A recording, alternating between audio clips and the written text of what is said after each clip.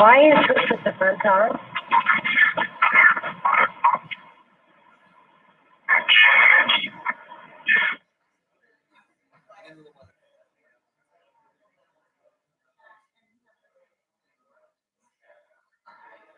All right, thank you. I'll put it on mute.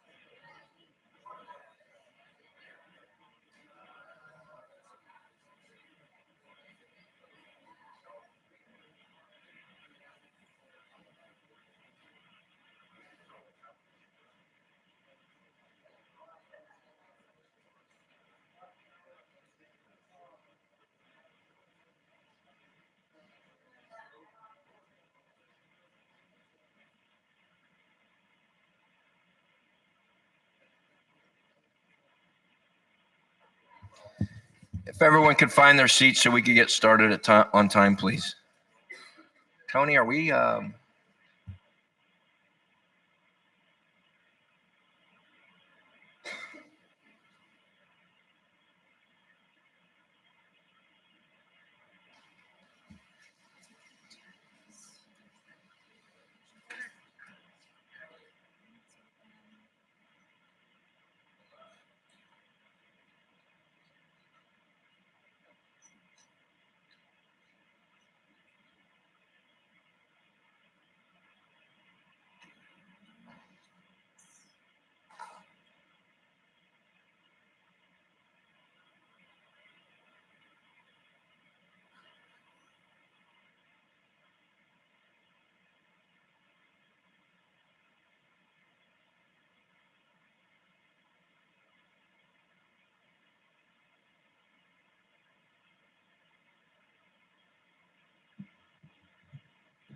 Are we good to go? Are we set in Reno? We got the link and everything?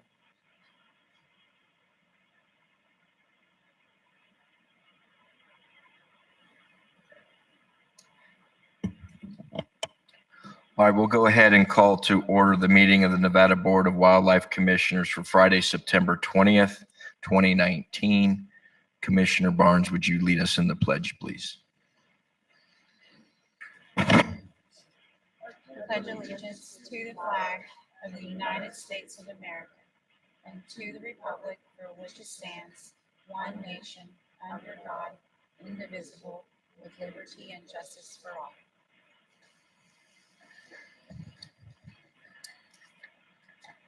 Roll of the commission, please. Chairman Johnston, Here. Vice Chairman East. Commissioner Almberg, Commissioner Barnes, Commissioner Cavilla, Commissioner Hubbs, Commissioner Keel, Commissioner McNinch, Commissioner Valentine. Thank you. And with the cabs who are present, please stand and announce yourselves.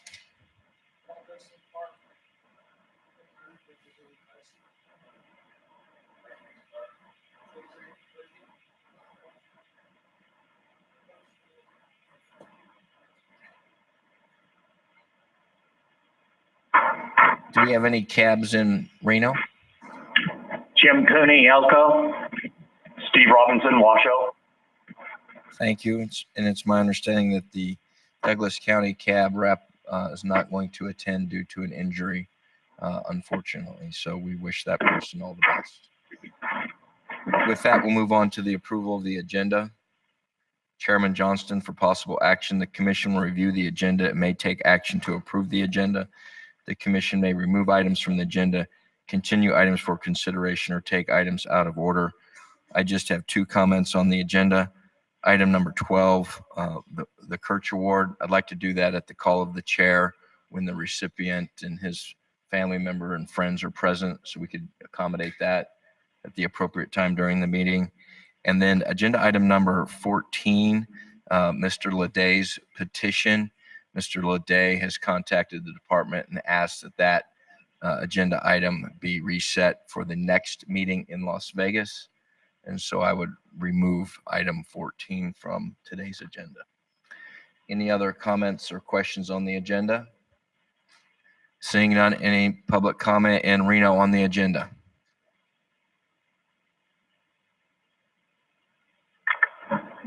No comment in Reno, Mr. Chairman.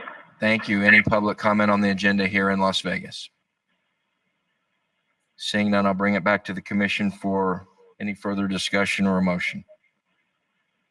Mr. Chairman, I'll make a motion to approve the agenda as presented, with the exception of removing item 14 and having item 12 at the call of the chair. Okay, I have a motion by Commissioner McNinch, seconded by Vice Chair East, to approve the agenda as presented with the exception of item 12 be at the call of the chair and removal of item 14. All those in favor signify by saying aye. Aye. Opposed? Motion carries 8-0 with Commissioner Hubbs absent. We'll move on to agenda item number 3, approval of minutes. Chairman Johnston, for possible action, commission minutes from the August 9th and 10th, 2019 meeting. Any comments on the minutes from the August meeting? Commissioner Keel. Yeah, on page 8, there's a misquote about halfway down that says Commissioner Keel. I don't want to steal Commissioner's Caviglia's thunder, but that was actually his comment. Page 8.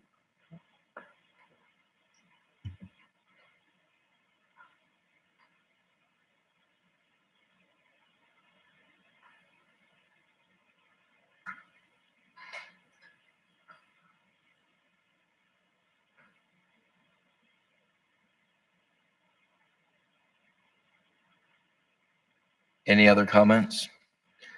Commissioner Barnes? Yes, Mr. Chairman, I was not at that meeting, so I'll be abstaining. Okay.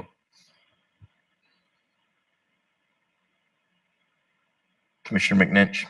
Thank you, Mr. Chair. I will vote with respect to the portions that I had, that I was present, but And I do have a couple of comments on them. On page 6, close to halfway down where it says Chief Game Warden Tyler Turnipseed, that third line down, well, there's a reference to that an individual can lose their hunting license for life if 12 demerits. Is that accurate? I don't know. Or is it just for a period of time? I don't know. So I don't know if that's something that needs to be clarified or if I'm just behind the times on that one.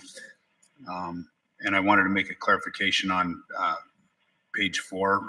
During my update during the waffle, I had made comment about the New Mexico Commission. And I just wanted to clarify that their commission is in place now. They were without one for quite a while. And I just wanted to make that clarification in there.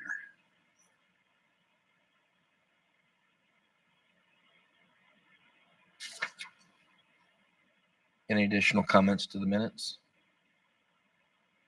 Seeing none, any public comment at Maynard before I take it out to public comment?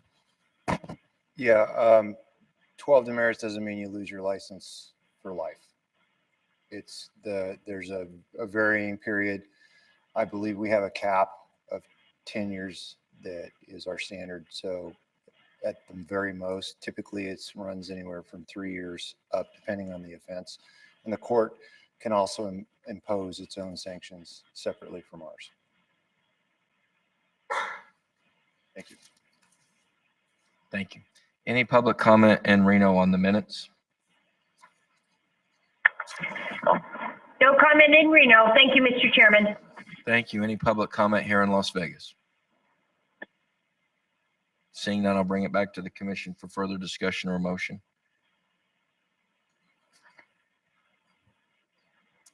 I'll move to approve the minutes with the revisions as requested.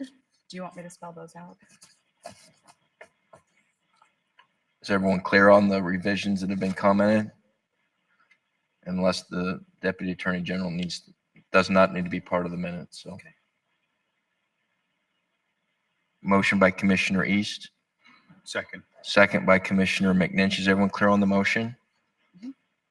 All those in favor signify by saying aye. Aye. Opposed? Motion carries 7-0 with Commissioner Barnes abstaining and Commissioner Hubbs absent. And also Commissioner McNinch made clear he was voting with respect to those portions of the minutes where he was present. With that, we'll move on to agenda item number 4. Member items, announcements, and correspondence. Chairman Johnston, informational. Commissioners may present emergent items. No action may be taken by the commission. Any item requiring commission action may be scheduled on a future commission agenda. The commission will review and may discuss correspondence sent or received by the commission since the last regular meeting and may provide copies for the exhibit file. Commissioners may provide hard copies of their correspondence for the written record. Correspondence sent or received by Secretary Wasley may also be discussed. I have one announcement. We have a very lengthy agenda today. In light of that, we plan to order sandwiches and have them brought in so we can have a short lunch break, but I do want to give everyone an opportunity. If anyone would like to add on to the sandwich order, they can see Megan here. You still have to pay for your sandwich yourself, but we'll accommodate orders from anyone who'd like to have a sandwich brought in. That way, when we take a short lunch break, everyone else has the opportunity to take that same break and will not miss a portion of the meeting. I intend to keep the lunch break to about 30 minutes. So if you want to eat during that lunch, I would suggest getting a sandwich order to Megan to accommodate the schedule. My only other items or correspondence I received were related to the Shed Antler workshop, so I'll wait until that agenda item to discuss those. Any other member items or announcements? Secretary Wasley. Thank you, Mr. Chairman. The correspondence that you received, the director's office also received. There was one item of correspondence that I don't believe the commission did receive. It didn't necessarily pertain to commission-related business, but I did want to share We received some correspondence from the state of Oklahoma from a Oklahoma citizen who was convicted of a wildlife violation in the state of Colorado. Colorado revoked his hunting and fishing license privileges for 25 years. And that individual was asking for some of those privileges, fishing privileges in particular, to possibly be restored. So law enforcement division responded to the individual, provided additional information about the Interstate Wildlife Violators Compact and why that meant that we would not be providing leniency there and allowing that individual to regain some of those rights in our state either. But I just wanted to put that on your radar. That's the only correspondence that I received that wasn't also CC'd to the commission or sent to the commission directly by the director's office. I do have a few announcements, and Mr. Chairman, with your permission, I'd like to step up to the podium behind me. We have a few awards to present to various staff members that are here today, and as has been the practice, I'd really like to take advantage of this agenda item and call out some specific staff members for their accomplishments.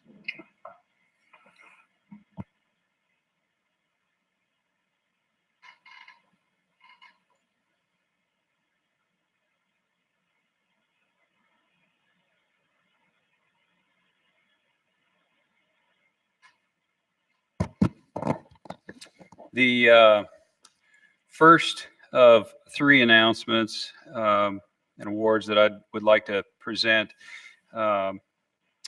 is for the Boating Law Enforcement Officer of the Year.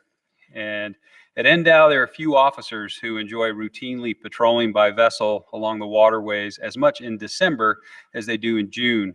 Game Warden Chris Walther is one of those officers. Over the last year, Warden Walther has been involved in investigating many incidents along the waterways of Clark County near Las Vegas. Warden Walther assisted in the National Park Service, Arizona Game and Fish, and other Nevada game wardens with countless incidents throughout the year. Warden Walther led the state in citations written in 2018.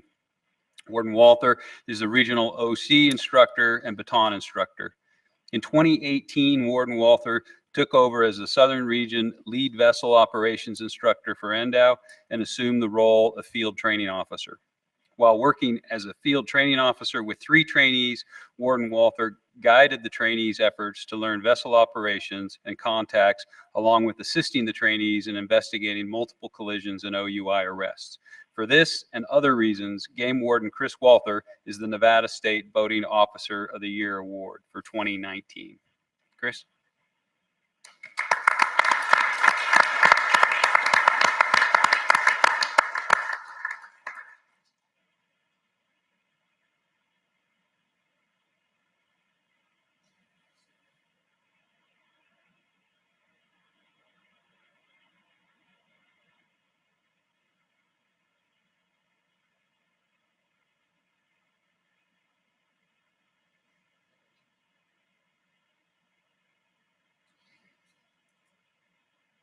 Next, I'd like to, as we've done this year around the state, call out specific employees for their 10-year accomplishments. You may recall when we were in Washoe County, we acknowledged Maureen Hollinger, Mike Scott. We recently acknowledged John Elliott over in Ely. Now that we're down here in the South, I'd like to acknowledge Brad Hardenbrook for 30 years with the department. Brad?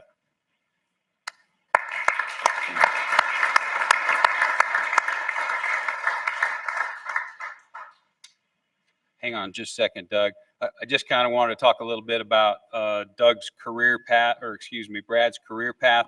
It's been, you might recall some of Mike and Maureen's and John's escapades running around the state and in different divisions.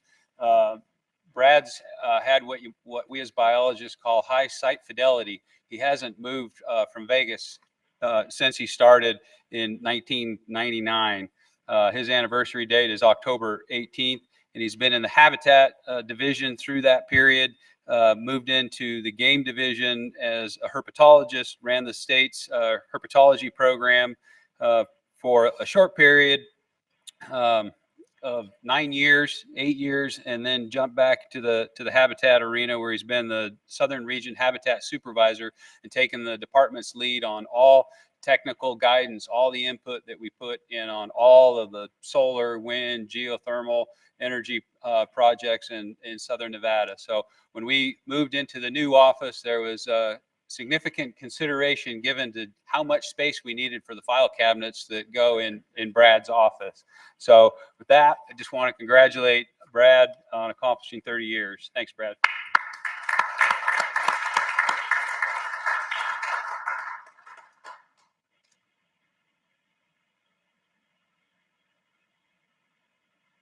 Since we are here in the South, we do have a couple other folks that have already received their certificates, but I just wanted to acknowledge Steve Kimball, just hit a 15-year milestone, and Doug Nielsen just hit a 25-year milestone.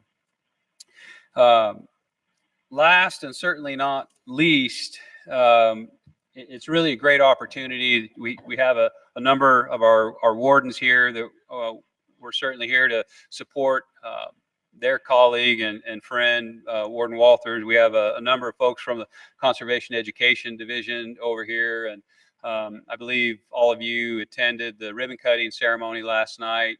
Really appreciate that. First, let me say I had every intention of providing specific shout out to the commission for your support, the relationship that the department enjoys with the commission. I apologize for not highlighting that.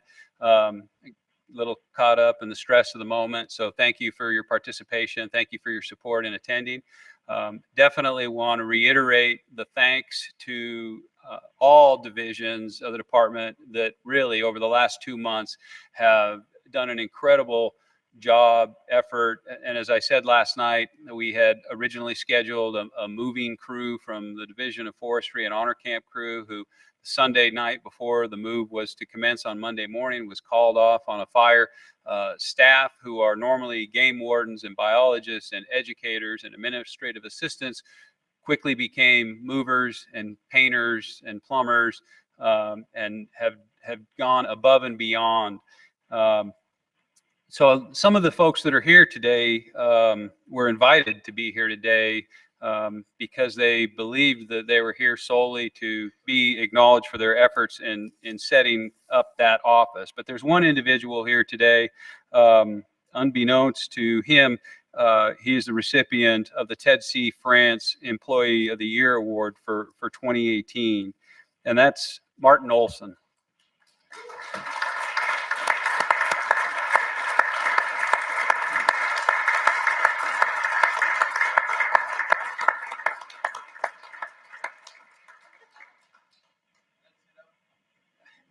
It's not often we're able to keep this a secret. And I had literally 3 pages of information about Martin, his career, and why he's deserving of this award. And as I read through all of it, certainly it's impressive list of programs and process that Martin's improved. But for me, it boils down to a couple really basic things. And that is that Martin shows up every day. He shows up with a smile every day. He shows up with an attitude that's contagious. He shows up with a question in mind: how can I make things better? How can I do my job better? How can I be part of this team and contribute? From his activities out of the Clark County Shooting Complex to creating new programs, to participating in existing programs, to all the involvement at the fair. Martin is truly the epitome of a recipient of the Employee of the Year Award, and I'm really glad that we're able to keep it a secret and surprise him here today, and really glad to be able to give him this award. So, Martin, congratulations. Thank you very much.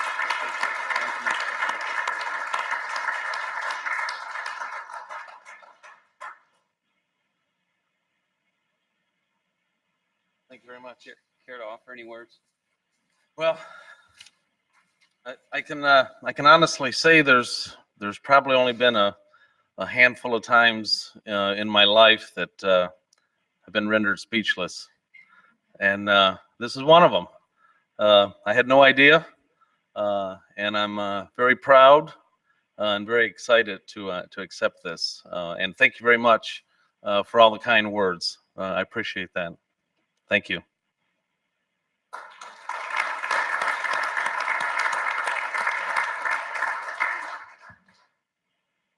That's all I have, Mr. Chairman. Thank you. Thank you, Secretary Wasley. I just want to extend on behalf of the commission, congratulations to Mr. Olson for a well-deserved award, and thank you for all you do for the state of Nevada. Brad, wonderful first name. Congratulations on your 30 years of service. We appreciate what you do, and certainly to Game Warden Walther. Sometimes we forget how difficult the game warden job can be, given the unfortunate number of accidents and deaths we have on waterways. And so we thank you for what you do, and all the game wardens in the state. Well-deserved award. And I think I speak on behalf of all the commissioners. One of the real joys of this job is to meet people from the department who work for the department and the service that you provide to the state, its citizens, and its wildlife. So we thank you all very much for all that you do. Thank you. And congratulations. With that, unless any other commissioners have something to say, we'll move on to agenda item number 5. County advisory boards to manage wildlife member items, informational. CAB members may present emergent items. No action may be taken by the commission. Any item requiring commission action will be scheduled on a future commission agenda. Any CAB items in Reno? No comment in Reno. Thank you, Mr. Chairman. Thank you. Any CAB items here in Las Vegas? Mr. Dixon? For the record, Paul Dixon, Chair Clark Cab. Just wanted to make an announcement while I was here to the audience and to the commission that our member of the public position is going to be advertised. It's coming open on my board. It's one of the things a few years ago, just remember the legislature kind of said that each of the big cabs, Washoe and Clark, should have a member who represents the public. So this is a big thing. So I thought I'd make an announcement that position is coming open. There'll be an announcement advertised by the Department of Air Quality and Environmental Management here in the next week. Thank you. Thank you. Any additional CAB items? Seeing none, we'll move on to agenda item number 6, commission regulations for possible action adoption, public comment allowed. 6A, Commission Regulation 18-01, Amendment Number 3, Fishing Seasons and Regulations for the 2-year period, March 1st, 2018 through February 29th, 2020. Fisheries Division Administrator John Schoberg for possible action. The Commission will consider amending CR 18-01 to change the ending date of this regulation from February 29th, 2019 to December 31st, 2019. Thank you and good morning, Chairman Johnson, Commissioners. For the record, Fisheries Division Administrator John Schoberg. This amendment to Commission Regulation 1801, as you described, would change the end date of that regulation, which is currently February 29, 2020, to December 31st, 2019. The rationale behind that, as explained in the support material, is that traditionally our biennial fishing regulations have run from March 1 to February 28 or 29 of the following year, which corresponded with our traditional license year. We no longer have a traditional license year because we now sell 365 licenses. There's no biological or management rationale from the fisheries perspective to maintain that regulation period. We feel that it simplifies the process and things for the angler. It simplifies the process by moving to a calendar year for the license period, and this is an opportunity to do that as we start that next biennial regulation cycle. An additional benefit of sorts is that this would make our regulation period consistent with Arizona Game and Fish Department. We occasionally have situations where we need to change regulations, fishing regulations on the Colorado River system in cooperation with the state of Arizona right now, that mismatch can create confusion, if not other issues, when we're 3 months out of sync with the state of Arizona and their regulation period for fishing licenses. It does put us in a similar situation that we had with Arizona now with California. However, we typically do not have the same level of regulation changes and other issues with the two waters that we share with California, which are Topaz Lake and Lake Tahoe. So we think there's a net benefit in terms of that regulatory issue as well by making this change. Any questions? Any public comment in Reno? No comment in Reno, Mr. Chairman.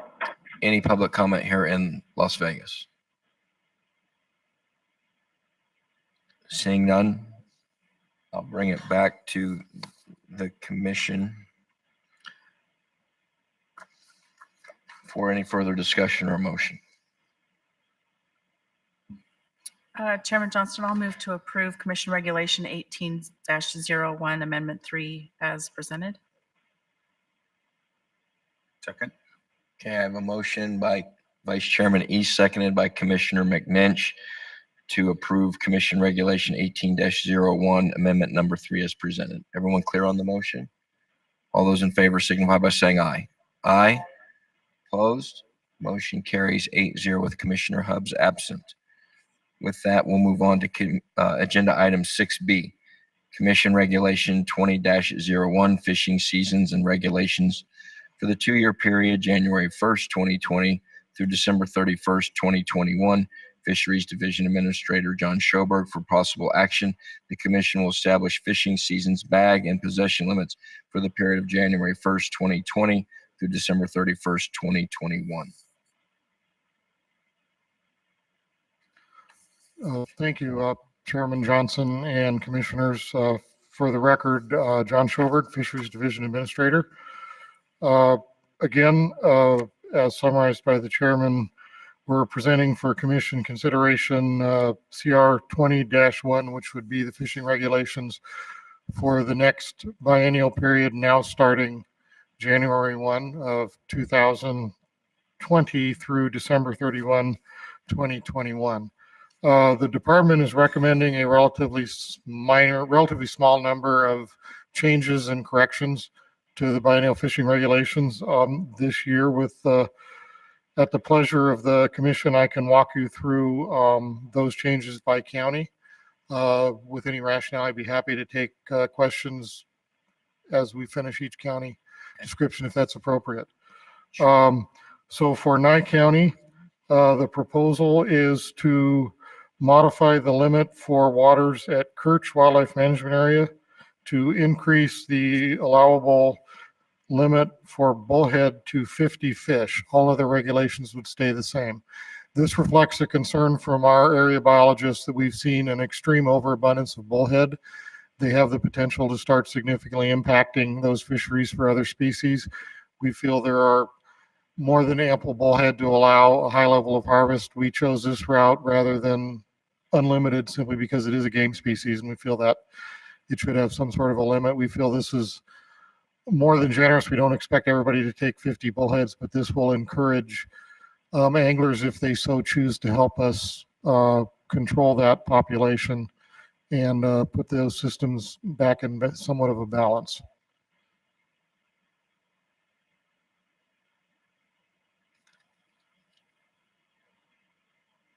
I guess if there's no questions, keep going. And Okay, thank you. if there are questions, why don't just Yeah. chime in at the appropriate time.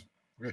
Thank you, Chairman Johnson. For Lincoln County, the only proposed change there is for Nesbitt Lake at Key Pittman Wildlife Management Area.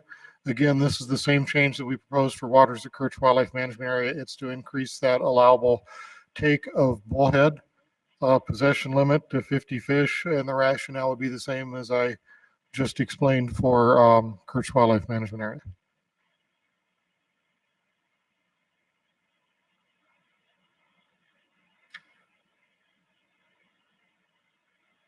If there's no questions, I'll. Questions? I can proceed. Yep. Thank you, sir.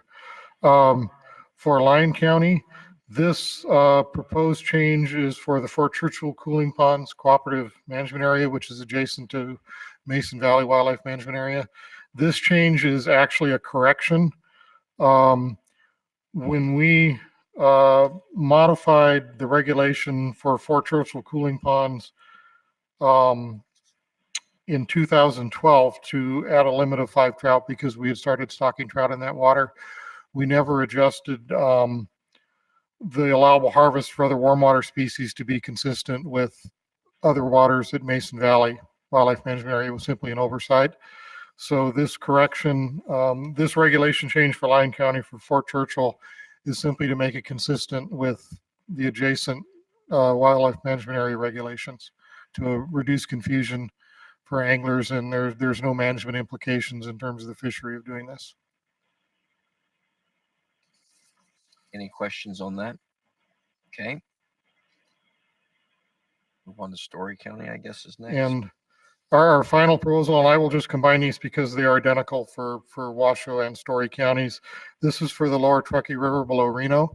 And I believe it was 2016, we had, the commission had adopted a change for the Truckee River below Derby Dam, which placed a restriction on harvest of all trout species with a seasonal closure. And the intent of that regulation was with the knowledge that lake run Lahontan cutthroat trout, large lake run Lahontan cutthroat trout were potentially would be moving above Numana Dam, but could not pass Derby Dam, that it would create a potential situation during the spawning period in the spring where there could be overharvest and impacts to the conservation program and attempts to implement recovery for LCT in the river. So we had requested and the commission had implemented that restrictive regulation. The situation has changed somewhat. The Fish and Wildlife Service, the Bureau of Reclamation, and the Pyramid Lake Tribe are in the process of both completing work on Numana Dam to allow fish passage and also to finally complete the fish ladder at Derby Dam, which would allow the Bureau of Reclamation to allow passage of adult lake run Lahontan cutthroat trout on a regular basis past Derby Dam into the lower Truckee River above that point. Although the fish passage structure is there, it wasn't being used because of the concern that fish could move down the Truckee Canal immediately and then be lost to the system. They are in the process now of implementing construction of that fish ladder. Some of us with the department actually attended the groundbreaking there a few weeks ago with the Bureau of Reclamation and others. They anticipate that will be done by sometime in 2020, certainly by the end of the year. So it's proactive now to modify that regulation with the understanding that there is a higher potential for LCT to move on their own past Derby Dam and upstream, as well as the Fish and Wildlife Service in cooperation with us has been manually moving a smaller number of lake run LCT above Derby Dam into the lower river that are tagged fish just so they can start assessing where they go and what habitats they use. There were about 800 fish moved this year mechanically above the dam prior to the fish ladder completion. Based on that background, we feel it's appropriate to modify that current regulation. And with the understanding that those fish, as they're able to move past Derby Dam, we won't have the same situation, but we will have fish that have the potential to distribute themselves through that lower river reach in a variety of habitats. They'll be less vulnerable, but we're still concerned about the potential for overharvest and the need to provide some level of protection for those adult fish as we work forward with the recovery program. That modified proposal is to eliminate the previous language of only 3 game fish, of which 0 may be trout from February 1 through March 31, catch and release only, and expand that upstream to the Mustang Road Bridge, I-80 exit 23, downstream all the way to the Pyramid Lake Paiute Reservation boundary with a limit of 3 game fish, of which 1 may be trout. And that provides some level of protection, but also removes some of that confusing regulation and really expands the year-round opportunity for anglers. We feel this is will be a more effective approach now that we know that fish will be able in the near future to pass Derby Dam. This does not include the language 1,000 feet downstream from Derby Dam because that's included separately in regulation. And this works in companion with the tackle restriction of single barbless hooks, which apply to that lower section. And when we get to the workshop coming up later for the bait fish and tackle regulations, we'll address that part of that. So hopefully I summarized that adequately. If there's any questions, please, I'd be happy to answer them. Any questions from the commission? Seeing none, we'll take it out to public comment starting in Reno. Any public comment in Reno? No comment in Reno, Mr. Chairman. Thank you. Thank you. Any public comment here in Las Vegas? Seeing none. I do appreciate the summary and explanation. It was very helpful and Hopefully lucid enough that you. very much so. Any further discussion or motion? Commissioner McNinch? Thank you, Mr. Chairman. I'll make a motion to approve CR 20-01 fishing seasons and regulations for the 2-year period, January 1, 2020 through December 31, 2021 as presented. Okay, I have a motion by Commissioner McNinch, seconded by Commissioner Almberg to approve Commission Regulation 20-01, the fishing seasons and regulations for the 2-year period, January 1st, 2020 through December 31st, 2021 as presented. All those in favor signify by saying aye. Aye. Opposed? Motion carries 8-0 with Commissioner Hubbs absent. Thank you, Chairman Johnson. Thank you.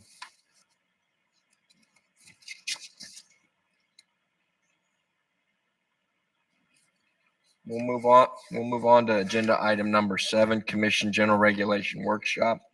Public comment allowed. Agenda item 7A, Commission General Regulation 485, Tag Transfer, Deference, and Return Program, LCB file number R022-19. Management Analyst Kylie Taylor for possible action. The commission will hold a second workshop to consider a regulation relating to amending Chapter 502 of the Nevada Administrative Code. The regulation would provide direction for allowing the transfer, deference, or return of tags under certain extenuating circumstances after the passage of Assembly Bill 404 of the 80th Legislative Session. At the first workshop, the commission directed the department to return with guidelines on extenuating circumstances. Ms. Taylor, there you are. Thank you, Chairman Johnston. I am bringing the tag return, transfer, and deference program back to you, hopefully with a little bit more clarification this time. So I was able to receive data on how many tags have been returned thus far and the reasons behind those returns. I think Commissioner Hubbs had actually asked for that. She's not here today, but I'll make sure she gets this information as well. So as of September 17th, 133 tags were returned for death, medical, or military reasons, which, as I explained last commission meeting, allows for a refund and bonus point accrual. 881 tags have been returned for any reason, which, if returned 1 business day before the hunt, allows for bonus point accrual but no refund. This is the existing timeline for tag returns allowed by NAC 502. If a tag is returned 2 weeks before a hunt begins, you can have your bonus points restored and accrue 1 for this year. The death, disability, and military reasons receive full refunds, and the tags that are returned are reissued to the alternate list. If a tag is returned on the last business day before the hunt, it's basically the same thing. Tags can be returned for any reason. The bonus points are restored and are accrued for this season.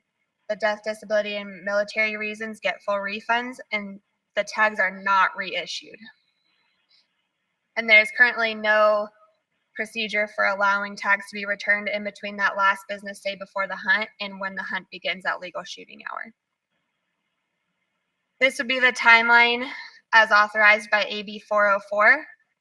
All of that is the same, except that we would allow the tags to be returned but right before the hunt begins at legal shooting hour. If an extenuating circumstances occur, the tag could be transferred, deferred, or returned for a bonus point. The tag must still be presented to the department as soon as logistically possible. We have the legal shooting hour of the day the hunt begins as the deadline, because in AB 404, it says that the big game hunter has to be unable to use his or her tag, and there's no real way for us to determine if they actually used it once the hunt begins. So as you can see, this would address the period in between the last business day before the hunt and when the hunt begins. This could be anywhere from a period of 2 days. Like if the last business day was Friday, the hunt begins Monday. That leaves Saturday, Sunday, and all of early Monday morning for something to happen to the hunter. In some circumstances, it's just a few hours. Maybe the last business day is Friday, and their hunt begins at shooting hours on Saturday morning. So this is just the best way to describe it for us. These are a list of some possible considerations I put together. I know you guys brought up last time, like,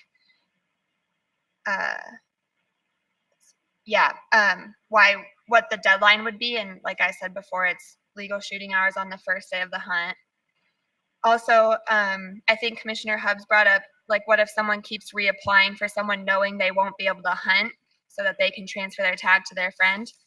That's not really going to be possible because the person who drew the tag would be in a waiting period. So they couldn't keep applying for that friend for that big game tag. These are some of my thoughts. I think an extenuating circumstance would include unanticipated severe catastrophic events, injuries, and illnesses, but it would not include anticipated mild or planned life events, medical events, or illnesses. For example, loss of a job, a divorce, problems with your vehicle or your weapon, pregnancies, planned surgeries, and regular treatments. So I think that would also address some of your concerns from the August Commission meeting. Now I'm wondering what your thoughts are.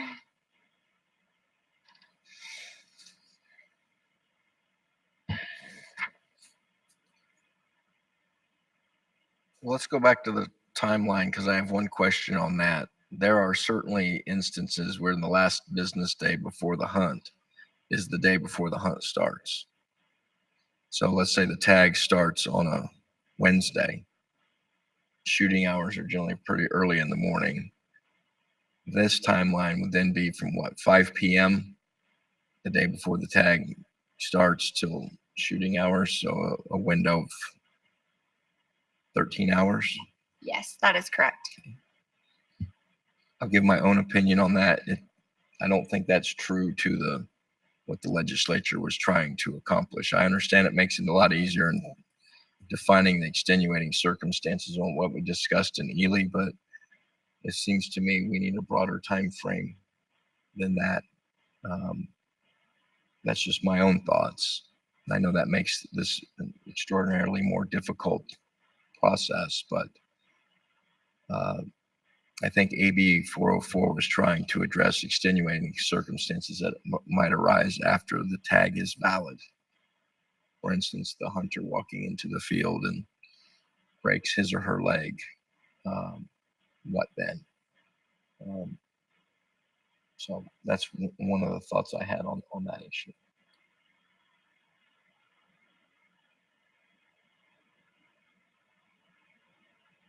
I do like the idea of how you define it becomes more problematic, but I agree that there is difference between, a routine common illness that we all get at different times of the year, whether it be a cold or flu or something like that, versus a medical emergency. Again, defining that in an actual regulation becomes much more difficult than one would think. So those are just some initial thoughts that I have.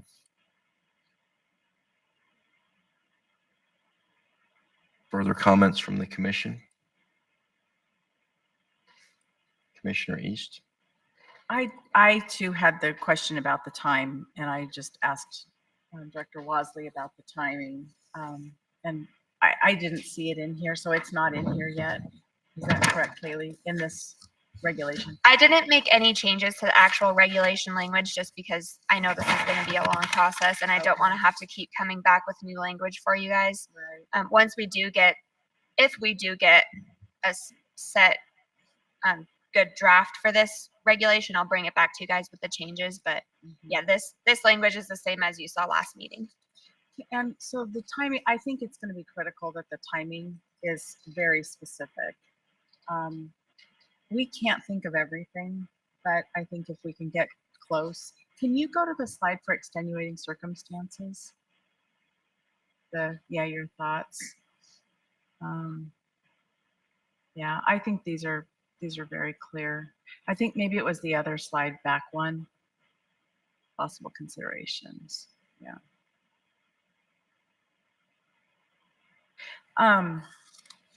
Okay. So out of the 881 tags that are returned for any reason, how many of those actually do get reissued? Do we have any idea? I'm not sure that answer. I don't know if our new DATS administrator has an answer for that. No. Okay. I can get that information and bring it to you back the next meeting. Okay. Can I just interject real quick on another piece of information? Yes. Of the tags returned for any reason, I'd like to know how many of those people had multiple tags. So that oftentimes they're returning a tag not for a life event or anything like that. It's just they may have drawn multiple tags and have decided, I don't have time for this many hunts. Or they draw a pronghorn antelope tag and a desert bighorn tag, as I did last year, and clear which of the two tags I was going to use and which one I was going to give back. I'd like to find out that, because I suspect that might be, I don't know if it's a high number or not, just some piece of information I'd like to know. So I guess where I'm going with this is we have about roughly 1,000 tags.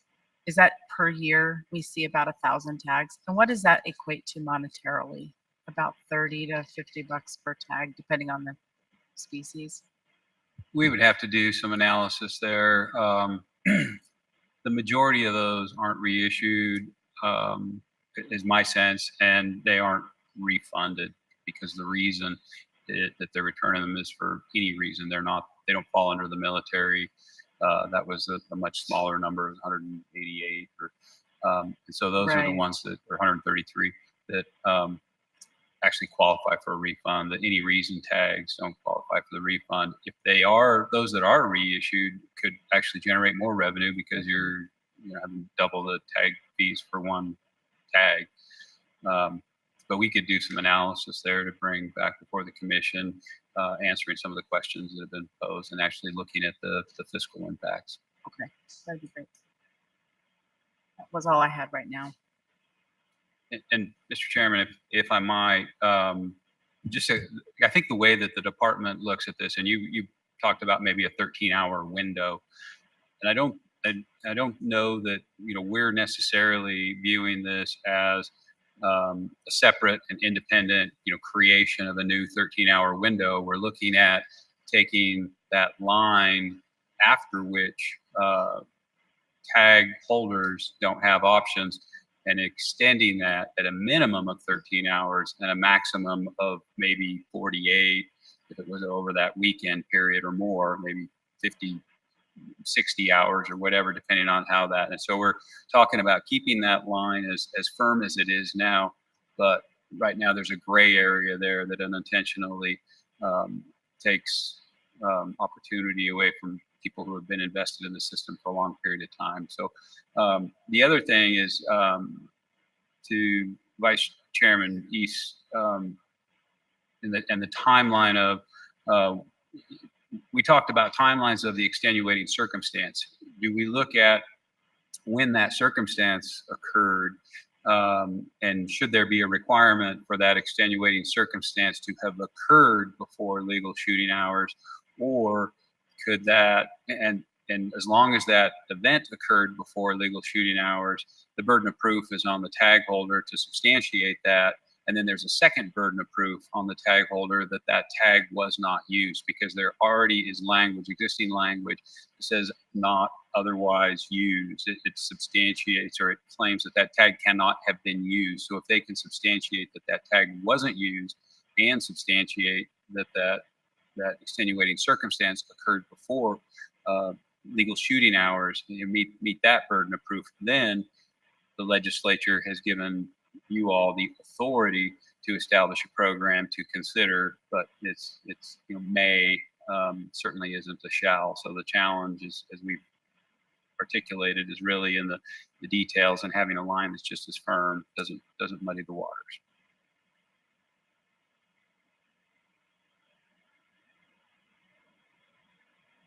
Commissioner East. Okay, so if I'm out on a deer hunt and I break my leg on Monday and my tag hasn't been used, and I call in and say, can I transfer my tag to my husband? Is that what we're looking at? I'm sorry. So are you saying that your hunt started Monday? Yeah. And you're hiking in and I break my and you leg. break your leg on the way in? The assumption is that if you can substantiate that, if there is evidence that you come in with crutches and a cast and a doctor's bill from the urgent care in Panaca, and the next day and say, I broke my leg walking in, here's my doctor's note, I'd like to give my tag to my husband, that the department would look at the evidence, the authority, the regulation, and if the conditions fit, make that determination, or present that offer to the tag holder. But as you described that, and I think that would fit. Okay. And how many sportsmen would actually call in? They wouldn't just have somebody else shoot their animal. And I mean, yeah, obviously that's not legal, but yeah, and that scenario that you just portrayed is a real one that occurred in Nevada. A bull hunter, somebody who waited years to get a bull tag, had a bull tag, was hiking in the morning their hunt started, broke their leg, went to the doctor, got it cast, and immediately went to our office in Ely and asked about turning his tag in, and staff in Ely said, well, I'm not sure, you can try, but no guarantees. He was unsuccessful because the department didn't have the authority, didn't have any ability, any discretion, and that individual later sued the state, and that suit, the state prevailed. But we understood that case, and I think that is some of the genesis of this discussion right here. There aren't a lot of people there, but if there is a gray, period right there that is a minimum of 13 hours and up to 60 hours, that we can shift that line. And there's a few people who have, are significantly invested in that system, and we can provide them some options at that point. If we can keep it as clear, keep it as black and white as it is now, and shift it a little bit, then it seems appropriate. But that's the question. okay, thanks. Commissioner McNinch. Thank you, Mr. Chairman. So Tony, are you seeing a difference between the transferring a tag and turning a tag in time frame, or are they kind of fitting in the same mold? Or I guess we'll pursue what, based on the direction we get from this body.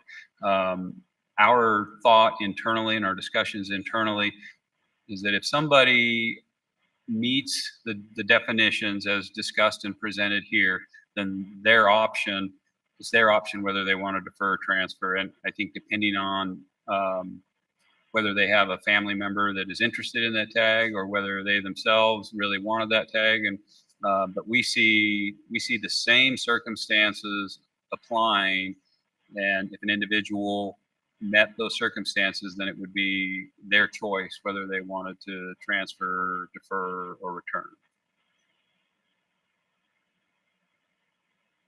And then I guess I have another timing question. I think you have to look at the timings to when the extenuating circumstance occurs.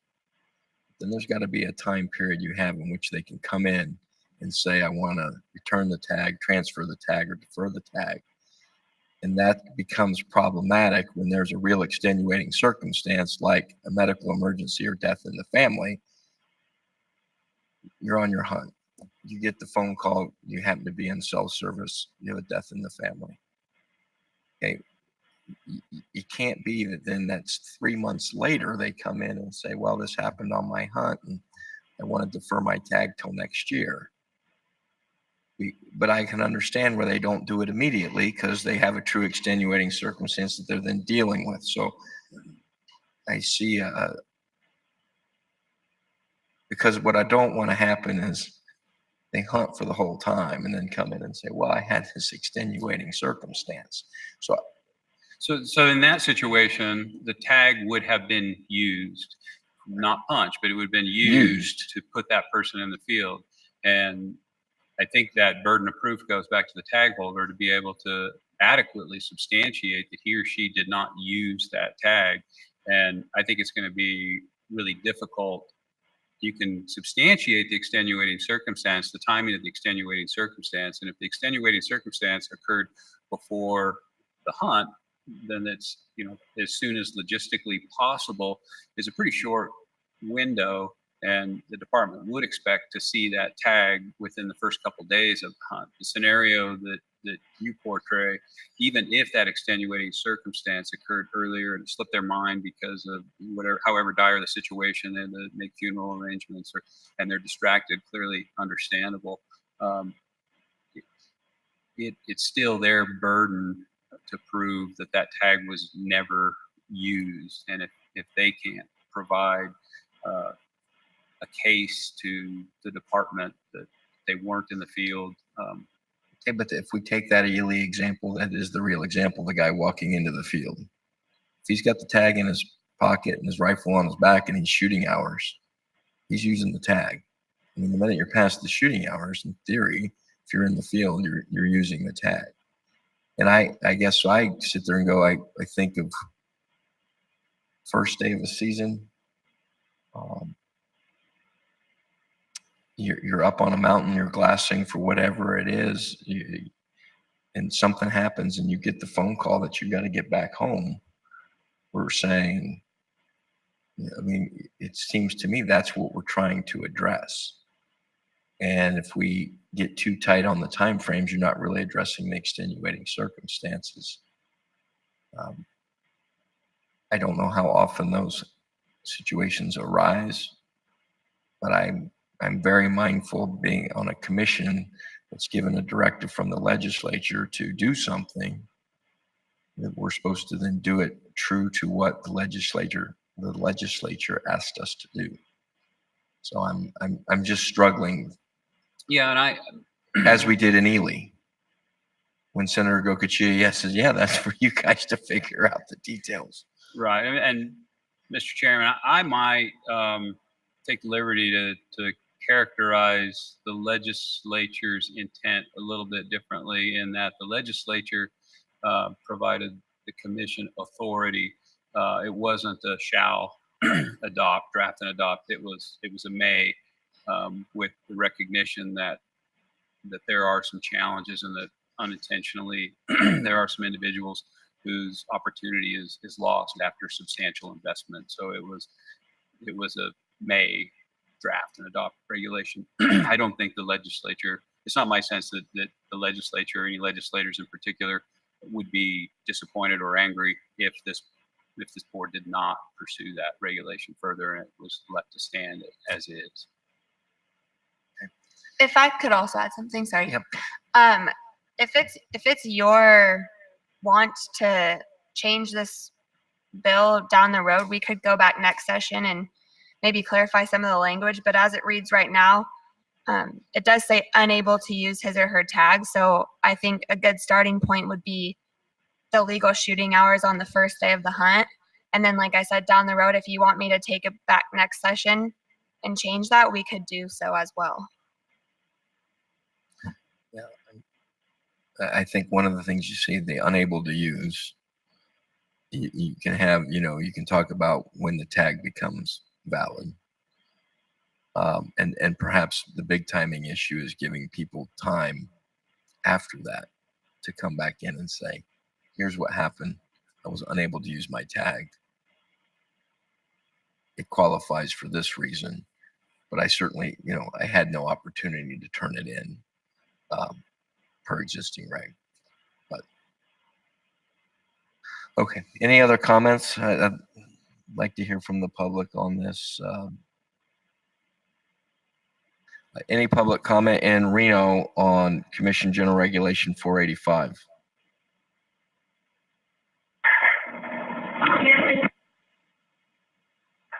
We have comment in Reno. Hold on. Okay. Good morning, Commission. Mel Belding, speaking for myself. This regulation covers something that happens to a person, to a hunter, but I think we should also look at least discuss something that might happen to a herd of animals. And in here it says, an extenuating circumstance does not include an outbreak of disease or a natural disaster. I kind of find it strange that we're discussing something that would happen to a person when he walks out in the field. But in 2007, we had a total die-off in 013, and luckily, of California bighorn sheep, and luckily the tag holders were able to harvest their animals. But if that disease outbreak would have started 2 weeks earlier, none of them would have harvested an animal. Now, I can't for the life of me figure out why we're worried about a guy breaking his leg and being able to get another tag next year. But heaven forbid if we ever did have another event like 013, a guy loses as many as 28 bonus points because we have a total die-off. I think we need to discuss that and find the reasoning why that people feel that way, that something that happens to an animal and there's nothing there, it's okay to lose your tags and bonus points, but not if a guy breaks his leg. Thank you.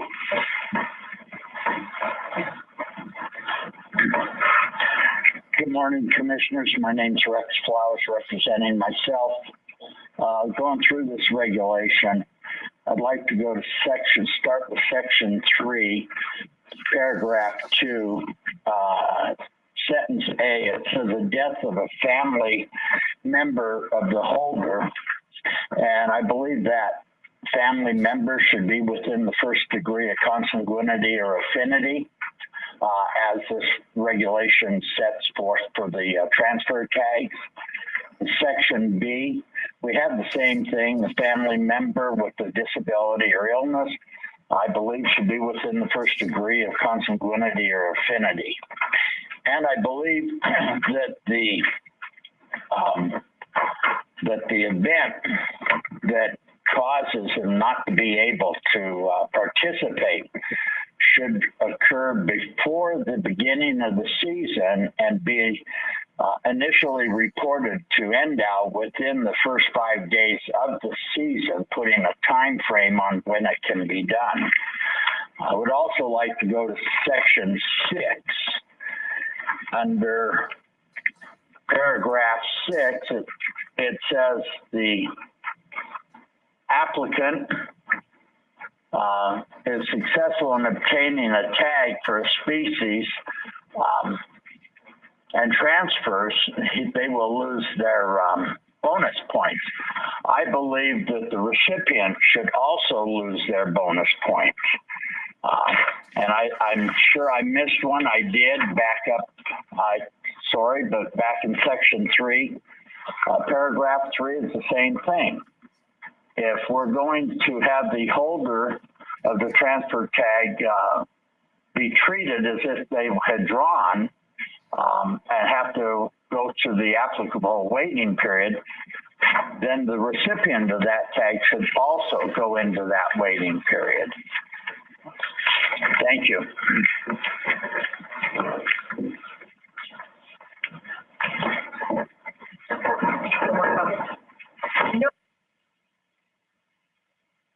Any additional public comment in Reno? I think I was getting ready to hear no more, but I want to make sure.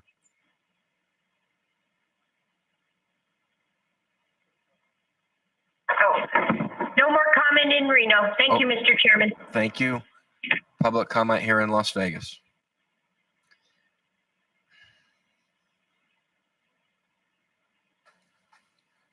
For the record, Chairman Paul Dixon Clark. I'll start where Rex Flower ended, which is we had fairly lively discussion about this. And one of the things really is that if you're a transfer or and you're a transferee, we agreed that both should lose their bonus points and both should be put into the same waiting period. That language isn't in there. And if you look at down the road, people trying to game the system, if both people are losing their points when you're doing a transferring, it really stops the issue that we had where you'd have a mother that every year has something, applies for a tag, but has something that goes on, if you know what I mean, who has a perpetual illness or something, but applies for a tag, gets one, and keeps her bonus points. So we felt that both should lose their bonus points. The other thing is that under extenuating circumstances, we had a lot of discussion, and how do you make that simpler so that it's more inclusive rather than more difficult? And some of the language we came up with we talked about, people having an illness or stuff or life-changing event, but we felt that the inability to access someone's home for the duration of the season, a medical event that occurs for the duration of the season.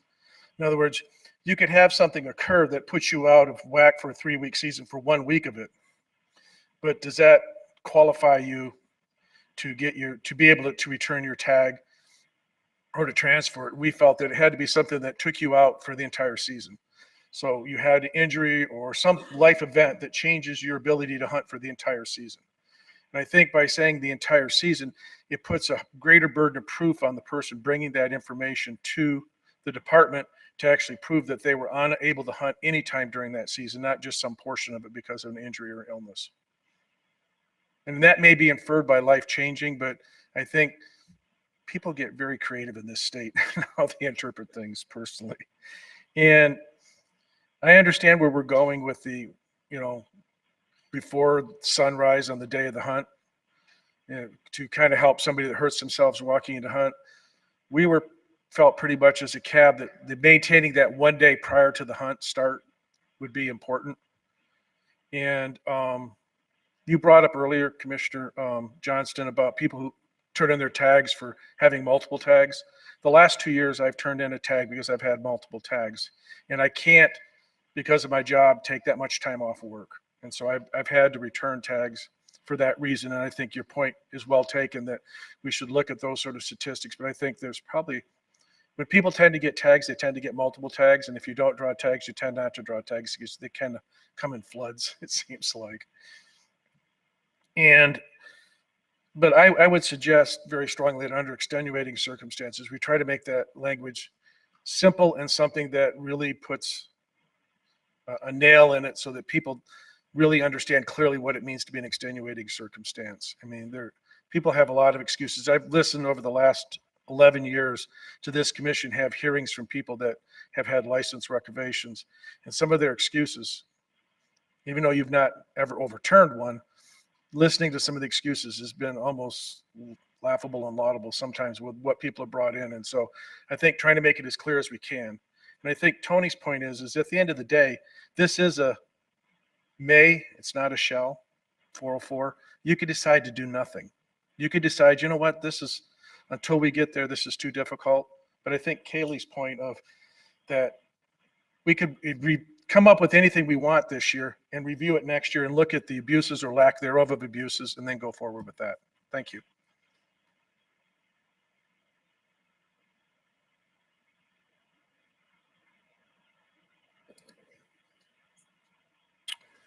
John Hyatt, member of the Clark County CAB.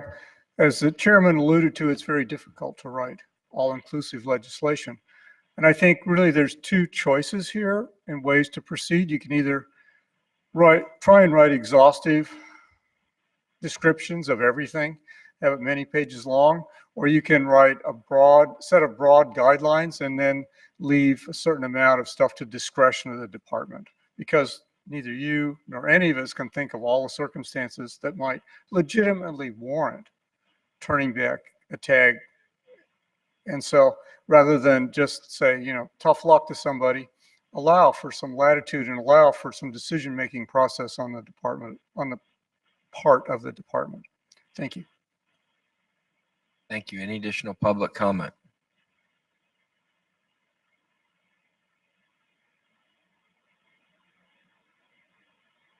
Seeing no further public comment, I'll bring it back to the commission.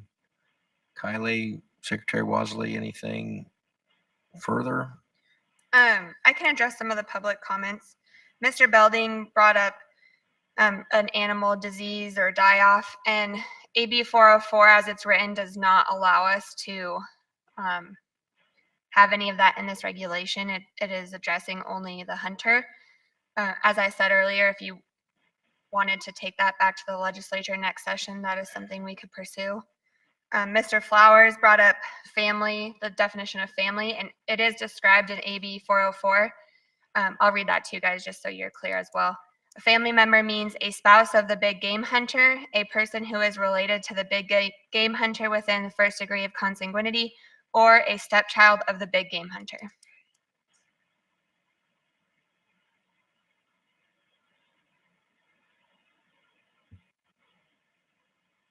Commissioner Olmberg?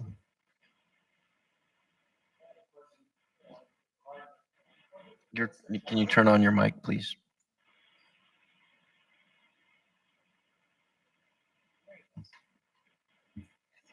What's the challenges to the department in moving the time frame up into reallocating that tag? Because now it's back a ways. What causes us not to be able to reissue that tag up to the day before or the last business day before the hunt? Thank you for the question, Commissioner Alberg.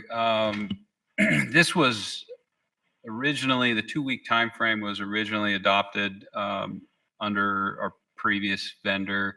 I'm 100% certain that we've had some improvements in just how nimble we can be and with the potential to reissue those tags.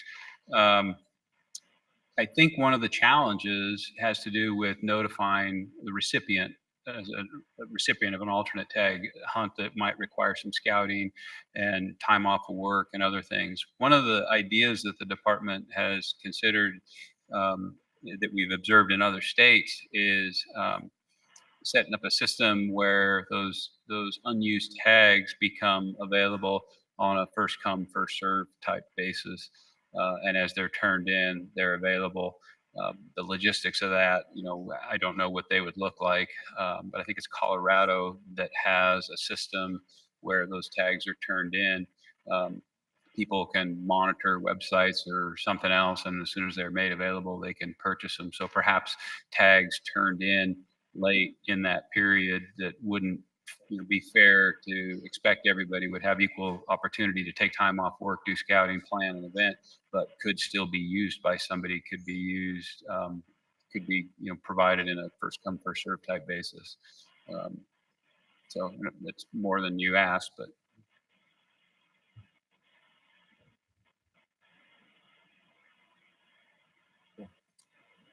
One of the elements of this that I really like, but it's also a double-edged sword, is the ability to defer my tag next year. I put in, I've been putting for sheep tag my whole life. I get there, I get a diagnosis, I got cancer, I got to go through treatment. I can't take it this year, but I can defer it next year.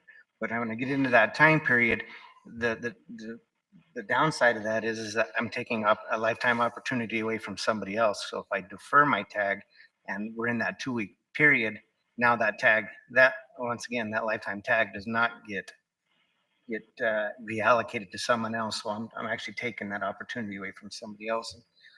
So that's why I asked the question with that time period, so that you can kind of minimize that, taking that once a lifetime opportunity away from another person.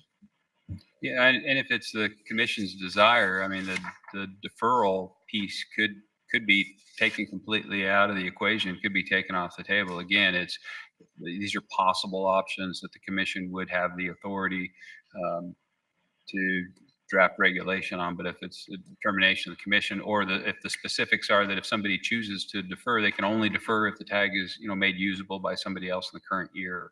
Those are the kind of details I think that we're here to talk about.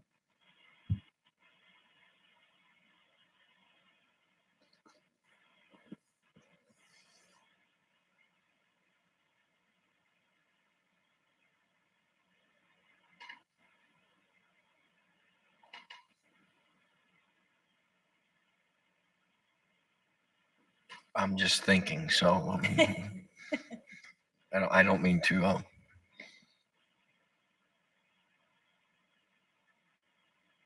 because I don't think in these situations, if we adopt a regulation, you're going to see much return for reinstatement of bonus points. I would expect that most applicants would ask for transfer or deferral. That may not always be the case, but that would seem to be, and it also depend on the extenuating circumstance, I think, but I think the most logical one you would see would be transfer or deferral, not turning it in for restoration of bonus points. That's just my hunch tells me. I think that's an accurate, excuse me, Mr. Chairman. I think that's probably an accurate assessment. And if it's the commission's desire to, like I say, take the transference and deferral piece, one or both off the table, and just extend that window within which hunters could regain their bonus points if they had extenuating circumstances by 13 to 60 hours, then even that is some improvement for some of those individuals that are significantly invested.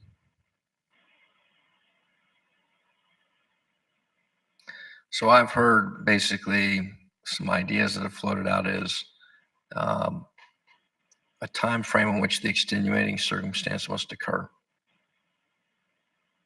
a time frame or time limit on them which the tag holder must come to the department, and substantiating that the tag holder did not use the tag. Kind of three pieces, I think.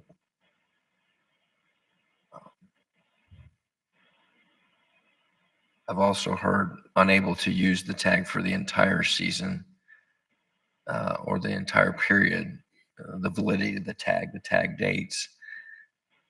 I'm not so certain that works because, you know, some of the tags, you know, 30-day tags, I mean, if you, it sounds crass, but you can have a death in the family. It doesn't prevent you for the entire 30-day period.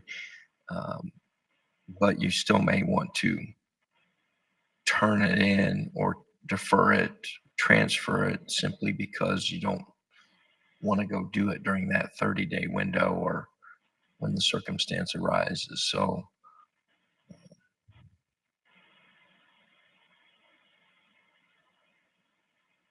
yeah, and then I also know families that would be like, if a family member passed away, they'd say, he'd want me to go. She would want me to go on this hunt. And probably be a very emotional moment out in the field, depending upon the particular family circumstance. But we have to leave that to the tag holder, I think, and not for us to try to define.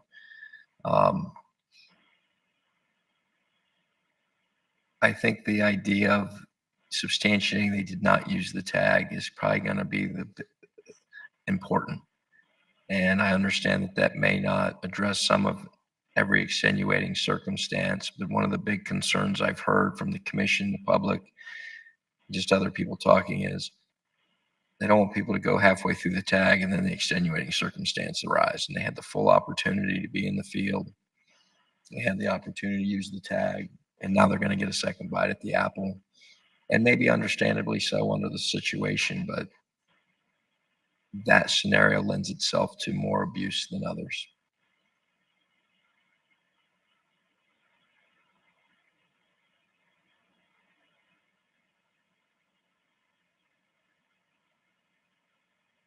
I'm looking for further comments, but maybe I should look this way.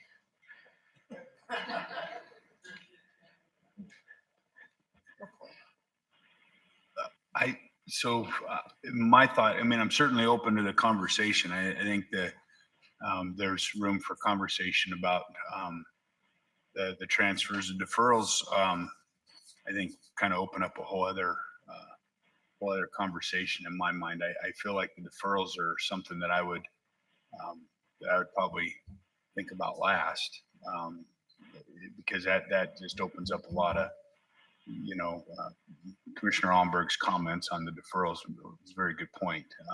To me, that would be something that would have to really impact that individual, personally, like the cancer type thing. It'd have to be a real specific situation. I don't know. I just feel like that's a conversation that would be that I would have last. But the transfer stuff, maybe that's something down the road. It's the other, what happens now, the timeline's right around. I think that's, if we're going to do something, that's where I would put our attention. The 60 hours or whatever.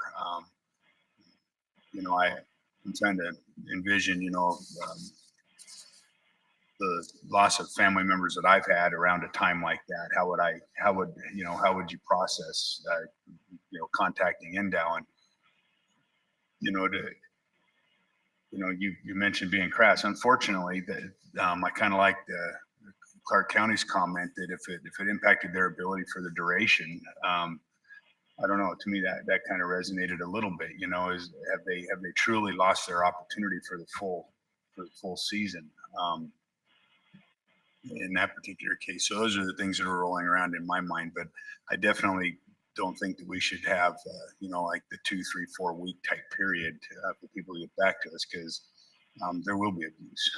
Unfortunately, there's going to be some individuals that will take advantage of that. Does that outweigh the need to provide opportunity for the people that would use that the appropriate way? I don't know, but I think if we move forward, we should focus on the time frames right around the beginning of the season, and what happens with the guy that's walking into the field and breaks his leg right there on the spot. What if the tag holder dies between the draw and the hunting season? This would not allow for transfer to a family member. LCB actually gave us some clarification on that, and they said we don't have the authority to transfer the tag if the tag holder dies. And I think that's because it must get into some legal issues with, well, how do we know who they would want to transfer that tag to unless it was in a will or something? But if it wasn't, it brings up too many legal issues for them. So the most extenuating circumstance of all, the death of the actual tag holder, does not allow you to transfer to your family member. I understand. I originally did have that in the regulation when I submitted it, and they brought it back to me and said no. Well, I may modify my will in case there's ever a change.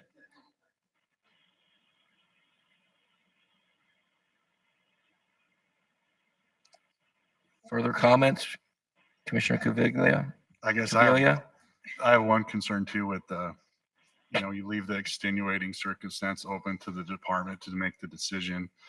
But we know how people are nowadays, and they go, well, they gave him his extenuating circumstance and they didn't give me mine, and now I'm pissed. And are you just opening up, and like we said, an avenue for people to, so a guy sued about that when he broke his ankle, and it just, I have a concern there as well.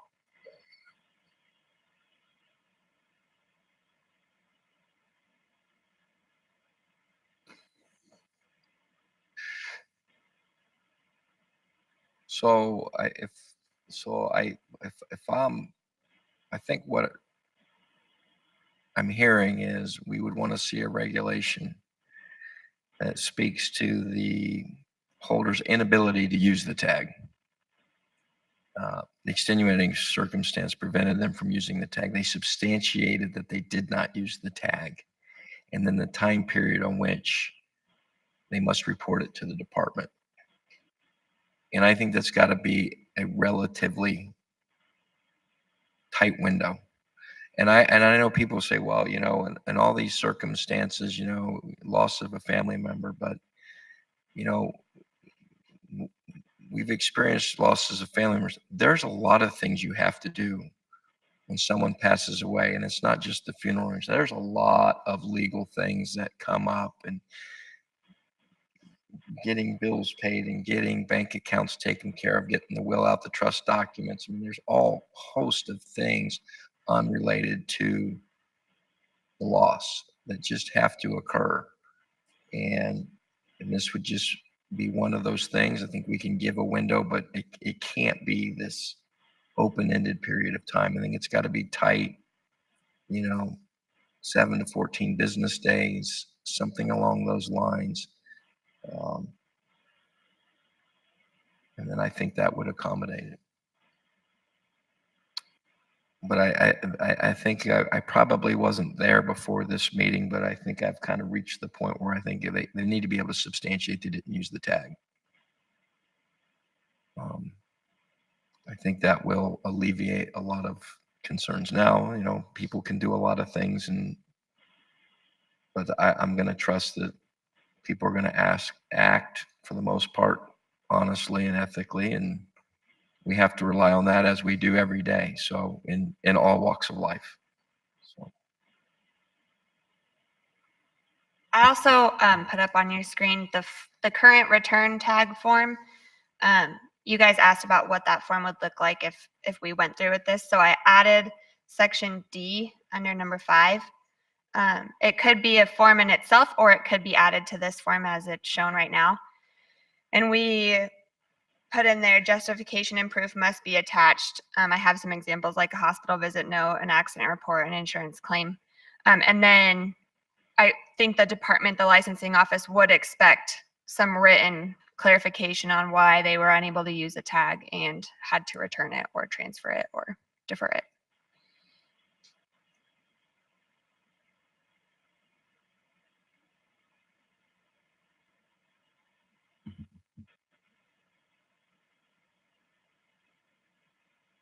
And Mr. Chairman, if I may, I think the second sentence under 4, the sentence that isn't highlighted, we would probably add the phrase at least 1 day before the hunt. Tag may be returned to the department after the first day of the hunt, only if an extenuating circumstance occurred at least 1 day before the hunt, or whatever that specified time period that we're talking about here for the extenuating circumstance. Or I thought it would be the extenuating circumstance occurred before the tag was used. Yeah, and that would be fine. I've just Right. at least, so we're not painting them into the time frame Sure. of 1 day only, but we would add some at least, whether it's before the tag was used or, you know.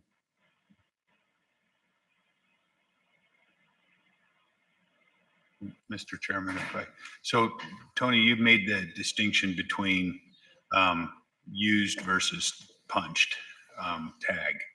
Is the term used defined in NRS? Is it because maybe there's a gap right there that is.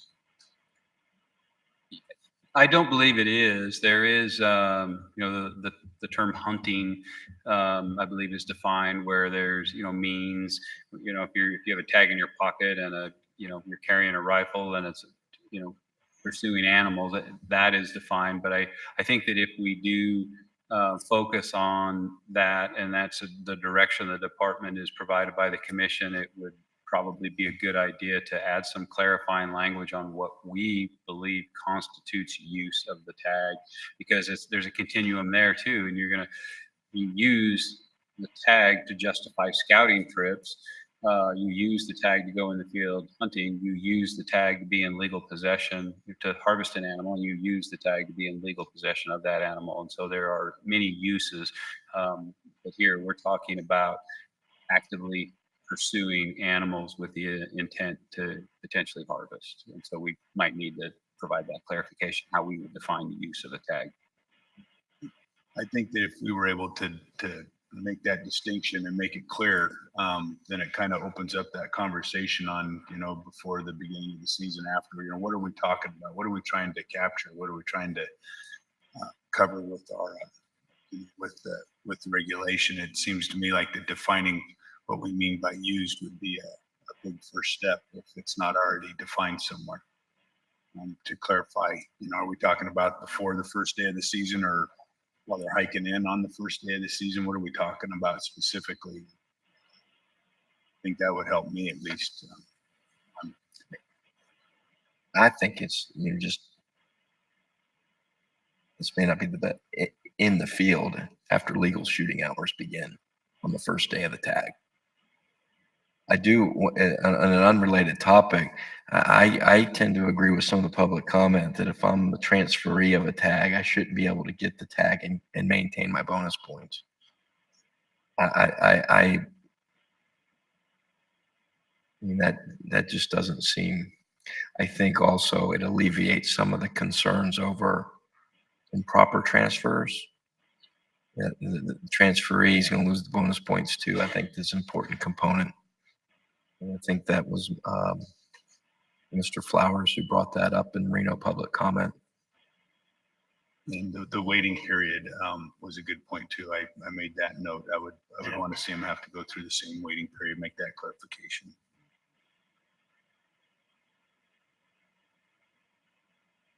Commissioner Valentine. I'm just curious how the rest of the commission feels about removing deferment out of these completely. I can see some problems with it. I think John brought up a good point, and Dave, good point also.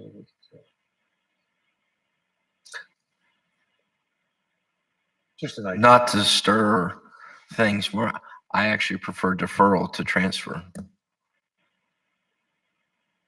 Because you have one person holding a tag that says, I've had an extenuating circumstance, I can't go.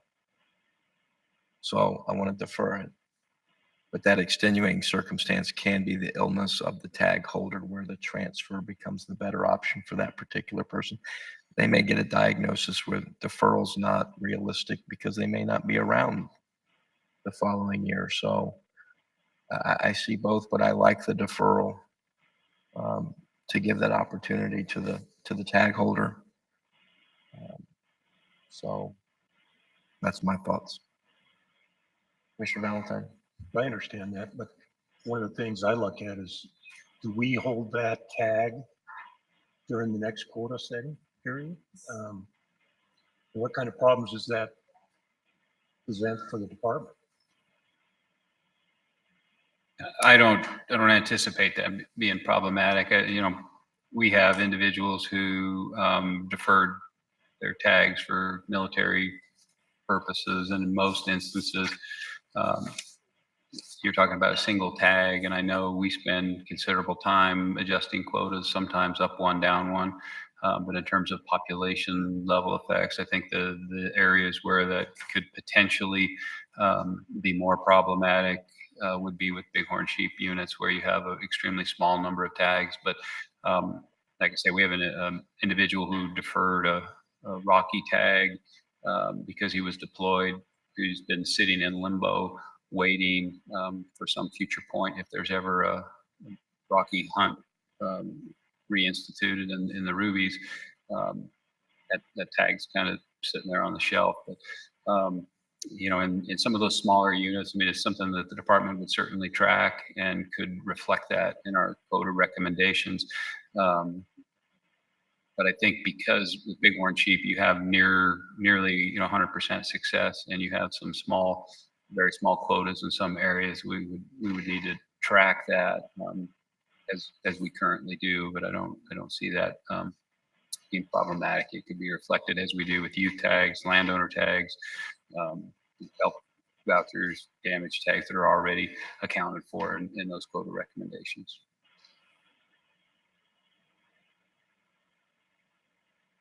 I just want to remind everybody that AB 404 came out of a different bill, and the original bill's intent was to transfer a tag to a youth or disabled person, or to get more people into the field. And that thing got gutted, and now we have this. And I think, is that what you just pulled up for us, Kaylee? What did you just pull up? No, I actually pulled up this is some 404. of the reasons that we get for any other reason, if Oh, you guys okay. wanted to know that. Okay. So, it really was about transferring to someone to get more people out in the field. It wasn't about all of this other extenuating circumstance. So just a reminder that that was where our original bill was headed, and we ended up with this. Very different.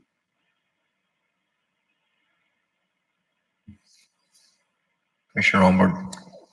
Yeah, to address your question there, Paul, I mean, I do like the deferral, and Tony actually helped me out with the problem I had, because I do think that there's room to work on that 2-week window with the first come, first serve, because that also addresses 881 opportunities that people for any reason turn those tags back. They don't get refunded, but someone else, there'll always be people willing to the last minute, including during the season, willing to take on a tag, and particularly with some of the lifetime tags. If you think about some of the sheep areas, we have no time to scout some of the areas in the test site. You know, we go there unscouted, but people are willing to, there's such a premium tag. So I think that there's that window, and Tony gave us, I think that, you know, it's outside this, but there's a window there that, or something I believe we should work on, is try to get, you know, work on those 881 opportunities. Commissioner McNinch? Well, So, Mr. Chairman, so, I mean, so the challenge is if we want to move forward today is to provide some form of guidance to the department to bring something back to us. Is this something that, I hate to use the committee word. Don't, But I please. did. You did. Sorry. It's too late. I throw it out there.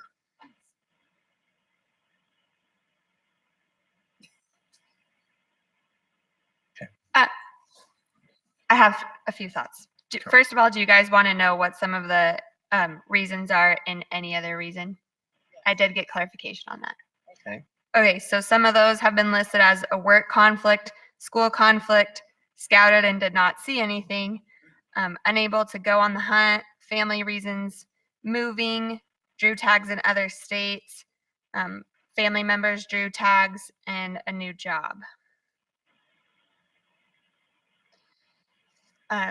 Okay, and then secondly, you guys want to do a committee, that's fine. But I think I do have a good amount of information based on the discussions we've had. I could come back with a revised regulation that addresses the holder's inability to use the tag, the time period that it would need to be returned to the department in.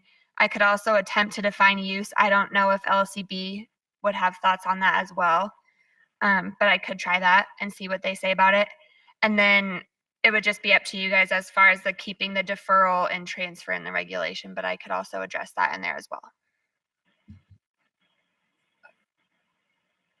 I think if you feel comfortable putting pen to paper based upon the conversation today, then I'd ask the department go ahead and do that and come back to us with the draft language, and we'll go from there. Because we're going to continue the discussion until we get the actual potential language in front of us like this, as we discussed. That'll afford more public input and opportunity for the commission to iron out further details. So with that, I don't think we need to take any formal action with the department being clear on that. And we'll move on then to agenda item 7B, Commission General Regulation 486, Veteran and Active Military Waterfowl Season, LCB file number R027-19, Game Division Administrator Brian Wakeling for possible action. The commission will hold a workshop to consider a regulation relating to amending Chapter 502 of the Nevada Administrative Code. Federal statute was adopted in 2019, enabling veterans and active military waterfowl hunting, enabling a veterans and active military waterfowl hunting season. Federal frameworks would allow for veterans and active military to exclusively hunt waterfowl for a period of 2 days within the existing season. If adopted, this regulation would allow the Nevada Board of Wildlife Commissioners to establish such a season. Mr. Wakeling. Thank you, Mr. Chairman, members of the commission. In early 2019, the U.S. Congress went ahead and adopted some new legislation. What that new legislation allowed was for within the federal frameworks, which governs all of our migratory bird hunting seasons, but it allowed for the establishment of a season specifically for veterans and active military. At this point, it doesn't obligate the commission to do anything with that, but what it did is enables the commission to consider a season that in the future that could be up to an additional 2 days, kind of like currently there's a 2-day youth season within most of our migratory hunting seasons. Then there's a standard season. What this allows for is the establishment of up to another 2 days for the military and veterans and active military. Those seasons, so in a maximum season where there's 107, the liberal season, 107 days, those 2 youth days come off of that 107. So at that point, there's a maximum of 105 standard. If in the frameworks, if there were 2 days set aside specifically for veterans, that would then reduce it to 103. If the seasons were ever reduced to a standard or a restricted season, it wouldn't reduce those seasons at all. Those would be additive days, as the youth seasons would be. However, at this point, that's just kind of some ancillary information if this were adopted. At this point in time, the commission, if they chose to, can't authorize a veterans and active military season because we don't have a season already established for that. So if you look in our NACs, if we wanted to have a muzzleloader season, for instance, we have to establish that in NAC. If we want to have a youth season, that has to be established in NAC. And if we want to consider a waterfowl season for military and active military and veterans, we have to establish that in NAC. And so what this NAC proposed language before you would do would actually be to establish that season. However, just as the federal legislation does not obligate the commission to do anything, if we established, the commission chose to establish this season, you're still not obligated at this point in time to use it. It just sets up a situation whereby in a future date, when you're considering waterfowl seasons, you would actually be able to implement that season at that point in time. And so it's fairly simple language. It largely establishes the season and uses existing NRS that defines veteran and the language within the federal regulation to do so. And so the commission, this is not something the commission has to act upon, but it's an opportunity that the commission may choose to use to pursue that into the future. Any questions for Mr. Wakeling? Any public comment in Reno? Yes, Commissioner, we have comment in Reno. Okay, go ahead. Thank you. Yes, this is Rex Flowers speaking for myself again. I am a veteran. I used to hunt ducks. I don't anymore. I never had problems before I was a veteran or after having done my military time hunting with others in the field. I would hope that you would not pass this or would not consider this regulation. I don't think we need to keep deferring to special seasons for different groups of individuals. I think the duck hunting community is so small as it is. There is no need to take away from everyone for the benefit of just a few. I realize this is more of a feel good to thank our veterans, but if you truly want to thank your veterans, thank them. You don't need to go through this motion. When we had the youth hunts established, it was to try and recruit new hunters. These veterans are already hunters for the most part, so I don't think it's a necessity. Thank you.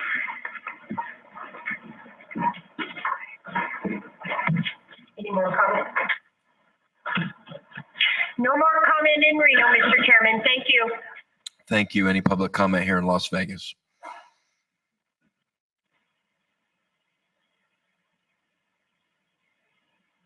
For the record, Chairman Johnson, Paul Dixon Clark.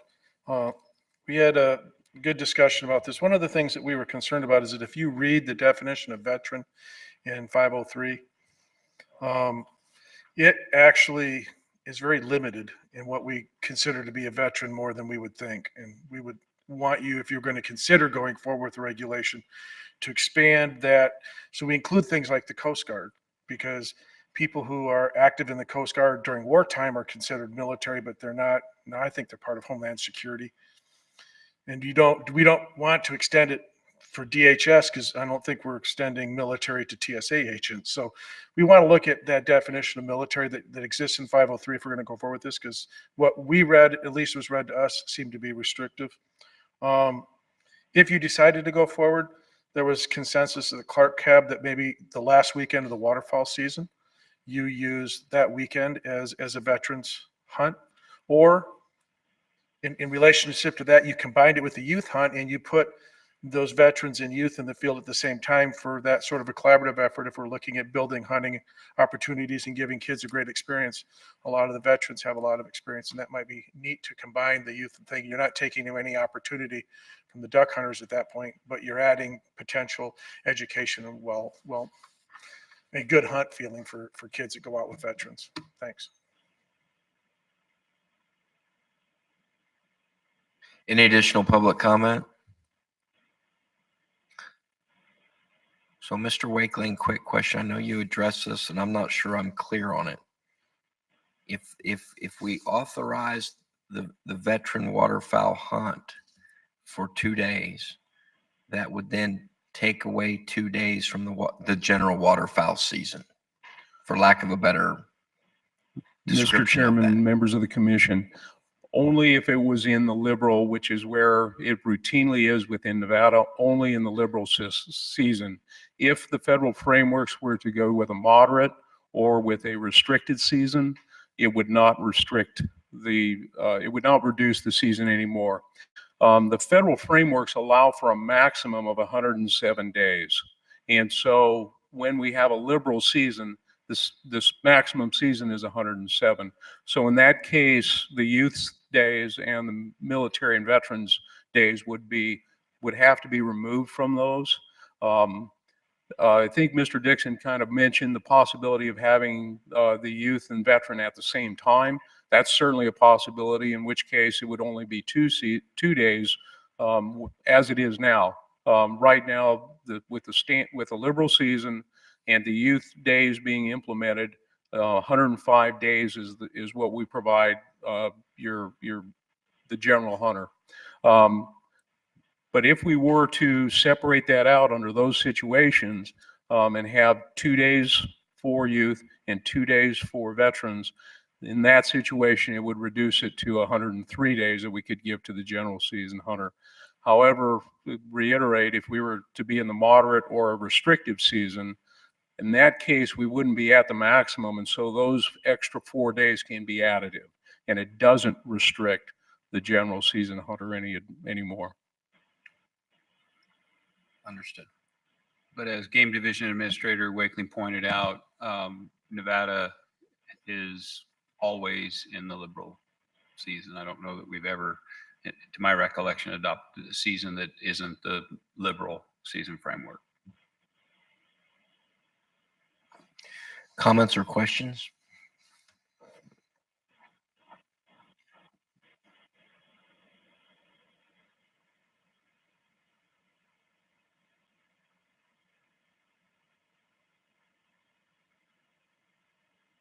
Don't all speak at once.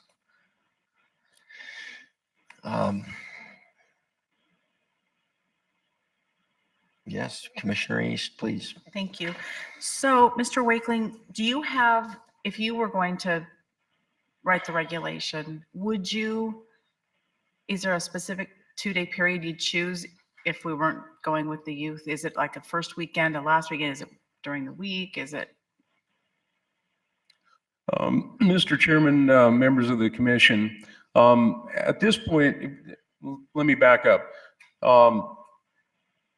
It will depend an awful lot, depending upon the season structure for the zone that is coming out. So for instance, currently we have 3 separate zones, and some of them, and they're all targeted to try to reach different, when the migration of those birds are coming through, trying to get maximum availability. Okay. So if you look at what we've already adopted for the youth seasons, for instance, in some cases, they're at the beginning of the season, sometimes at their end, and sometimes they're kind of early and late.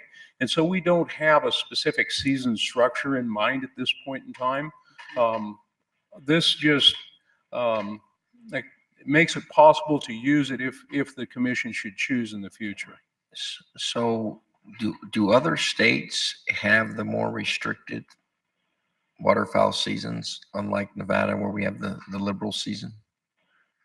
If anyone, Do you know? I mean, I don't know. I mean, I could see a situation where if we were in a more restricted season, you wanted to add 2 days for the veteran hunt, I'd be like all for it. But when we have 105 days and then you're going to limit 2 of those 105 days to just active military and veterans, I don't know if that, I would be much more inclined to evaluate this and consider it if they were additive days rather than, which in my understanding they would be if we were on a more restricted season than the liberal season we have. So. So I guess an exclusive 2-day takes some of the hunters out of the field or out of the water. So I'm not a duck hunter. It's too cold and wet. So I guess I could see setting aside 2 days, but I also know there are so many avid duck hunters and they've got their spot, and I'm just, do we have any other veterans in the room that could speak to this? Would you like your own days? Have we been asked by the veterans or active military for this? Mr. Chairman, Vice Chair East, we don't have a real good sense of, we don't ask this question an awful lot, and we don't know how much participation we would have in the season of this structure. We wouldn't be obligated to have the season structure in every zone. And if the commission chose to go forward with this season structure, that would enable a season at a future date. When we established the first season, it's certainly possible that we could enter into it kind of in an experimental fashion. We wouldn't have to implement it statewide. Mr. Chairman, if I might, Vice Chair East's question, I think the genesis of this really came from Congress. And when Congress passed, they were approached, and they had originally written the days that states would use. And there was a significant national debate where the National Flyway Council, all the independent flyway councils were opposed to that kind of detail being written into federal regulation. It took away a lot of the historic process, the flexibility of the process, the input from the flyways. And so where it ended was the authority was provided to the states to create this, and states wanting to acknowledge congressional intent with that, wanted to do due diligence and bring that before our respective commissions and ask those affected by this if they would like that opportunity. And so we weren't approached in Nevada by a specific veteran or veterans groups for this, but in kind of compromise with the federal legislation and having that opportunity there, we didn't want to ignore it either. So that's why we're having this discussion. And I didn't contact Ducks Unlimited to see if they have some sort of a position on this or not, but I guess I'm kind of stuck. I agree with the chairman on the restrictive days, I guess, rather than the liberal. So it's a nice benefit to our military, but I just don't know that it's necessary at this point. I go back, if it was going to add a couple days to the season, I think I would be all for it. But when we're at the maximum length, and then you're going to take 2 days off of that, and then I think about, what about the veteran who hunts waterfowl with the non-veteran? Now all of a sudden they can't go into the field on 2 certain days together. Where if we left the season as is, they all get the maximum number. But as I understand it, if we were to authorize the season, it doesn't mean we have to implement it. It's just there on the books so that we could do it if we wanted to in the future. Is that right? Correct. We have the authority. The authority now exists. And if this isn't an opportunity that's going to go away, but to be honest with you, we want to be respectful of federal legislation, providing us the authority to provide something unique to veterans. And for us as a department to not even acknowledge that that new authority was created could potentially be a disservice to veterans should there be that interest or desire out there. And so this is not anything other than complete transparency and acknowledging recently created authority in federal legislation.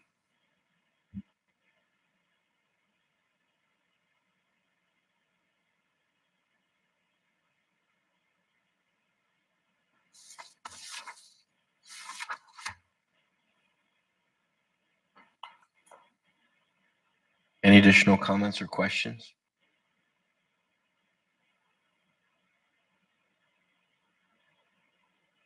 Commissioner Keel? Yeah, I think we've said it before. I'm just not hearing a whole lot of need for this at this point. But I would like to hear from the public probably more on this. So if we can carry it into another decision-making process and look at it during the season setting, I think that's probably worthwhile, but go from there. Could we do it at the waterfowl season setting then too? I'm sorry. We could do it at the waterfowl season setting as well. So if I understood the question correctly, well, we set the waterfowl seasons. Yeah. So we could do it at that meeting too if we wanted to create the hunt. Correct. That's my understanding. I think we could just wait until the season settings, and if there's an appetite to set aside 2 days for the active military and veteran hunt, we could do it then. And I'm not so certain there's need to take action today. Director Wasley, does that make sense? It does, Chairman Johnston. I think that this is an amendment. This is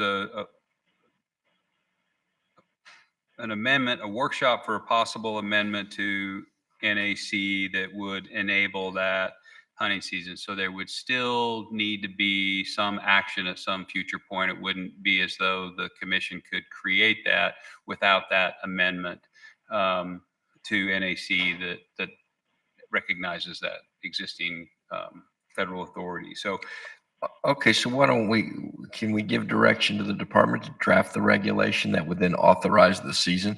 And then at the season setting, we'll decide whether or not to set aside the 2 days. Does that make sense to everybody? Yeah. Okay. this is the regulation through which you could set that. You could set the season, but it's not going to establish the season. Okay. Do we need to take formal action on that? Okay, so I'll make a motion that the department draft the regulation needed to establish the active military and veteran waterfowl season. And then the commission will consider whether to establish the season at the waterfowl season setting. Is everyone clear on the motion? All those in favor signify by saying aye. Aye. Opposed? Motion carries 8-0 with Commissioner Hubbs absent. I'm having a request for a quick break, so we'll come back. Okay, that clock is fast. So let's return at 10:40. 10:40. You're welcome.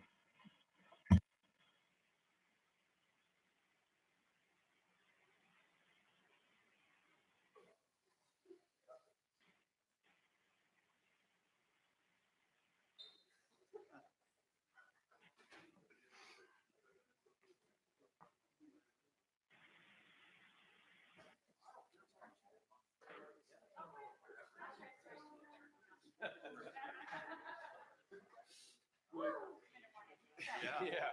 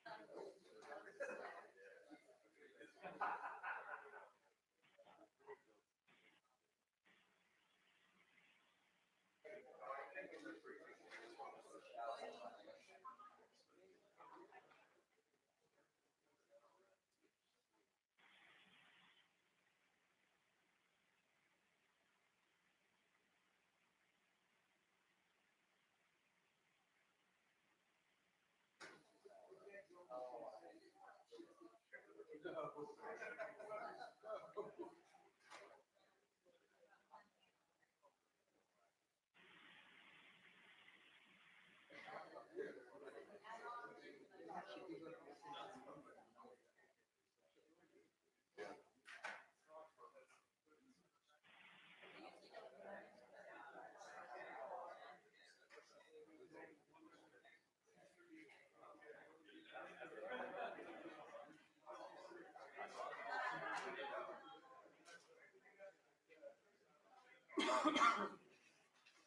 I just don't want this. Yeah, no, it's already that.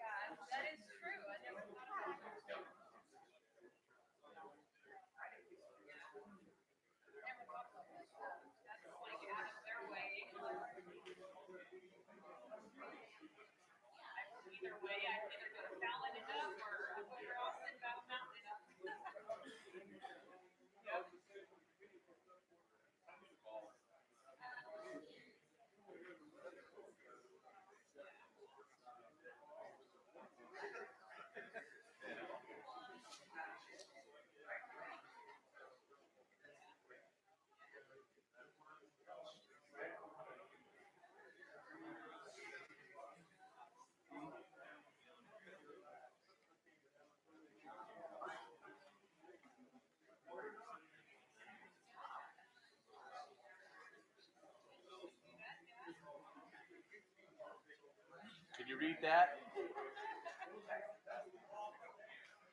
Well.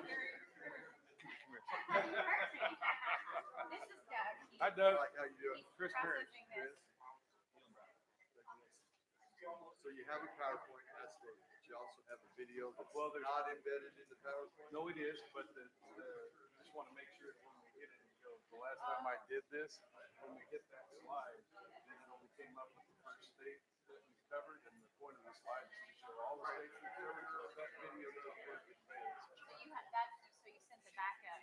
That was in the folder, yeah. Yes. 2 additional video files or MP4 files that I sent with the PowerPoint. Right. And then that's where it all works together. So as long as that folder is on the desktop of the I don't operating, know how that was downloaded, because I didn't do that. I think I only kept the high res video instead of both. See both? they're 2 different ones. Okay, so let me flash drive. What happens when you're running a PowerPoint up here? Yep. The control room pops it up and it looks, and you can look right here. Yep. On both sides. Yep. There's Advance with that. Yep. Yep. Yep. And I've got my computer as a backup as well. You gotta download that on Well, I can do that. What it is that the system's all tied together and run by the control room. Understood. So, okay, I'll put it on the website and then folder. No, that's why I checked it. I just did this in San Diego and we're trying to show the breadth or the spread, and it's only one state that shows up. We're like, well, trust me, we've gone out. We can see what's over here. Okay. Yeah, if we can see it, it might be.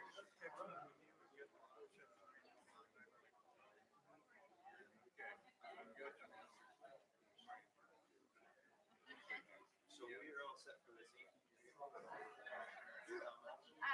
I did, so normally we have a schedule.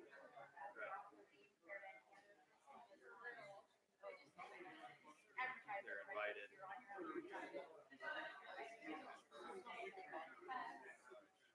Yeah.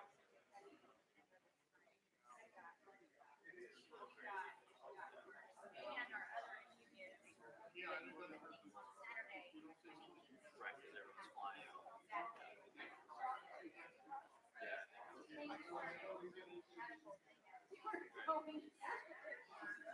Well, hopefully we can. Yeah.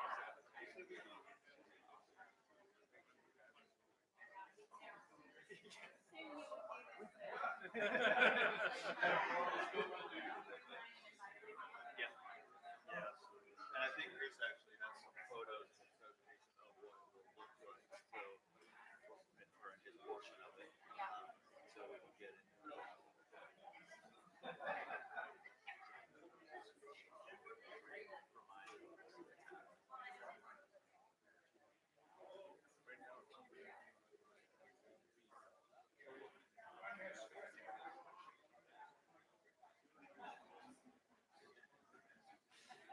Don't grind it all.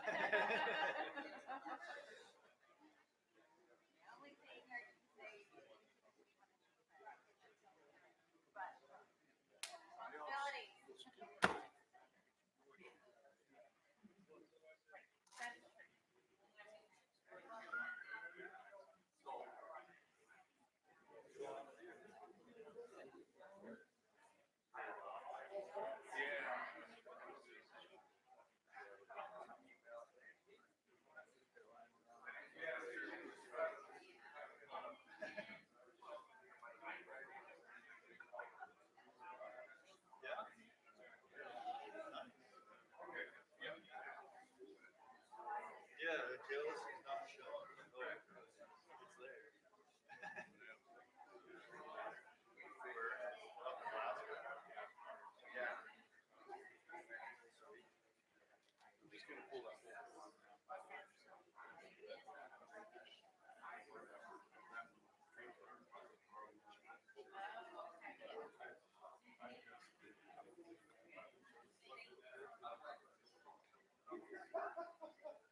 He gave me the referral because he was driving. He said,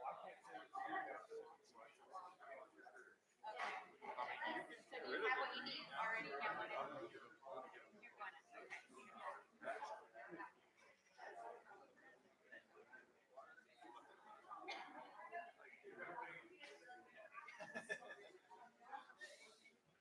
How long were you up there for?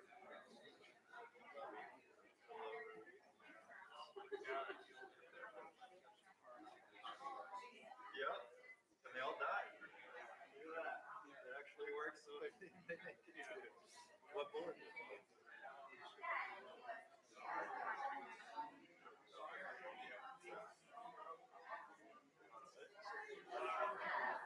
On six?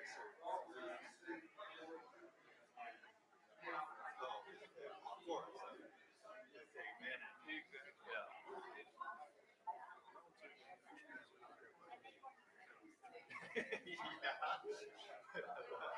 Sure.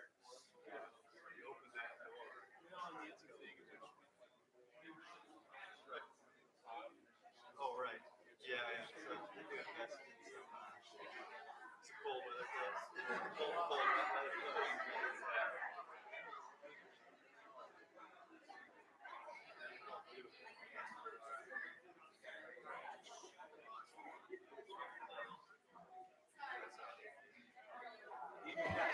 Okay, if everybody could find their seats so we could get started on time, please.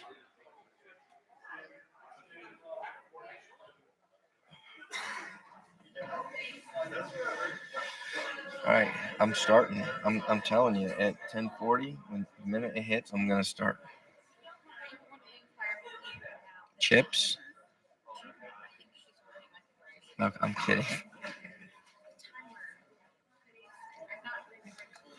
Tiffany, you can keep track of the 3-minute time period. Yeah, we don't need to use this one. We're good. And I keep an eye on it. Yeah. No, that's fine.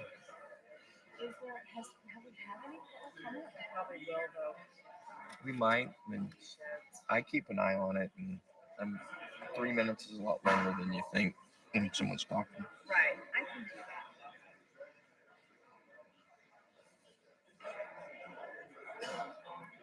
All right, it's 10:40, so let's move on to Commission Agenda Item 7C, Commission General Regulation 487, Use of Live Bait, Fish, and Tackle Restrictions, LCB File Number R060-19, Fisheries Division Administrator John Schoberg for possible action. The Commission will hold a workshop to consider and recommend amendments to Chapter 503 of the Nevada Administrative Code. This regulation is intended to update and simplify the use of bait and other fishing tackle in NDOW's western region and southern region. Mr. Schoberg. Thank you, Chairman Johnson and Commissioners. For the record, John Schoberg, Fisheries Division Administrator. This initially started as an effort we'd been wanted to get to for several years to simplify the live bait fish regulations for the western region, which kind of read like War and Peace. They were 2 full pages long and were cumbersome and overly complicated, and really addressed some things that were no longer biological concerns. But like many exercises in making sausage, as we took this apart, there were some other things that we wanted to address to clean up these regulations. This section of NAC 503, with your indulgence, I think what I'd like to do to make this relatively simple and coherent is to walk through each section of NAC with the proposed changes, and then we could pause there for any comments, questions, and then go on to the next section if you'd like. That'd be Would great. that make sense? Sure. Certainly. And if there are questions as we go through this, just chime in at the appropriate time. Thank you. Okay. The first section is NAC 503.502, bait general authority 2 and restrictions on capture, transport, and use. There were 2 changes to that section of NAC. One is to specifically identify the use of commercially prepared and preserved bait fish or their parts may be used as bait in any water where bait is permitted. And that was really just a clarification. We didn't specifically address that in regulation, and we've had some questions about what was legal or not. So that was simply the interest in clarifying that for anglers so that they clearly understood that was a legal use of bait, not live bait fish. The second minor change here is to the new section 1E, which eliminates the language from one in the section that says aquatic bait and live bait fish may be transported. It removes the language from one river basin to another and just says now from one area of the state to another only as provided in the appropriate regional regulations. And that's a cleanup, and we'll get to the specific reasons for that as we move forward through the proposed changes. The next section, well, I would say any questions on 503, 502? Any questions on that? There is no 503, 503. The next section is 503, 504, Western Region, applicable waters, restrictions on bait and lures. As I mentioned, and as you'll see from the support material, the existing language starting with section 2 of this subsection 2 was approximately probably slightly over 2 pages long. This regulation as written actually predates my time with the department, which has been a long time.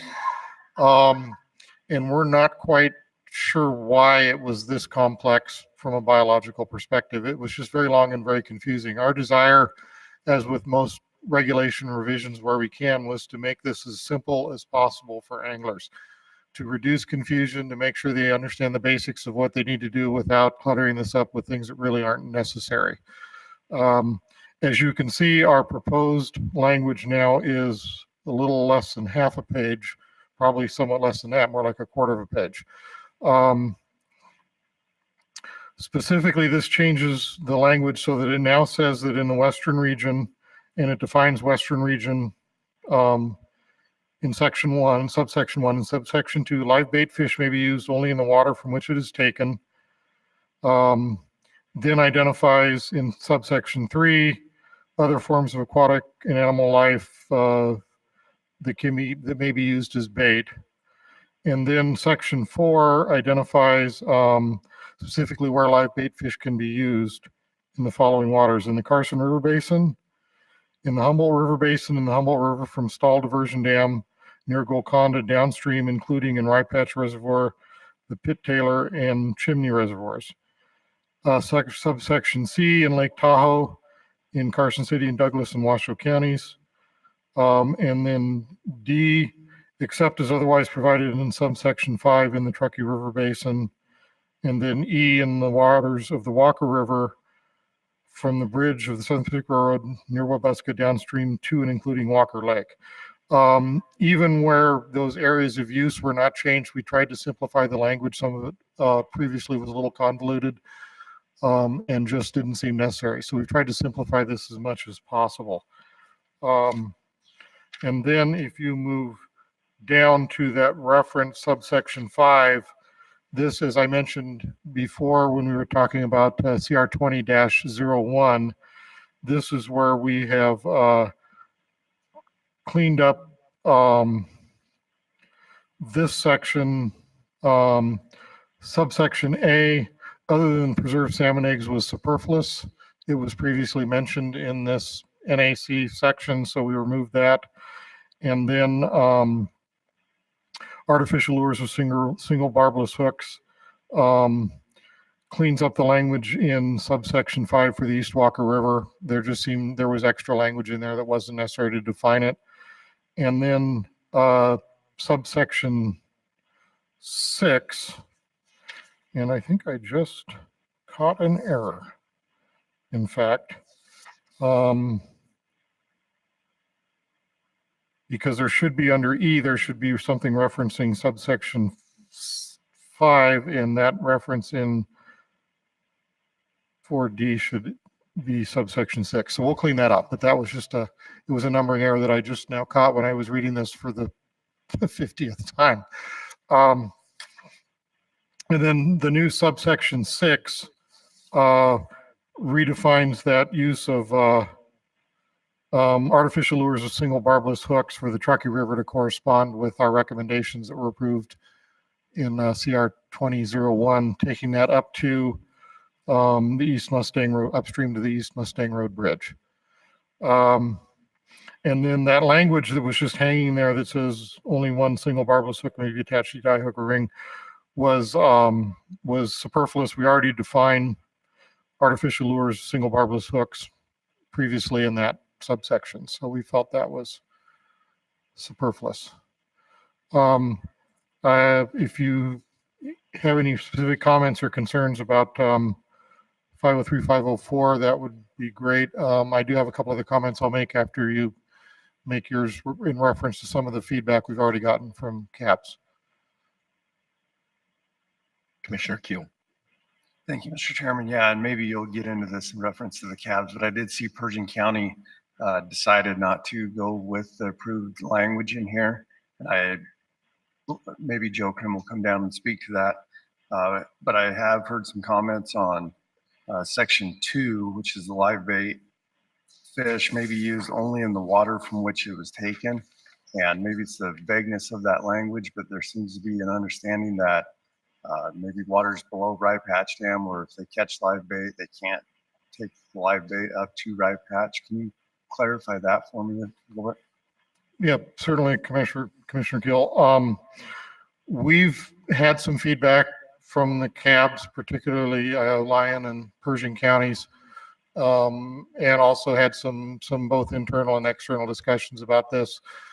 In retrospect, and with a little more feedback on how anglers are actually using live bait within these systems, that restriction may be a little excessive.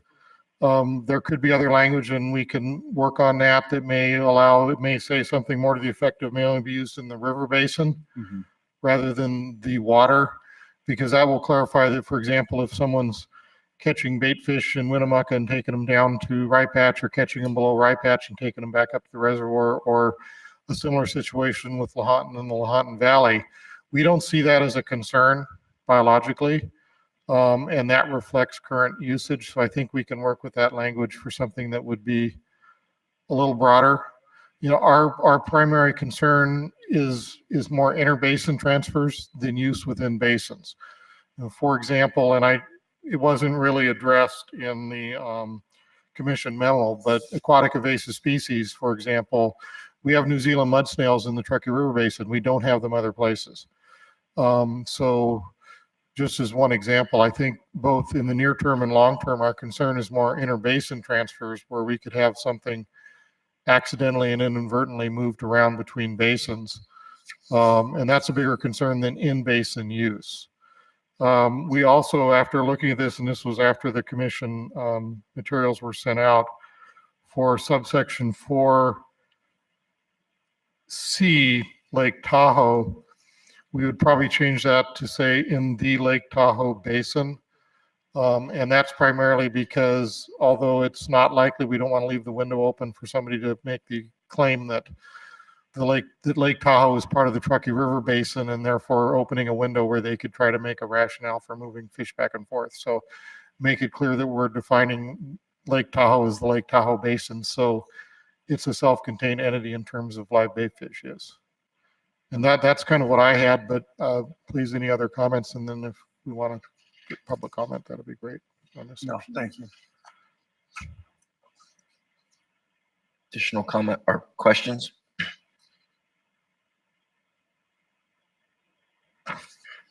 Should I just go ahead and then Yeah. we'll capture that at the end? That'll be great. Thank you, Chairman. There are no changes to NAC 503, 506 Eastern Region. Currently, there is no allowable use of live bait fish or fish as bait, and that will not change. As I mentioned, once we started looking at this and saw an opportunity to do some general cleanup, we looked again at the southern region, looked at both the current regulation and also what the regulations are for the state of Arizona in those shared waters of the Colorado River system. And in working with Arizona Game and Fish Department, realized we did have a couple of mismatches in what we allowed versus what's allowed in the state of Arizona on those common waters. So this was an opportunity both to look at the species list of allowable bait fish and make sure that it's still appropriate, and also work with them to make sure that we had consistent regulations on either side of the imaginary dotted line. So that was the genesis of these changes. This adds a new under 503, 507, 2A. This adds a new section which defines the species of bait fish that may be lawfully raised, transported, sold, offered for sale, or imported for use as live bait, which are the species that live bait dealers may possess, import, possess, and sell to the public for use. The primary change here is the removal of red shiner as an allowable bait fish.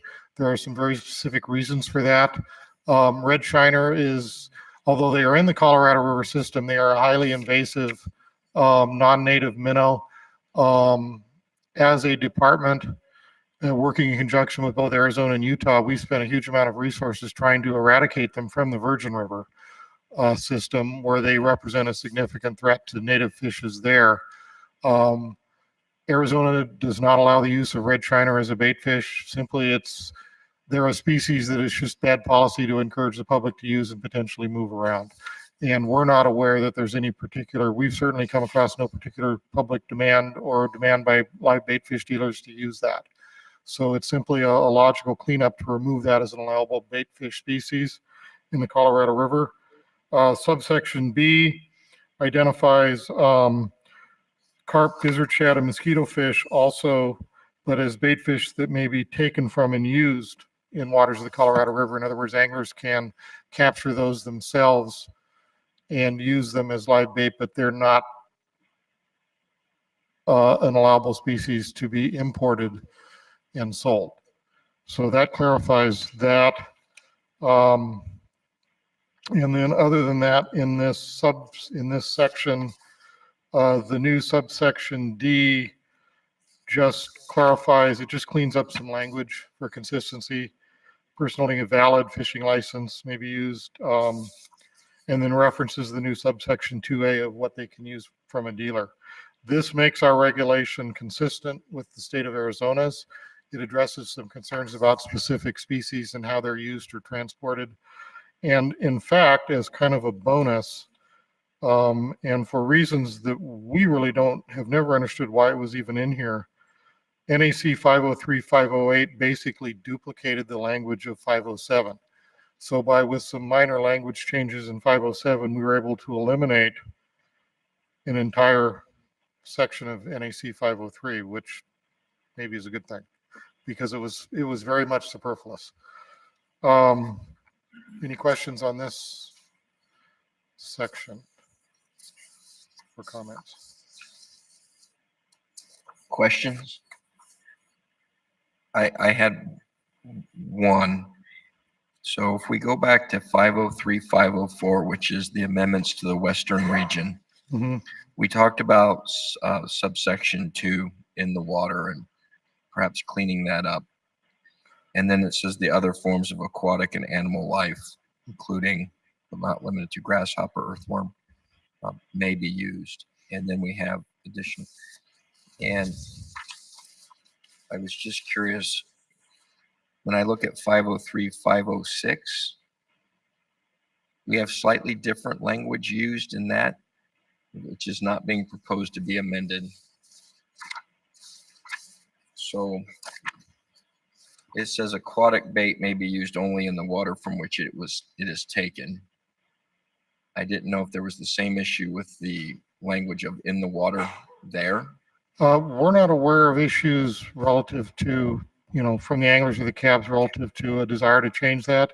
Okay. And again, in Eastern region, you cannot use live bait fish. This does allow the use of aquatic bait, but there are some aquatic bait species that we probably don't want moved around the landscape. So we felt that the language as is was appropriate. And we have not received any feedback relative to a desire to change that or liberalize what's currently in the regulation. And then the only other question is in the Eastern region, which I have not fished in the Eastern region. So my question is, do you have the same permissible uses in the Eastern region as in the Western region for other forms of aquatic and animal life? That's set forth in 503, 504, subsection 3. The short answer is yes, because any restrictions are referenced to the individual regional sections, I believe, through 503, 502. So if there's not an exception or restriction in the following sections, then it would allow that. Is Okay. that? It does. The only reason that it confused me, and because I'm reading through it and I'm like, okay, so I'm in the Western region. I have live bait fish. Other forms of aquatic can be used, and then live bait fish may be used only in the following waters. And there's other things. But I guess my biggest question was in 503, 504, subsection 3, it says other forms of aquatic and animal life may be used as bait. And I don't see that similar language for like the Eastern region. I didn't know if it's needed there or not. There are probably still some sections in here that replicate each other. Okay. There could be some superfluous language in here. One thing I should have mentioned when we started, and I did not, was that we still have yet to receive the official version of this back from LCB. They did tell us that they didn't anticipate any substantive changes, so we felt it was appropriate to go forward so that hopefully we could address any acceptable changes in time to print the regulation book for 2020. So they could, if they do identify some places where there's unnecessary duplication, that would be an opportunity, and we would certainly have that for the next workshop in November.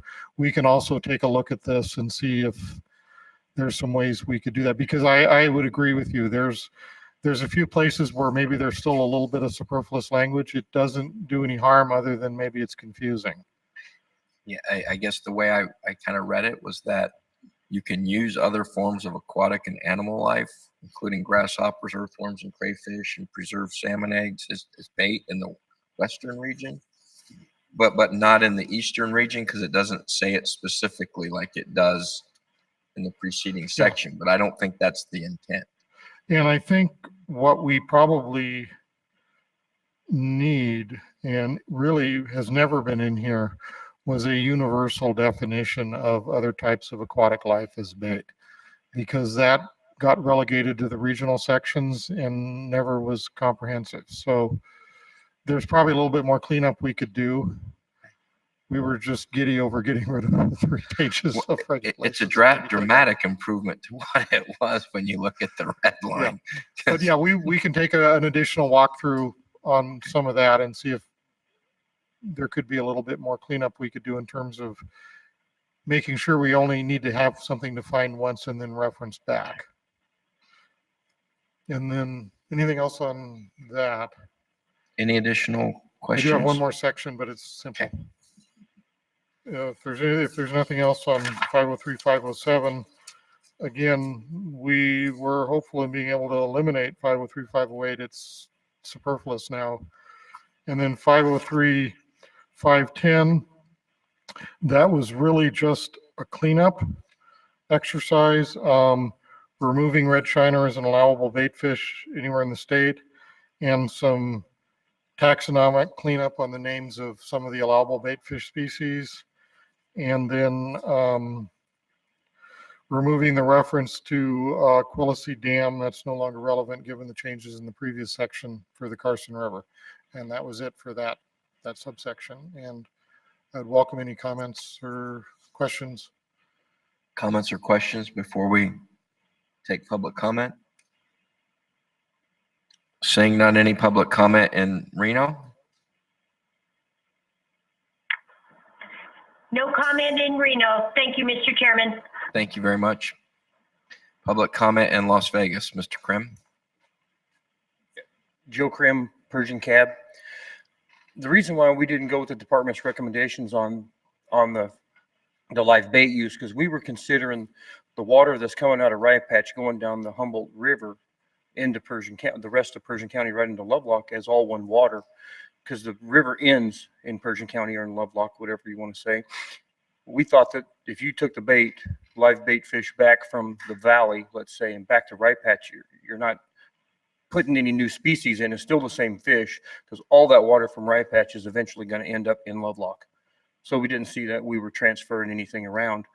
And what we said in our comments was to use the bait fish that you had caught or captured in the Humboldt River Basin in the western region only, because we know that in the eastern region you can't use the live fish. So we were just considering the Humboldt River Basin when we had made our comments. Was that your answer, Casey? Yeah, I think so. I think that was what I was going for, is the river basin, and it sounds like Mr. Schoberg's already onto that as well. So that's sufficient for me. Yeah, and there are some other water. I had talked to John already, and there are some other waters in the western region that don't include the Humboldt Basin, but we were just talking about only the Humboldt River Basin. All right, thank you. Thank you.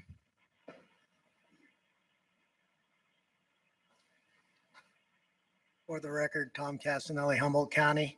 We concurred with Persian County. We got Chimney Reservoir as the same body of water, and people would get their fish out of the North Fork of the Little Humboldt, which feeds it and leaves it. And we didn't, I just wanted to let you know Humboldt County did vote on this, and went with the body of water being the rivers below and above. Thank you. Thank you. Any additional public comment? Seeing no further public comment, I'll bring it back to the commission. Any further comments or questions?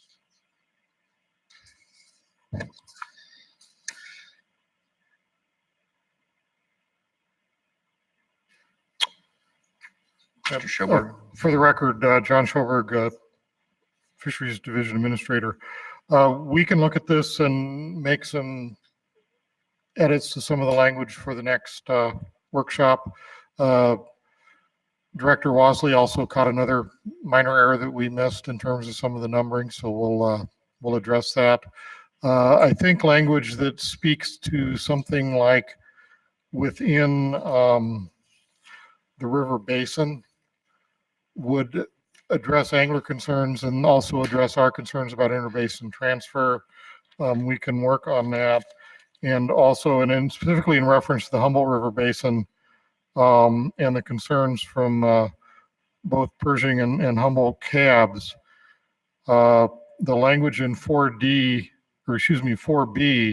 in 503-504 now says in the Humboldt River Basin, in the Humboldt River, from Stall Diversion Dam, including Rye Patch, Pit Taylor, and Chimney, we could probably eliminate that reference to in the Humboldt River and just say in the Humboldt River Basin from Stall Diversion Dam on the Humboldt River downstream or something like that.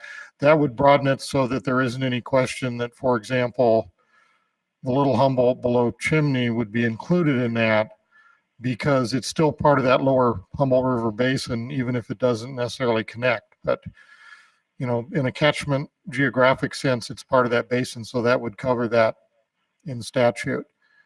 So that would address some of the concerns from the cabs on where within the basin below Stall Diversion they can use fish and take them from one place to where they're actually fishing.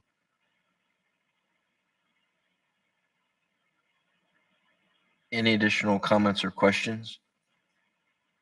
I think the comments have been pretty clear that we can get a revised version at next reading of the regulation. We'll go from there. We would be more than happy to do that.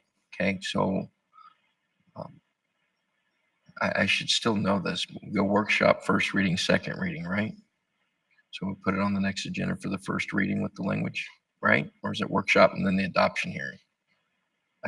You know, 5+ years of doing this, I still don't have the procedure down. I think this is our first workshop, but I mean, it's certainly, you know, the commission's prerogative. If you want to workshop it again and then move to adopt, and really what we just try to avoid is compressing workshop and adoption into a window that doesn't provide for adequate input. So if the changes are minor, and we could work with you to agendize it so that it could even be workshopped on a Friday and approved on a Saturday, given that we've had the opportunity to go through it today and we haven't received you know, much other than some fairly minor. Right. Okay. Thank you. Thank you. Thank you, Mr. Schober. Okay, thank you. All right. With that, we'll move on to agenda item 7D, Commission General Regulation 488, Landowner Compensation Tags, LCB file number XXX. Game Division Administrator Brian Wakeling for possible action. The commission will hold a workshop to consider a regulation relating to amending Chapter 502 of the Nevada Administrative Code. The regulation would provide direction for allocating landowner deer and antelope compensation tags if owner applicants cumulatively qualify for compensation tags in excess of the statutory limit. Mr. Wakeling. Thank you, Mr. Chairman, members of the commission. Brian Wakeling, Game Division Administrator. The commission has been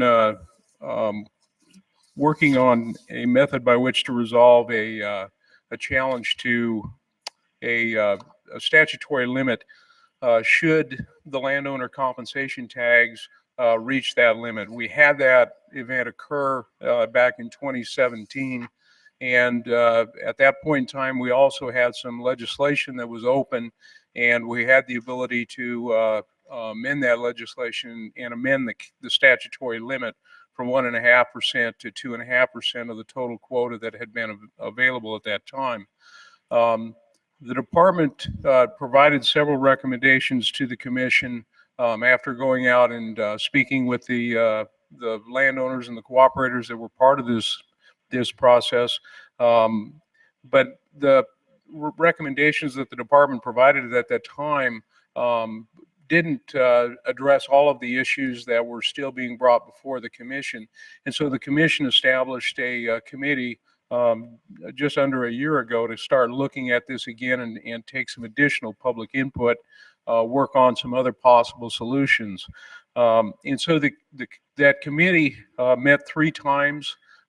They've examined a number of different options and methods by which that this challenge, if it should occur again, should we ever meet that statutory or exceed that statutory limit again, that there is a method by which to resolve that. What the committee ultimately recommended is that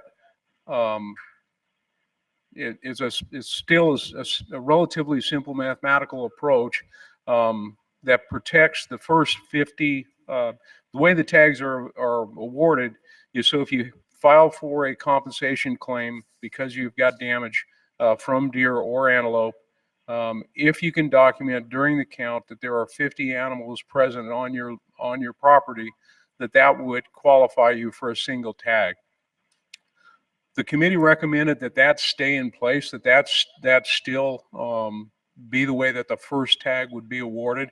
And so that protects essentially everybody that's in the system, the person who has the smallest acreage or the smallest amount of animals on their property, but yet at the same time probably maybe sustaining a larger proportional damage.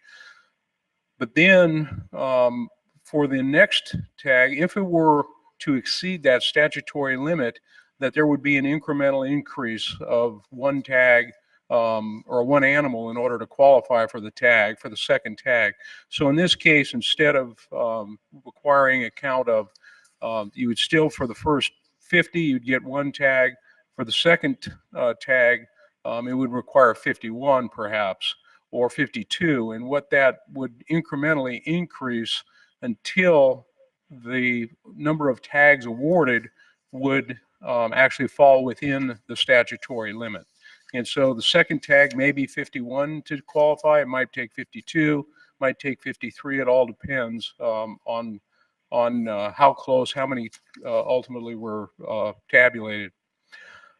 Finally, what the committee recommended at the department's suggestion is, in the event that if all of the tags, even at trying to issue a single tag to each of the participants, would exceed that statutory limit, in that case, even the first tag, in order to qualify, would require that 51 or 52. It would be a greater number. And so the committee worked with this, developed this, and so the language that we've provided with this support material, with this agenda item, is the language that the department recommended to the committee.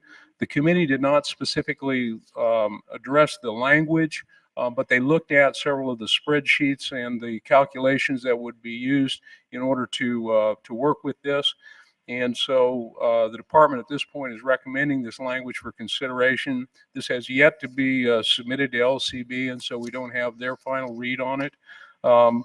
And I'd also point out, or offer up rather, that the 2 staff supervising biologists who participated through this process with the landowner committee are in the audience here with me today, Mike Scott and Tom Donham. And so if there's any specific questions to the process, we can certainly ask them to speak to that. But that summarizes what the committee, I believe, intended to have come before the commission. And Mr. Chairman, obviously you were part of that committee, and so you can speak to that as well. Any comments or questions? This is in NAC form, the recommendation that the landowner compensation tag committee met to address one issue, which is the statutory cap.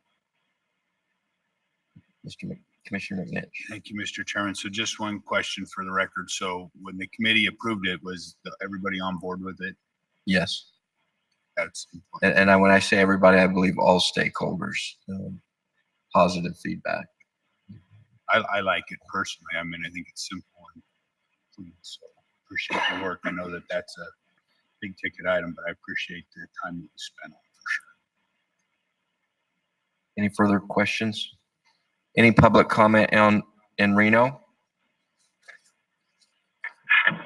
No comment in Reno. Thank you, Mr. Chairman. Any public comment here in Las Vegas? Seeing none, I'll bring it back to the commission. I just want to thank Mr. Wakeling, Mr. Scott, Mr. Donham, the members of the committee who participated. I think we reached a very simple and acceptable solution if we hit the statutory cap, both under normal circumstances and then what we call the Armageddon, where you don't have enough tags even for the first one. So those who represented the landowners were on board, the sportsmen were on board, and a general consensus that this was a good, fair way to address that statutory cap. So I thank the department again for their work on that. Unless there's further comment or question, I don't think we need to take any action, and we'll just put this on a future commission agenda for an adoption hearing.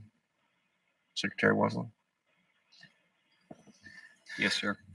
Okay, with that, we'll move on to agenda item 7E, Commission General Regulation 489, Shed Antler Regulation, LCB file number XXX, Game Warden Captain Mike Maynard for possible action. The commission will hold a workshop to consider a regulation amending Chapter 503 of the Nevada Administrative Code. This regulation would amend the current shed antler regulation to increase penalties, change season dates, and provide for an educational program for shed antler hunters. Captain Maynard. Good day, Mr. Chairman, members of the commission, Game Warden Captain Mike Maynard for the record. A little history on what brought us here today. Last meeting in August, this was an informational item bringing forth potential comment for possible change to the existing regulation. Just to start us off, a real quick read of the existing NRS and NAC that apply. NRS 503-655 shed antlers regulations. The commission shall adopt regulations for the taking of shed antlers. As used in this section, shed antlers means antlers for which have been naturally shed by any big game mammal in this state. The NAC that sprung from that originally, which we've had in place now for a couple of years, is NAC 503-172, prohibition on taking or gathering shed antlers on public land in Elko, Eureka, Lander, Lincoln, Nye, or White Pine counties during a certain period. A person shall not take or gather shed antlers from or on any public land located in Elko, Eureka, Lander, Lincoln, Nye, or White Pine counties at any time from January 1st to April 30th inclusive. So if you'd refer to your support materials, we sent out a memo on this and the proposed changes. First, I'd like to correct that there was in the summary and in the recommendation, you'll notice that there's two different dates. The correct date that goes to the recommendation should be April 30th as the end of the closure, not the 15th. 15th was in the original language as we were working through what we're going to propose to you. To start, this is a rough draft. It hasn't been sent to LCB yet. We have had a history of a gradual education for the public up to this point. In 2018, from the statistics I got this morning, we had 8 warnings and 3 cites for violation of that particular regulation. In 2019, we had 2 warnings and 5 cites. The first section of this regulation addresses changes to the dates for shed antler closed season. This regulation changes the dates from January 1st April 30th to February 1st, April 30th. As far as the reason for that particular selection, I'll refer to Brian Wakeling. When I'm done with my presentation, he can give you more information on why we chose to keep the closing of the shed closure where it is. The second section addresses the new requirement to have taken an online shed antler course offered by the department before being allowed to collect a shed antler. And the third section addresses changes in the demerits in NAC 501-200 from 3 to 6. Our recommendation is to change the dates of the shed antler season closure to February 1st to April 30th, require an online course for shed collection and possession, increase demerits for violations of this regulation to 6, and adopt the rest of the language as is. So what that looks like, I'll go over basically how that'll break down in the new regulations, and then give the pros and cons with the indulgence of the commission on each of those changes. The first thing is breaking out the education course would create its own NAC. And I'd like to thank Kylie Taylor. She did the yeoman's work on helping proof this language and getting it ready for presentation today. So thanks to Kylie for that help. NAC 503-171 would cover the shed antler collection education course. A person participating in shed antler collection pursuant to NAC 503-172 must have taken an online course on shed antler collection offered at no charge by the department or licensing vendor. And this is, there's a lot of pros and cons to this one. I can take them one at a time or just complete the list and then go back, whatever your preference would be. Why don't you just proceed through and then we'll have comment and question. Okay. The second part would be the change to NAC 503-172, which would be prohibition on taking or gathering shed antlers on public land in Elko, Eureka, Lander, Lincoln, Nye, or White Pine counties during a certain period. A person shall not take or gather antlers from or on any public land located in Elko, Eureka, Lander, Lincoln, Nye, or White Pine counties at any time from February 1st to April 30th inclusive, and January is stricken there. So it would shorten the closure by approximately 1 month, or exactly 1 month. I interpret that. The NAC 501-200 schedule of demerit points would be amended. This is not the complete regulation right here. I just put in the portion that was relevant where it would go. Possessing a shed antler that may not be legally possessed without a shed antler class certificate would be 6 demerits, and it lists the relevant NRS and NACs. So going through this, there was a lot of different directions that we saw at the last commission meeting as far as ways to go and why we would go there. Again, on the shed hunting closure dates, I'll let Brian Wakeling speak to that. As far as the simplistic answer, the pros would be it would allow greater collection time for sheds by shortening the closure, and the con would be it would put additional stress on certain species, which I'll let Brian speak to, of course. The online shed antler course, to prepare for this, one of the things I did was I took Utah's course just to see what it was like and see how relevant that would be with my background and how I would interpret that. Some of the pros to that was if a person has taken the course, a lot of the challenges we get in enforcement are later they claim, well, I didn't know. I didn't realize it was something that I couldn't do. I didn't understand the impact, et cetera, et cetera. And sometimes that actually works in court. If we show that they've taken a course where all the issues related to the closure are part of that course, it can be one of those tools to show that they were made fully aware of the responsibility. You can have a 100% pass requirement. They testify to the fact that they indeed took the course, and they get to answer the questions until they get them right, and they don't get the certificate until they do. So that was one of the pros. The other was it would help enforcement contacts by going from a consensual stop to a regulatory stop.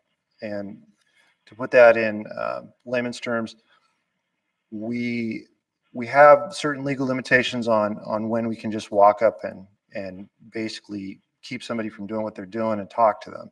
Most of the time, consensual stops, that's exactly what it is. They're free to leave at any time. We don't get any further information on what they're doing or why they're there. One thing this would give us, if somebody has an antler in their hand and it's a requirement that you have that course, then it's a regulatory stop and it goes up a notch on the basically the law enforcement encounter spectrum. So it's not just a consensual encounter anymore, which can also be a con, if you want to put it that way, because you're now entering a slightly higher level of restriction on a citizen.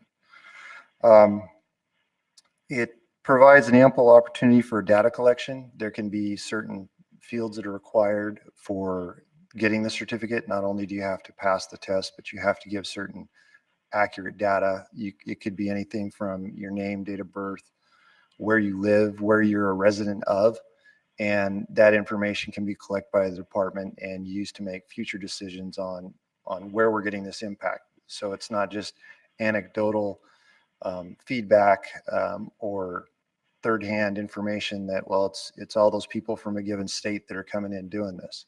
We would have probably a much better idea of who are the people that are interested in shed hunting in Nevada. It educates the public. I took the course, and although you have multiple opportunities to do it, there was good information in there on the impacts that it does have on certain herds and how to be a responsible hunter. So again, it's an educational tool to reach out to people. It also creates a new database for us in the Department of Wildlife to see potential outdoor enthusiasts and reach out to them with our own growing demographic change and bringing them, more information as we have the ability to contact them. It can also be used as a future changeable platform. So if there's a change in how we want information going out on educational points, there may be a new impact we find on certain species. We can change that up and add that to the course that they take, and that would expand their knowledge. We can make it a renewable annual certificate. It could be a one-time. There's a lot of options there that we can move to in the future. With it being a regulatory change, you would have the freedom to do that in the future if you so desired. Some of the cons that were brought up in conversations I've had consisted of it's a chilling effect potentially on outdoor enthusiasts. If you're putting another restriction on people, by requiring this, you may dissuade them from going into the outdoors where you could get people interested in wildlife through this process. By requiring another step in that process, it could potentially hinder that. I don't know how substantive of a chilling effect that would have, but it is a consideration. It would be more record keeping, more work potentially for our vendor, Calcami. It does create another reg, as you've seen. And the certificate is not like a license or a permit. That's defined in statute and has certain restrictions on it, so it wouldn't fall under the same rules as those do. And I would defer to the Attorney General's office to clarify further on that point. But suffice to say, currently, unless there was a statutory change, it would not hold the same weight as a license or a permit. So just to clarify that. The change in demerits from 3 to 6, the pros to that are, I went through the demerit list. Typically, we classify things as 3, 6, 9, or 12 demerits, depending upon their where they fall and what they're referring to. 3 demerits is our default. If there's no classification for a wildlife violation, it automatically gets 3 demerits, and it just stays there unless it's moved up by the commission. Typically 12 demerits on the other end of the spectrum is for the most egregious crimes, like killing a big game, poaching a big game mammal, for example. Lesser but still serious offenses would be 9 demerits. But for typical closure violations or license violations that you have, and they're all visible under 501-200, possessing game birds during the closed season, possessing fish during a closed season, possessing a species that may not be legal to possess without a license or permit. Those are all six demerit violations. So 6 demerits, if we were going to increase the demerits, I would say that that would probably be the most reasonable place to put it from that perspective. The cons, well, this could be a pro or a con depending on how you look at it. It basically doubles the standard bail. So our bail that we set for wildlife violations is the guidelines for that are set based upon demerits.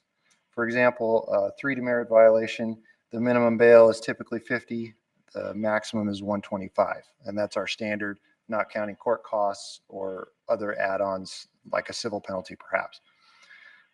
6 demerits would increase that from 125 to 250. So you would essentially have a maximum that would double by going up to 6 demerits. And then 9 demerits is 250 to 375, and 12 demerits is 375 to 500, and that's our statutory cap. The other issues that would impact that is there has been some question as to whether we could attach civil penalties to that. Unfortunately, that would not apply to that. Under 501-3855 in NRS, there it sets where civil penalties can be applied and where they cannot. So there's a lot of peripheral issues that impacted this. Those were some of the major ones. There were concerns that there weren't enough penalties that could be put on this, and with the civil penalty being out of the picture and the limit we have on our statutory authority for wildlife misdemeanors, pretty much we're there. There isn't really, outside of a statutory change, and the Attorney General's office could speak to this, we couldn't really put additional penalties. The question did come up, can we stack tickets? And typically the answer to that is no. And what I mean by that is courts, and this is just a practical purpose. It's like if they had 4 antlers, can you write them 4 tickets, for example? Practically, that doesn't work. The court, if I wrote into a justice court somebody because they had 4 antlers and I wrote them 4 tickets, that would not fly. It's all considered one event, so it would be 1 ticket. If it was an egregious event, you could increase the bail amount accordingly. And the courts are usually okay with that as long as you articulate why you went outside of the standardized guidelines, which we hold our wardens to. So with that said, that was kind of a brief overview of what I came up with. I'll stand for any questions. Quick question. Conceivably, we could have 1 set of demerit points for collecting shed antlers without taking the online course, as drafted here at 6. Then you could have a separate demerit for collecting sheds during the closed period, assuming we're still going to have the regulation. But it seems to me if someone's out collecting sheds, let's say in May, they didn't take the online course, that may not be as egregious as collecting sheds during the closed period.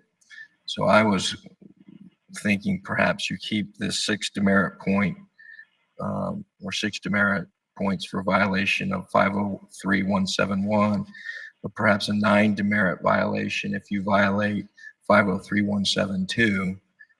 And then certainly if someone's in the closed period and hasn't taken the online course, that would be 2 legal violations. That would take them to 12. If because there you have 2 separate distinct acts prohibited by law. Yes, and you're absolutely correct. There's because there would be obviously 2 well-defined separate regulations, there could be different demerit penalties for each of them. Obviously, the more egregious would be a higher demerit potentially than the lower one, which again, you correctly stated that it would be the certificate would be the lower and the close season would be the greater. And that would take you up. I didn't go into that, but basically 12 demerits is where you lose other privileges. So you are correct. If we had a 9 and 3 scenario, you could get that, or a 6 and 6. 2 more questions I had. The shed antler collection education course, the prohibition or the closed period only applies to certain counties. will the education requirement be required statewide? And then secondly, it says a person participating in shed antler collection. I'm out chucker hunting in Washoe County in January. I'm not really participating in shed antler, but I pick up a shed, I put it in my vest. Do I need to take the education course to make sure I don't run afoul of this requirement? That would be, if you, depending on how you wanted it, of course, we could go any direction on that. The current language that the NRS doesn't specify. So if you wanted to have the extension of the counties to apply, the shed antler to apply statewide and just leave the counties that currently exist for the closure, I mean, that would actually be a good question for the Attorney General as well, as to whether or not that would be a conflict by having a disparity in the regulations. But I would suggest for consistency that they both be similar, that one would refer to the other, so there was no confusion. Right. I mean, I'll put my defense attorney hat on if I'm out chucker hunting and I pick up a deer shed. And say, well, I wasn't participating in shed antler collection. I just happened to come across it while I was chucker hunting, and I put it in my vest. And I was in Washoe County, so none of this applies. And I trust that the game wardens will, do the right thing in enforcement. But at the same time, I don't want to create a scenario where people are concerned that they're going to violate the law. Because we talked about the counties and why we limited it to certain counties initially in the regs. So just a couple of points I wanted to bring up as I reviewed this proposed regulation. And it does say a person participating in shed antler collection pursuant to 503-172. So by default, that kicks you into those counties. Okay. So that would pretty much keep it limited to those counties with current language. But I guess that raises another question. How am I possibly collecting antlers pursuant to NAC 503.172 when that just tells me when I can't do it? I'm not actually collecting pursuant to that regulation. Yeah, that's another, let's see, must be taken, this would only apply to, no, yeah, I guess it wouldn't. Because that just tells you shall not take during that period, but it doesn't really address shed antler collection as a whole.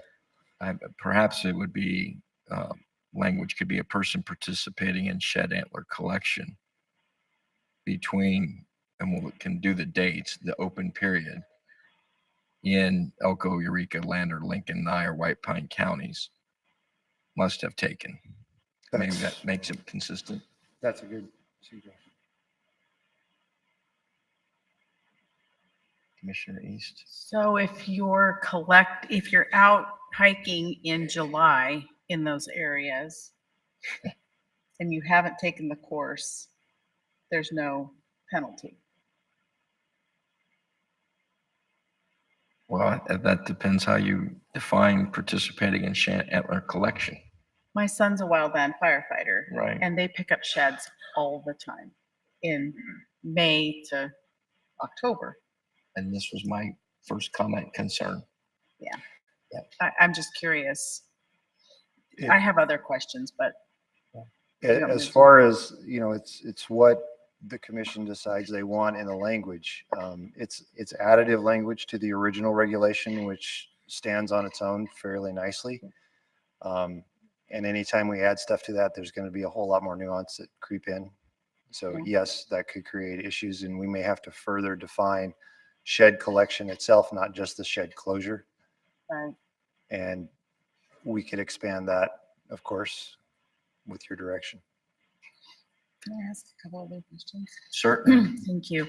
So the demerits, the 6 demerits to me seems a little bit excessive, but I'm willing to listen to that part of it. If someone does receive 2 $6 or 6 demerit tickets or fines, but they don't have a Nevada hunting license, because we've heard a lot about the commercial collectors. What other privileges do they lose? They just keep racking up demerits and paying fines, but to them, that's nothing compared to what they're getting for this cache of antlers. And that is, sheds. excuse me, that is a concern, and that we have several laws where there is a problem because there's no cumulative penalty. I mean, you can look no further than our boating regulations, which you can get 100 DUIs in a year and it's the same penalty each time, and you don't lose your boating education certificate when that happens. So there's a lot of laws where there's no cumulative penalty. By getting 12 demerits, they would get that revocation, which would, I believe for this particular type of violation, would be a 3-year. So they would not be able to get any licenses even if they didn't have them.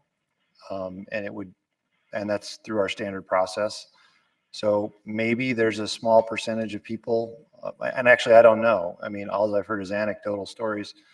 I would guess that a lot of people that are outdoor enthusiasts and are interested in antlers probably have some other kind of license. And if they were revoked, they would go into the Interstate Wildlife Violators Compact, which means that, for instance, if they came from another state and they had no licenses here, but they did have a fishing license or a hunting license back in their home state, they would get revoked. When we did our 12 demerit revocation, that would go in and that would affect them in their state. Okay. And it would still be, it'd be a standard misdemeanor conviction, correct? Correct.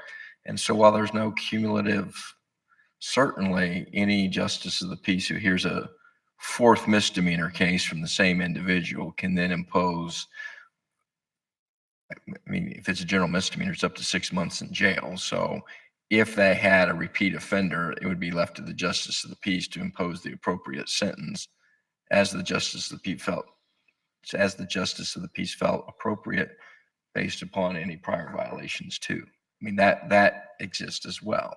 It does. And quite honestly, we've seen that from courts in the past where they put their own restrictions or pronouncements upon the individual in front of them in addition to ours. So they can, I've seen a wide range of application of that, especially if they're showing up in front of the same judge, which is typical in a lot of the rural counties. You may be in front of that same judge, and if that judge has a strong feeling about that given topic, they may take that to the fullest extent. I mean, any misdemeanor is punishable by up to $500 fine or 6 months in jail. So there's a lot of latitude for a judge that feels he's being ignored by his prior pronouncements. Okay. I just wanted to note that I've had about 6 or 7 emails on this issue, and everybody is kind of from the certification course is kind of cheesy, doesn't really work well. It's easy to pass the test. I do agree that that I think it gives us some great data. But then I've had just the other end of the spectrum on the comments too. This is just unlawful. It's ridiculous. Why are you doing this? So I just wanted to make that point, and I'll listen for other comments. Okay. Any other questions? And then I do public comment. We can bring it back for further discussion. Commissioner Valentine. Captain Maynard, did you give any consideration for age when you were talking about taking the online course? You know, does a 5-year-old need to take the online course in order to participate? I think we might want to address that. We could, of course, address the age issue. And I hope everybody is aware of the fact that we're not going to be writing children tickets for picking up an antler on a camping trip. We had the same issue with the boating safety or boating education course. There's no age limit, and you know, to take the course reasonably, you're not going to get a whole lot of 4-year-olds that are going to be, although I don't know anymore. My son at 6 could probably do more with a computer than I can do now. With that said, we could put a limit, or just, you know, say this does not apply, this regulation does not apply to anybody under the age of 12. I mean, typically under the age of 14, in my opinion, most courts and justice courts take a dim view of any kind of, that's more of an educational opportunity. It's not something where we're going to worry about a kid carrying around an antler. Most 4-year-olds aren't going to drag around an elk antler unless they're really well muscled at that age, but I don't see that being an issue. We can educate, and we always put out enforcement standards for all new regulations to our guys and tell them what we expect and what our, because there's, without exception, most laws have certain amount of latitude built in for the enforcement end of things. And we try and be conservative on that because we want to get the educational message across, especially in things like this. It's not like they're killing a mule deer and illegally taking it home or something like that. We try and keep those things in perspective when we're dealing with the public and with children and people under a certain age. Any additional questions? Commissioner Cavilla? Real quick, just also that, would that course be yearly? Like you don't just go take it one time, every year you need to go back and take the course? Under the current language, it's just a one-time thing, but you, of course, could put in a yearly requirement. I mean, and all these suggestions are very feasible. Chairman Johnson brought up some excellent points with the shed collection issue as a whole, bringing that in. And from an enforcement standpoint, we're good with that. I mean, there's no whichever way you choose to go on that isn't going to have a huge impact on how we do our jobs. So we're comfortable with that. And if it's annual, great. If it's one time, that's fine too. I guess just thinking about it with a pro and con perspective, if it's an annual requirement, you get to refresh your data and you also get to refresh your message. If there's additional impacts that we find from violation of the antler closure or antler collection, you can incorporate that into the new training course, if you want an education course. And if you're doing that on an annual basis, you can keep current with trends and new research potentially. It would also allow us to track the level of interest and participation from year to year, changes through time. Additional questions? If there's no further questions, I'll take it out to public comment starting in Reno. Chairman, excuse me, I just got a text message that Reno's call dropped, and I believe they're working to get them reestablished. I just need to get word from upstairs. Reno does have audio. We're back on. And we do have comment, Mr. Chairman. Bye. Okay. This is Rex Flowers speaking for myself. This shed antler education course, if it was voluntary, I could support it. I feel that in having a course in order to go out in the field, you're taking an awful big chance on making criminals out of people who would otherwise not be criminals. If they're out in the field during the summertime and they pick up a shed, they are automatically breaking the law in accordance with what you guys have said. I know that's not the intent, but as is generally done with new regulations, that's what's not intended that bites us the worst. I would hope that the regulation would be rewritten to make it very specific to the 6 counties where it's illegal, where they have a closed season on shed hunting. I would like to make sure that Washoe County is not one of those that is affected by this. When we talk about when we established NAC 503.172,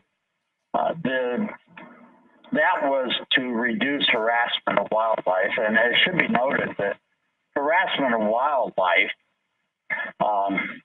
under 503.010 only carries a 3 demerit penalty with it. So that's not to give consideration to. I am in favor of the February 1 to April 30th closure if we must maintain a closure. If you approve to have a collection course, then maybe you shouldn't have a closure at all. If we're going to follow in the footsteps of Utah, because we think maybe what they're doing is as good or better than what we're doing, they have no closure. And that needs to be given consideration also. Thank you. Any more comment, Reno? Yes. One more. Mr. Chairman, Jim Cooney, Elko Cab. The Elko Cab looked at the proposed regs that came out. We still are in the position for February 1st through March 31st as the closure. Also, Mr. Chairman, following along the lines of the comment you made with regards to the 6 and 9, the closure and having an individual, which we primarily had non-residents coming in, with the closure during that period of time, I support the 9 demerit, with 6 merits being the normal. I have another question, and that is, has the department had any discussions with the state of Idaho or the state of Utah with regards to coordination of closures? If there's going to be a closure, are we just getting an overflow from one state into ours at a different time? Those are key questions that I don't know if we're able to answer those yet or not. Thank you.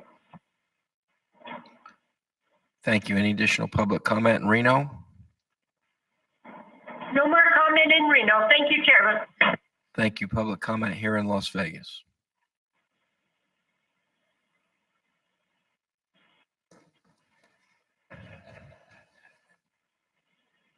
For the record, Corey Lytle, Lincoln Cab. I certainly appreciate the discussion on this. We appreciate the work the department's done. I like the idea that this commission's moving forward with this thing, bar none. We're going in the right direction. Some things, everything is being questioned. We talked about quite extensively at our meeting. I do have a lot of people walk up to me on the street, casual, with a lot of comments, a lot of questions on this. And so as we kind of nose into this, I think we need to look at it a little bit more. I know we'll be able to take it back once we get some LCB language and some things like that. Some specifics I want to point out are all the questions that are being asked, things with regard to the full restriction, things with regard to an online course, getting data on the online course, I think is critical. Those things add up to one thing, and to me, and I put it in our action report in generic terms. It's all moving towards its own season and its own season structure. The shed thing has become something that is its own season, its own hunt structure, its own body, if you will. 20 years ago, not an issue. 10 years ago, it's starting to become an issue. And for those of us who sit on the front lines and watch it each and every week, and with the population increase that's occurring in southern Nevada, along the Wasatch Front in Utah, and along southern Utah's areas, we are going to continue to see this increase. With the online course, I do like the idea of the educational component. These kids need to learn everything they can about it. We need to foster the kids, foster that stewardship. It's great. It's great to take kids shed hunting. It's phenomenal. For specific recommendations that we have, we still support, Lincoln Cab supports the change from February 1 to April 15th. April 15th was one of the ones we originally supported. And the idea of tying demerits, the 6 demerits to the restriction was one of the reasons we kind of kicked it back to April 15th. So if you get a little tighter window on that full restriction, I think it helps a little bit more of an open season on the tail end in the springtime.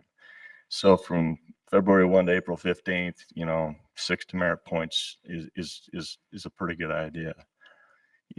I think things could be less restrictive after that. And then the second thought on that is we look at the optimal season and the time of year that most people hunt sheds. It's right during that springtime season. Everybody's got spring fever. The value of the sheds drives the need and the desire to go. I don't care what anybody says. It's the value of the sheds that helps offset some of these things and some of these things that are kind of an ancillary issue. I heard several comments this spring, and it's a known fact throughout the communities that once those sheds sit on the ground for a month, they start to bleach. Okay, the true value of the shed is in its pure brownest form. They lose value. The longer they sit out on the ground, they lose value. So a shed that's out there and picked up in, say, November during a regular elk hunt is not going to be the same value as if the same shed were picked up in March. I'd be happy to answer any specific questions on that. I don't want to go into any more detail. So the longer these sheds sit, the lower the value they become. There's a want and a desire to go out there and be the first one in the field to pick them up, first one to throw them in their garage, and be the first one to cash them in. I like the idea of tying that restrictive season to then the online shed course and any ancillary season, if you will, that ends, say, May 30th, June 30th, May 31st, June 30th, where that optimal time you would need a hunting license, just a hunting license, and then open it up. We've made these recommendations before with the idea that there was going to be a comprehensive discussion on this, and they were going to move forward. We appreciate all that discussion. We just think it's going to become its own season. We have a restriction on it. We have 6 demerit points in that restrictive season. We open it up to where you have the required online course for a certain amount of time, whether it be April 16th to May 31st or June 30th. Beyond that, it's wide open. No restriction whatsoever. Anybody and everybody can pick them up. You're hunting chucker, you're hunting deer. Believe it or not, it would blow your mind how many guys are still specifically hunting sheds during hunting season, out in the middle of deer season, out in their own little world. No tag, no hunting license, no anything, and they're just out hunting sheds. It's popular. It's a great thing, but it's becoming one of those things that we kind of have to get our hands on. And I appreciate the commission for doing this. I appreciate all the work the department's done. We appreciate it.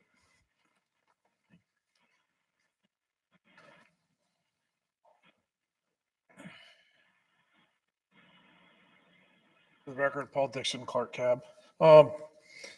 First, I'll applaud the fact that we took the bravery last year to put in the regulation, and that knowing well that every year, probably for the next several years, we're going to be adjusting this regulation based on data and information that comes in from the field. When we originally set up the season dates, the end date was set at April 30th, based on input from Sean Espinoza, I believe, with the upland game bird seasons, basically saying we have our sage grouse are lekking in April, and a lot of the shed collecting areas are in lekking areas. And I'd really like to hear the department reiterate why they chose April 30th, not April 15th or March 31st, because I thought it had to do with protection of one of our protected birds. So Clark County is, based on that and my input to Clark County, we've stayed with April 30th for that reason. But if there's reasons to move it back, or if biologically we can do that, we would support that. But we had heard biologic reasons why we shouldn't do that. We're very much in support of an online course. And although we didn't specifically discuss it, I think people are in general agreement with what Corey just said, is that it's almost a season where you have to have this in, you got to have this stuff with you. And it's not really in the regulation now, but maybe we could put it there, where if you have a season like that with things, and then as he points out, the value of these things once you get past July are really decreased. Although there's value there, it's probably a third or a quarter of the value of they are when they're brown. So You have a different group. The other thing is in the spring, he had a wet spring this year. The month of April, the entire eastern region here was very wet. And so if you have people off-road on motorcycles or quads, patterning to look for things, they're going to do damage to the ground. And so April 30th, just from the years that we have wet springs, now granted, we haven't had one for 10 years or 15 years before this, but we have a wet spring, it does cause a lot of damage to the landscape if you had people out there earlier doing a lot of behavior. And since this is popular, as Corey said, there's a lot of people that do it. Thank you.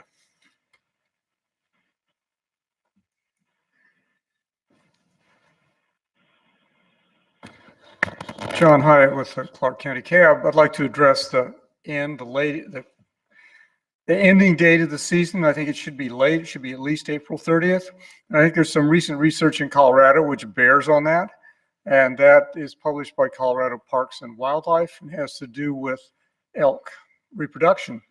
And what they found was in Unit 45 in Colorado that over a 25-year period between 1980s and 2007, elk population in that unit went from over 1,000 down to 53, a 95% reduction in elk numbers. And they set out to find out why. And they started collaring elk, cow elk, and looking at them. And what they found was that during the calving season, that first 2 or 3 weeks of calving season, that if the mother elk, the cow elk, leaves her calf because of any kind of disturbance, that reduces the chances of that calf surviving.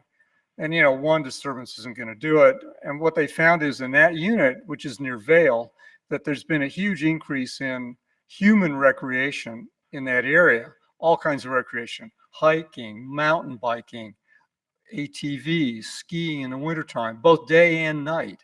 And so they actually set people out to walk around and to record these disturbances in which mothers left their calf. They come back, but they leave it. And what they found was if you get 10 disturbances, you have 0 calf survival.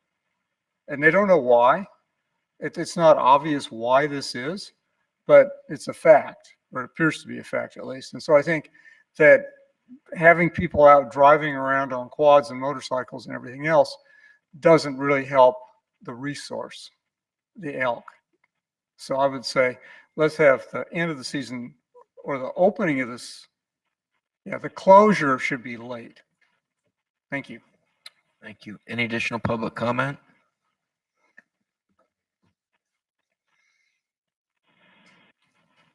Steve Marcus, White Pine. Okay, we had quite the discussion on this.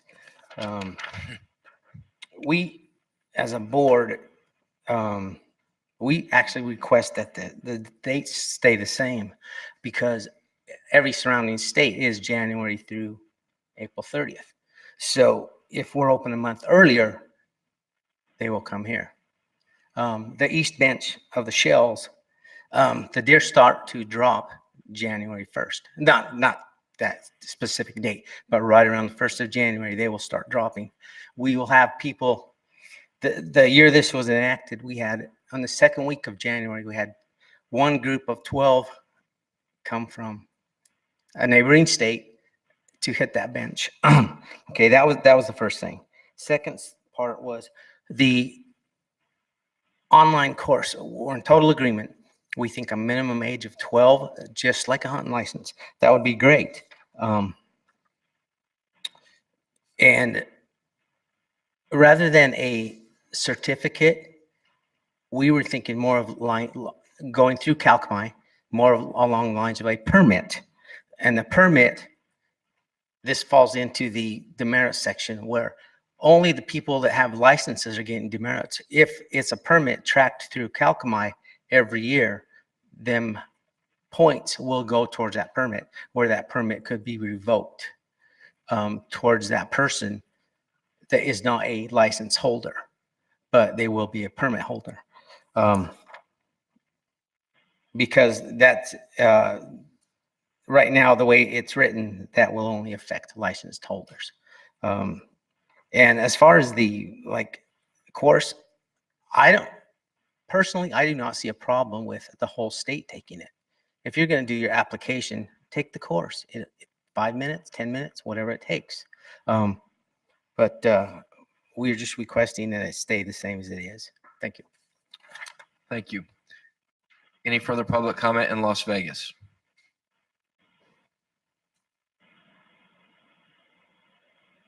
I'll bring it back to the commission.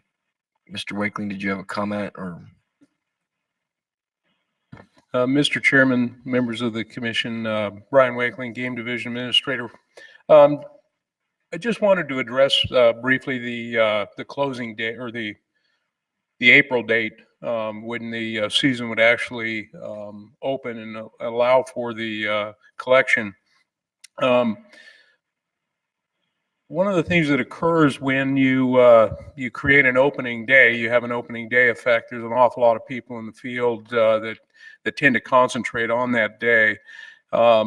When you think about most of the ungulate species that are living on the landscape trying to make it through the winter, a lot of those are really in about their worst condition at that point at the end of the winter. And so what they're really trying to do is take advantage of any growth. And so if we have a late winter, if we have depleted body reserves at that point in time, it can certainly have an impact on those animals. But probably the biggest impact that we have, the one of greatest concern probably is with the breeding season for a lot of our sensitive species, speaking specifically about sage grouse and sharp-tailed grouse to some degree. Sean Espinoza, our upland game staff specialist, put together some information for us here. And what he indicated is that the breeding season for sage grouse largely runs from March 1st through May 15th. And so during that period of time, you kind of have a probabilistic, feature where, if you go towards the center of it, obviously you're going to have more breeding activity. You start to get out into the tails, you have a little bit less. And so what you're kind of asking yourself is if you're going to add some disturbance to that period of time, how much disturbance can you allow and still not have an effect on the population? And his assessment was that if with May 15th kind of being the tail end of it, probably truncating that by about 2 weeks or April 30th would probably be about as close as you'd want to press that. He said peak female attendance is normally the last week of March or the first week in April. And that's from Eureka County data.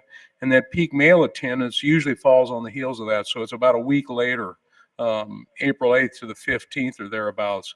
But then what happens right after that is you've got nest initiation. And so the birds are laying eggs, they're nesting.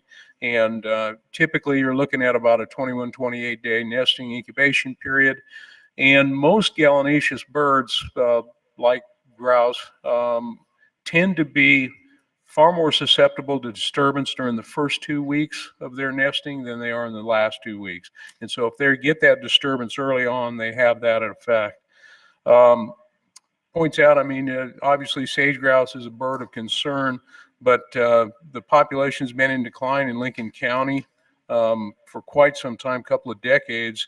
And male attendance at Lincoln County was down 13% from 2018 to this year, and it's over 51% from the long-term average. White Plain County, the population has been more stable recently, but declined in the last 2 years, with average male attendance at Lex declining 13% from 2018 and 2019. 32% below the long-term average. He also points out that in portions of White Pine County, we've already got the seasons closed. So his concerns primarily deal with the impact that an opening day effect can have on those breeding and nesting birds that are obviously of species of concern.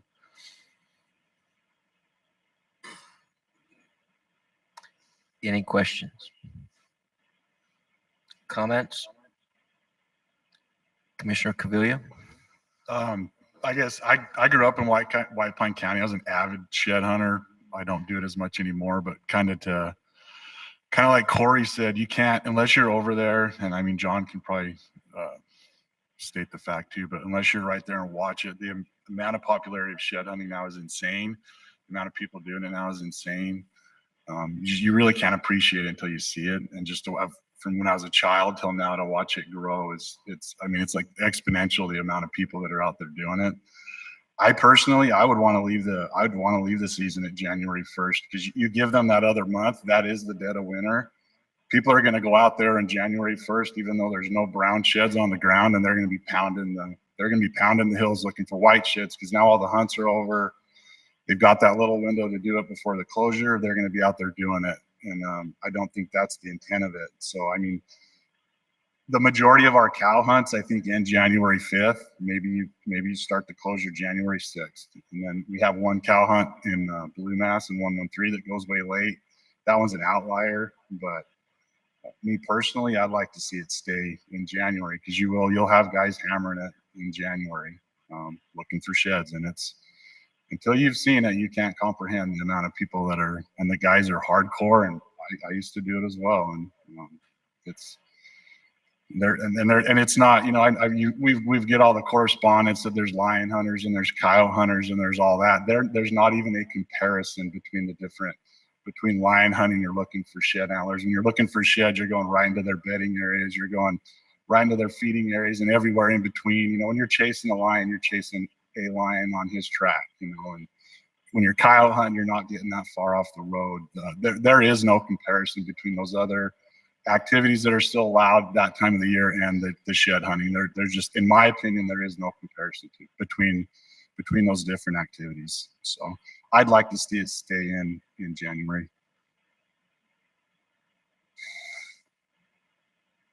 Additional comments, Commissioner Allenberg? Yes, Corey hit the nail on the head. Everything's become 3 separate seasons. The scouting season before the hunt, it's an activity all in itself. There's more people out in the field than ever before. There's the hunt, and now there's the sheds.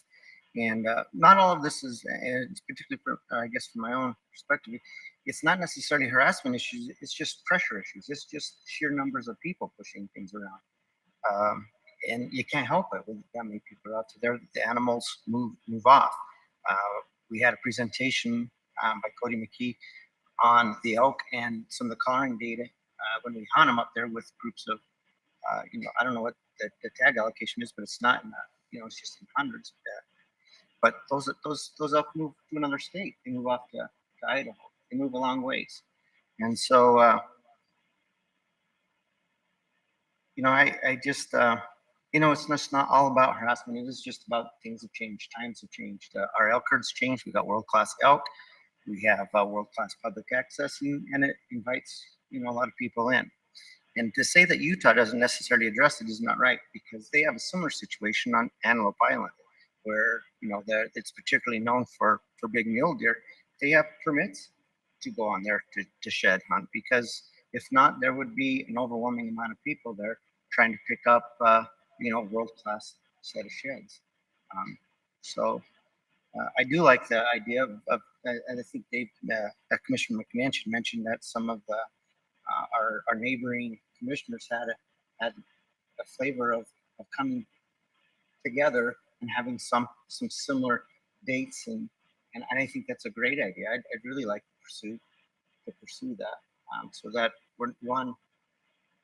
This all got blown up because we did have a specific impact from when they had a closure, and the pressure was, there's so many people doing it, it was intolerable to a lot of people. And when we changed things over the weather, when Utah changed theirs back, it was not quite so bad. But anyway,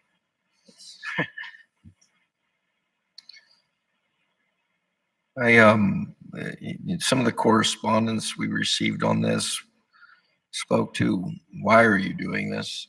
I'd like to go back to the fact that this was not a statutory may regulate shed antler collection. It was a shall. The commission shall do something. And so we did. And that was vetted through a very lengthy public process and hearing a lot on this topic. So it wasn't something that we did initially at a whim or lightly or anything like that. Some of the correspondence said, well, there's wildlife harassment laws in place, that's sufficient, get rid of this. That's not necessarily true. If someone's walking out of the field with a a stash of shed antlers, there is no evidence that they harassed any wildlife at that point in time. So I don't believe that the harassment laws on the books are sufficient to address the issue we were tasked with addressing. I also got correspondence that essentially said, you know, this is a really fun activity. It's my passion. Let me do it how I see fit. Well, if I adopt that logic, I'm going to turn that into something. You know, I have a real passion for big game hunting, but we don't have a free for all on that. We have seasons, we have quotas, we have a very regulated process. And so the idea of just throwing everything out, in my mind, is not the way to go. And so what we all must, I guess, talk about is, do we want to implement the course requirement? If so, would there be, you know, age, and would that be limited to certain types of activity, such as Mr. Lytle suggested that, you know, if you're doing it during certain times of the year, the ethics course. Do we want, what are the dates going to be, and then the demerits? And I kind of come down to the point of I like the idea of an education course. If people are as passionate about this as they're telling me in the correspondence, taking a course on it is not going to be a barrier to entry, and it's a refresher. Make sure everyone is mindful. But I also think that probably someone who's 12 and older. So I'd like to see something that maybe says a person age 12 and older participating in shed antler collection in Elko, Eureka, Lander, Lincoln, Nye, or White Pine counties must have taken an online course. That addresses that scenario. I'm kind of like leaving the dates as they are. I really haven't heard a compelling reason as to why we need to shorten that closure period. And I would be inclined to have two separate demerits. 6 points if you were supposed to take the online course and didn't. And if you're going to go out and ignore the closure period and collect shed antlers, that would be a 9-point violation. If we're doing this to protect the resource and people are just going to ignore the law and do it anyway, I think it needs to have severe consequences. That's my 2 cents.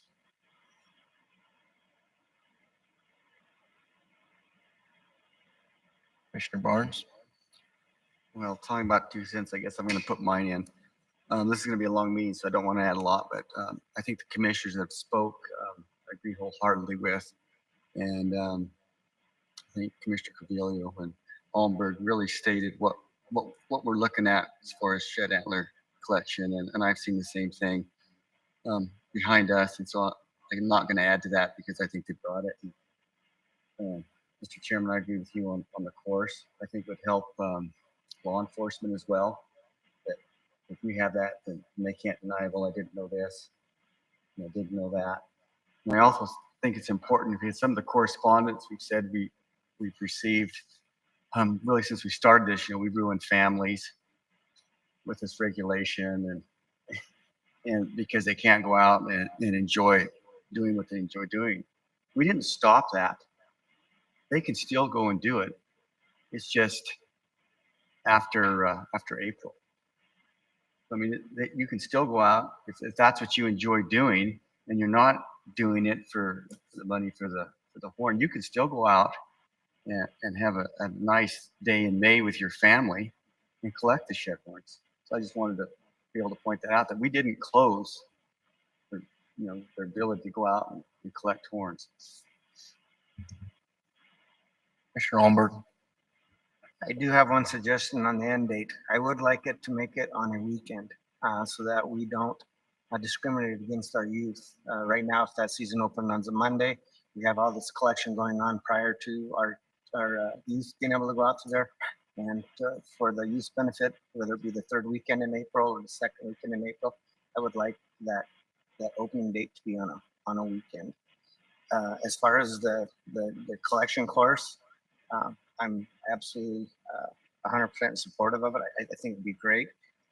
In my mind, I don't have an age restriction. It's okay if they didn't get a whole lot out of it, but it starts that educational process with them. Just like many of our safety courses we take in industry, the more you hear it, that stuff gets firm in your mind, and we can change our message as time changes and the need to change that message. And just as importantly, to be able to track what is the pressure. That's important. We say there's a lot of pressure. We see it, but is it just a day, 2 days, or what is that pressure? And we can ask all those questions and get some good information. I think that would be invaluable. Commissioner McNinch. Thank you, Mr. Chairman. And I agree with pretty much everything that's been said. And I would like to have a little more information on the seasons in Utah and Idaho, or those states that are, adjacent. So just to get an idea of if there are opportunities there to coordinate. I know there was a comment that I don't remember who from that they currently run January 1 through April 30th. I don't know if that's, I don't know if that's true or not or accurate. I don't, but it would be nice to have a better idea. So if we come back, whether it's incorporated or not, or we coordinate that, I would at least like to know where we stand with it. So when we make a decision, we understand how that might fall out with those new states. Commissioner East. So, since Commissioner Hubbs is absent, I'm going to channel her a little bit. She reminds us all the time about our duty here, and it's to protect and conserve our wildlife and their habitat. Maybe not in those words, but that's our job. And I think that we spent a lot of time on this a year or two ago, and I think I agree with everything everyone has said today. I would support leaving the dates because we are here to protect and conserve, and that's what we're trying to do. Given the information from Sean Espinoza through Brian Wakeling and others, I would agree with that. I think we need to give our wildlife a chance to come back from winter and to breed and do the things that they're instinctively and naturally doing. So that would be my thought. Any additional comments?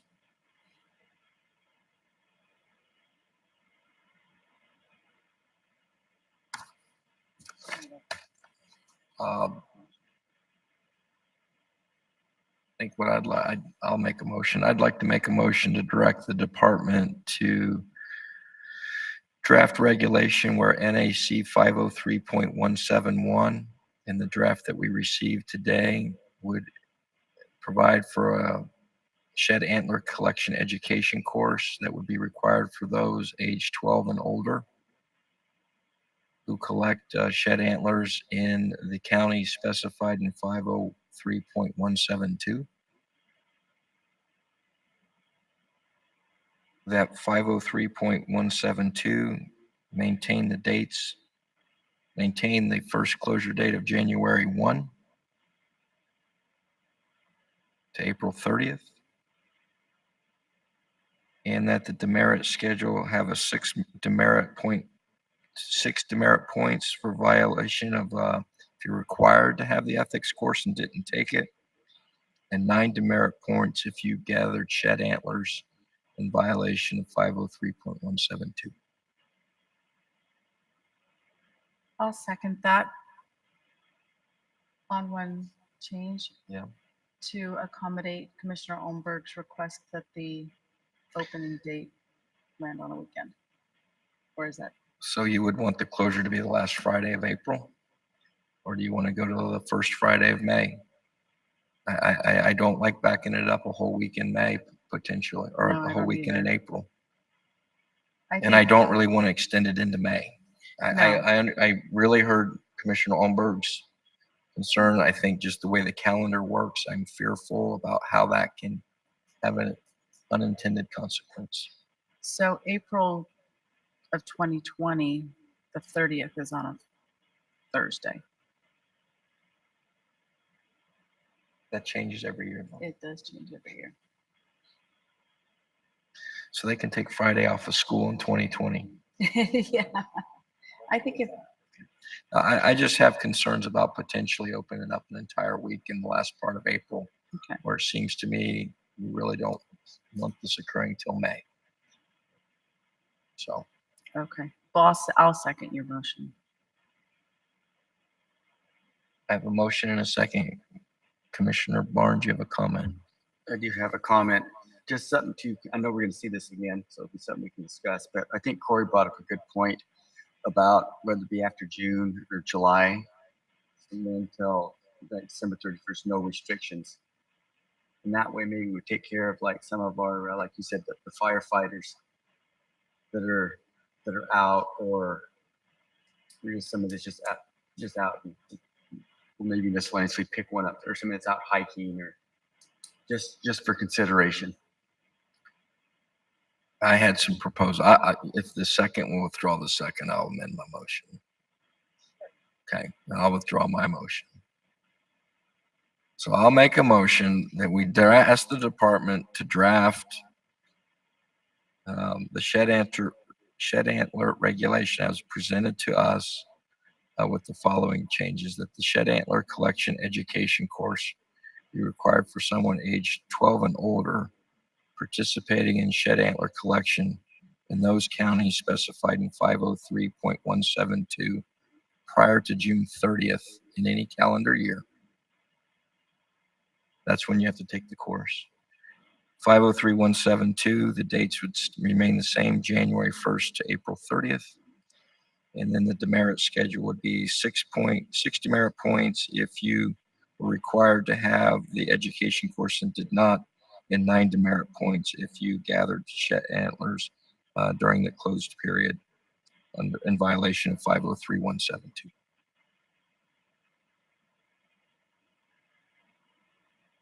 I have a motion and a second. Is everyone clear on the motion?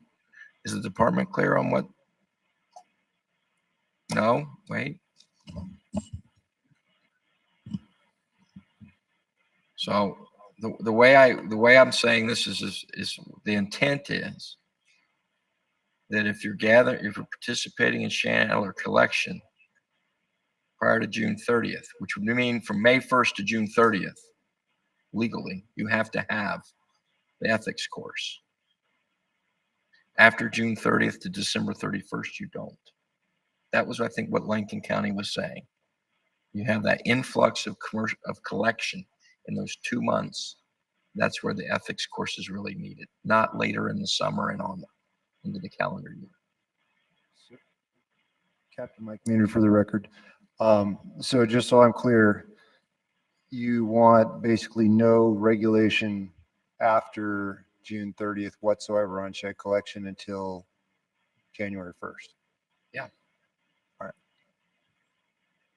Thank you. Thank you. And just so I'm clear,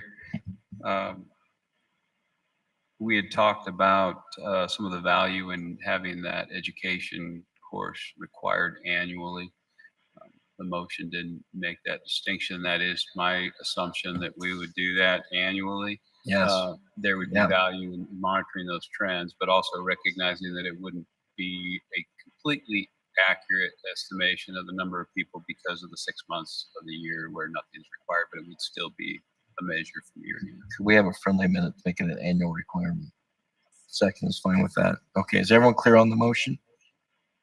Okay, so annual education requirement if you're 12 years or older participating in shed collection from May 1st to June 30th in the specified counties. No shed antler collection from January 1st to April 30th in the specified counties with the corresponding demerit points of 6 and 9 for a violation. Everyone clear on the motion? Any further comment or discussion? All those in favor signify by saying aye. Aye. Opposed. Motion carries 8-0. And with that, it's 12:30. We'll break for lunch and start back up promptly at 1 p.m.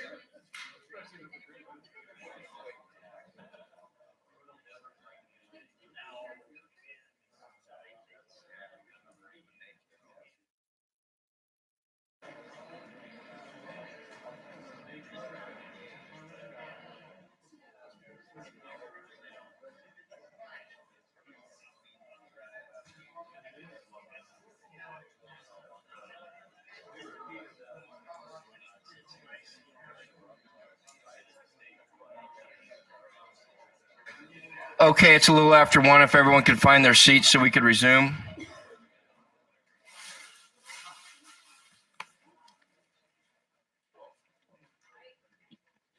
Are we connected to Reno? I just sent a message. We'll have to see if they're online over on the speaker. Reno is online and audio is good. Great, thank you. With that, we'll move on to agenda item number 8. Update on the Fallon Naval Range and Training Center, Nevada Test and Training Range. Habitat Division Administrator Alan Janae, informational. The department will provide an update regarding the legislative environmental impact statement status and timelines for commission consideration of congressional correspondence relative to wildlife impacts. Mr. Janae? Thank you. For the record, Alan Janae, Habitat Division Chief. If you recall, there were some past questions regarding the status of both the Nellis Test and Training Range as well as the Fallon Range and Training Complex. And I was just going to kind of walk you through that, give you a little bit of update on timelines and a little bit of recall on what the issues are related to each. Starting with Nellis, you can see here, this is the overall extent of the Nellis training Alan, range. can you hold up just a second because it's not up on the screen? Yeah. There we go. Boom. Thank you. There we go. Now, as you can see, it is 2.9 million acres approximately existing. That overlaps with 866,000 acres of test site and 826,000 acres of desert national wildlife refuge. As far as the process right now, Nellis Test and Training Range, the public process has run its, the NEPA process has gone through, it is complete. It was finalized in fall of 2018. The preferred alternative that was selected by the Air Force was the alternative 2, 3A-1, 3B, 3C, and 4C. And so I'll walk through each of those and show you what that means. But basically, what they initially proposed as their preferred alternative is pretty much what they got in the end. That's what they selected.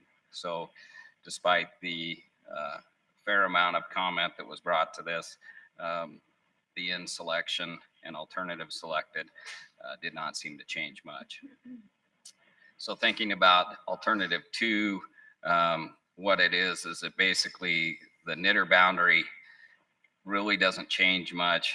What it does do is it transfers primary jurisdiction to the Air Force Base for those portions that used to overlap with Desert National Wildlife Refuge.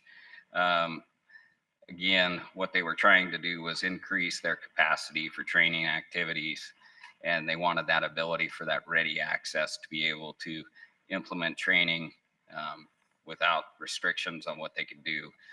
If you recall, some of the lands had wilderness designation proposals for them, and this would remove that. Alternative 3A1 is basically a cleanup of the edge of their boundary. They did take into some consideration Beatty, the town of Beatty's comments. The southern edge of what you see there would have been another swath of inclusion into their range. Based on comment, they came forward with the selection of 3A1. 3B, again, as is trying to bring their boundaries and square them up. You can see here, it brings it down towards the highway. It adds approximately 57,000 acres to their range. It brings in 2, sheep use areas, and it has influence on 1 guzzler.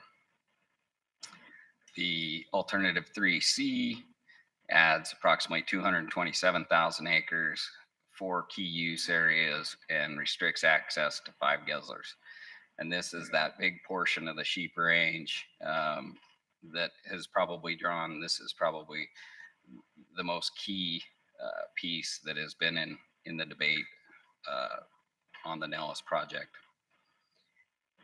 When we talk about the timing on things, like I say, the Nellis process started in 2015, and now in 2019, it is at the place where BLM is reviewing the case file, and there will be a recommendation in Congress in the Defense Authorization Act that'll probably be next fall. So the play right now on Nellis is it's congressional. There's no other public input process other than talking to those congressional delegates and trying to get some type of influence into what the Authorization Act has within it.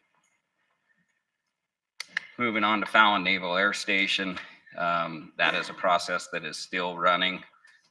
We are in the preliminary final EIS. So cooperating agencies, including ourselves, are commenting to their final EIS. That comment period will close for us on October 10th.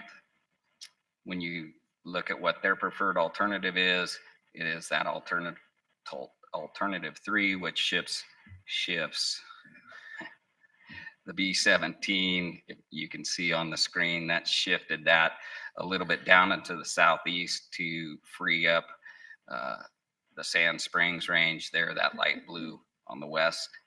Originally, that target would have taken in much of the sand spring and had influence on that, plus the State Route 839 that goes down and feeds access into the Sand Springs range.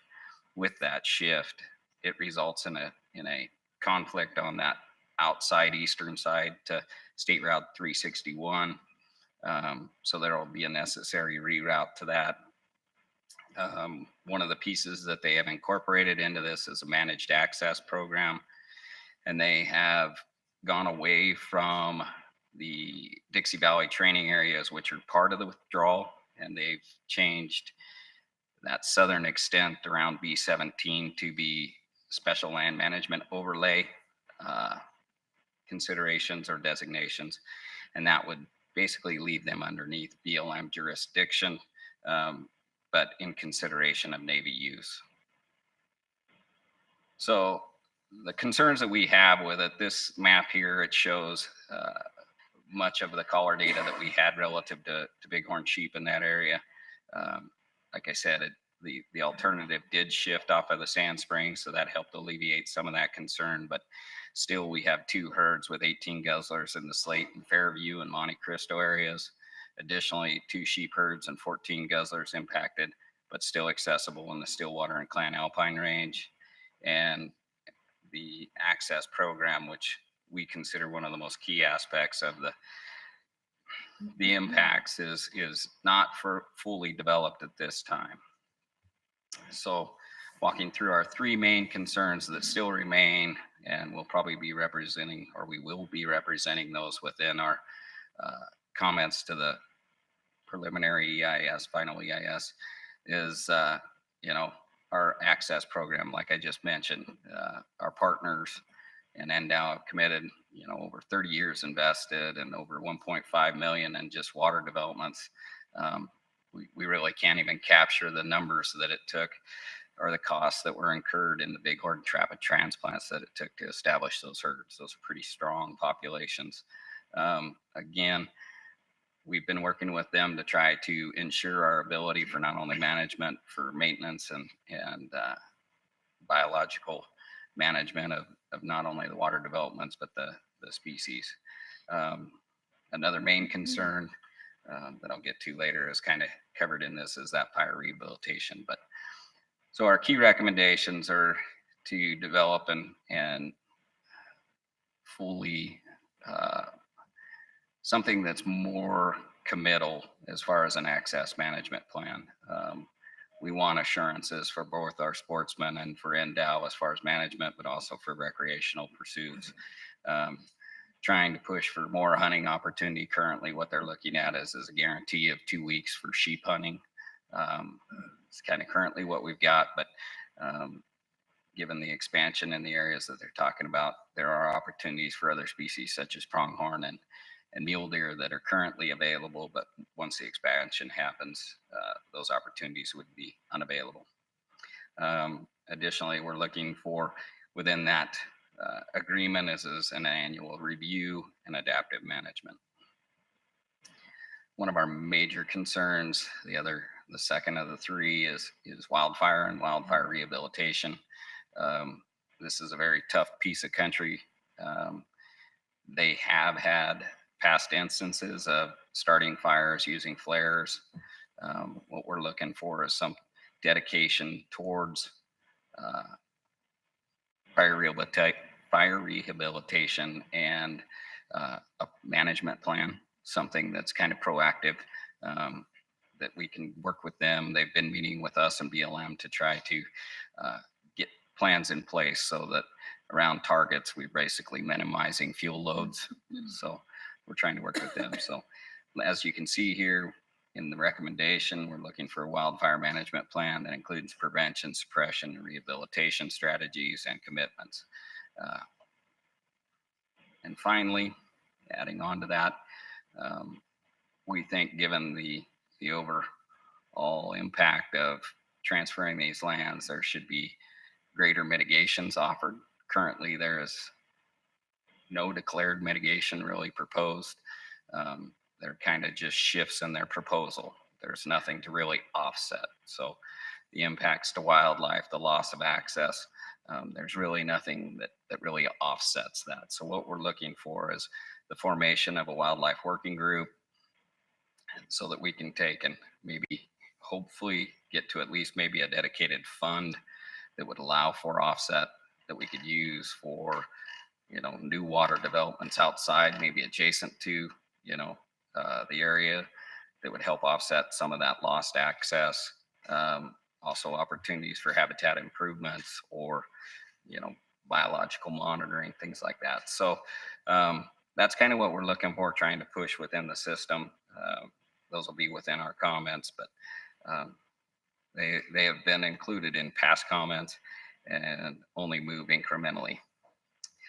So now looking at the Fountain Naval Air Station schedule, we started this process with scoping in December of 2016. We are currently, like I said, at that preliminary final EIS. I've got October 5th. That's actually supposed to be the 10th, is when that opportunity for cooperating agencies closes. And we are expecting that the final EIS will be sometime late December, early November, and that once that occurs, they go into a 30-day comment period. It's basically open and available for comment. So it's a really small opportunity, small window for the general public to have a second look at the final EIS and to write any comments back to them. So that'll probably be somewhere between late December, late January, which may fall within a window where the commission won't have a meeting. So that'll be a key thing when we consider where we want to go and what we want to do with this particular project. But again, this one will roll into the same timelines as far as the legislative EIS. That'll go into that Defense Authorization Act that'll either hit, be proposed in the fall of 2020 and then be acted on in 2021. So again, we've kind of spoke to these numbers before, but Nevada's approximately 70.8 million acres. Currently DOD and Department of Energy own about 4.24 million acres, 6% of Nevada. They're going to add on approximately with these two projects, if approved as their preferred alternative. It'll add about 982,000 acres. And that with the proposed withdrawals, that'll take them to 7.4% of Nevada, making them the third largest land manager in the state, following BLM and Forest Service. And they're only shortly behind Forest Service at 540,000 acres. So pretty significant what they've got and what the influence of their ownerships on these lands are and Nevada's wildlife. So I just wanted to give you an update of where things stand. Probably the process as far as Nellis, like I say, it's kind of a long game now with the Defense Authorization Act coming forward next fall. I don't think that's really an immediate need. The Fallon Range and Training Center, that is definitely a more urgent item. It doesn't line up as well with the commission meetings. The next commission meeting, I think, is the 2nd and 3rd of November. They may not even have that final EIS released to the public at that time. And then I don't think we meet until January, late January. So there may be a window in there where if the commission wanted to act, you really wouldn't have the document be able to review and be able to propose, at a meeting. So if you're considering action, it might be something that's probably best dealt with at this meeting or the November 3rd as far as how you want to move forward. Again, knowing that you may not see the final document. That's all I've got, Chairman. Questions for Mr. Janae? Commissioner East. Alan, where is our congressional delegation, or where are they on these two? I'm assuming you've talked to each of them, and can you give us a sense of where they're at? I've definitely been in meetings with them, and I would say that they are concerned and looking for, a win-win. Key to hear what the cooperating agencies and local governments have to say. And I think that's kind of where they're waiting to hear. And like I say, with this being the preliminary final EIS, that kind of leaves it where there's opportunity for change and it isn't quite finalized. So it'll probably be as the local governments and state governments submit their final comments, any of those hanging pieces that aren't addressed and remain concerns will probably be at the top of their list. Okay. Thanks. Any additional questions?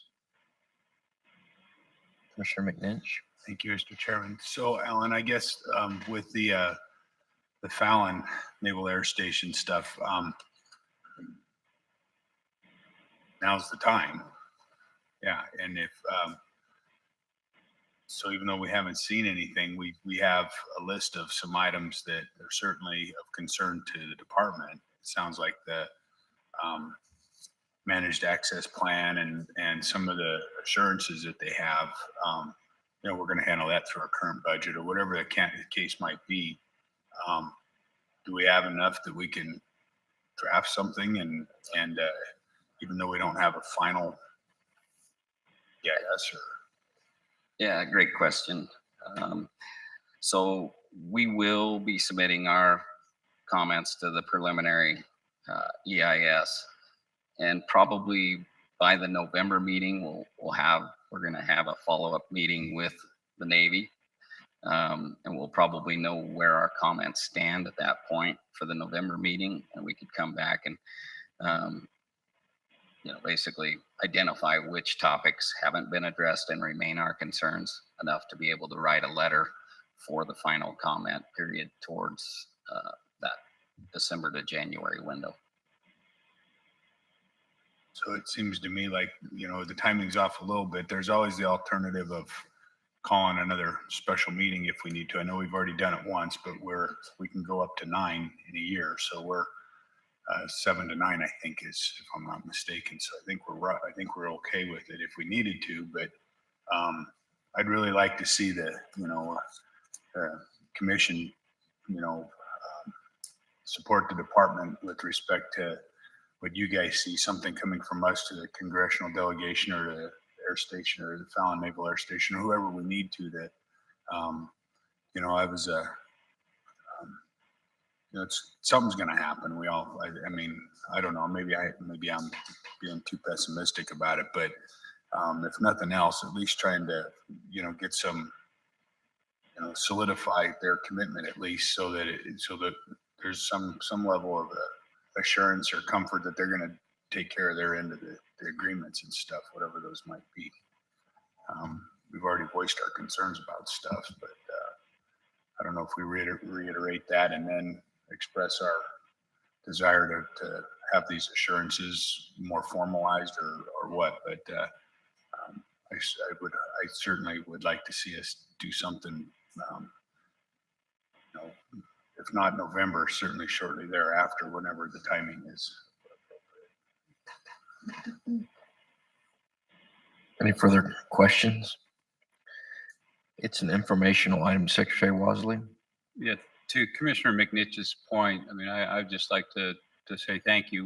We appreciate that. And certainly the department won't hesitate, hasn't ever hesitated in soliciting, involvement, or if a letter was warranted from the commission. And you guys have, the whole reason this is on this agenda is because you guys have asked for this to continue to be presented to you. And I'll say that certainly from my perspective, the state of Nevada is pretty strongly unified across industries. Senator Cortez Masto has engaged all affected parties. She's had town hall meetings in Fallon specific to the FRTC, hearing from mineral interests, livestock interests, wildlife interests. And, Alan talked a little bit about NTTR, and the only play at this point being a legislative one. And so as we look at these, we kind of compartmentalize the opportunities for engagement and involvement here. There is the early stage where they're doing the NEPA and they're developing alternatives, and in most instances the Department of Wildlife has a unique position of being a cooperating agency, and they help develop those alternatives. In neither of these processes was the Department of Wildlife engaged and incorporated as much as we are in other NEPA analyses. So that kind of prevented us from having an opportunity to really shape a lot of those alternatives. And then, as Alan indicated, the alternatives, the preferred alternatives, are essentially what Nellis was looking for. So when he says the next play or the only play now for Nellis is a legislative one, that's where we work with our congressional delegation and try to look for an amendment. If something were to come forward in a National Defense Authorization Act,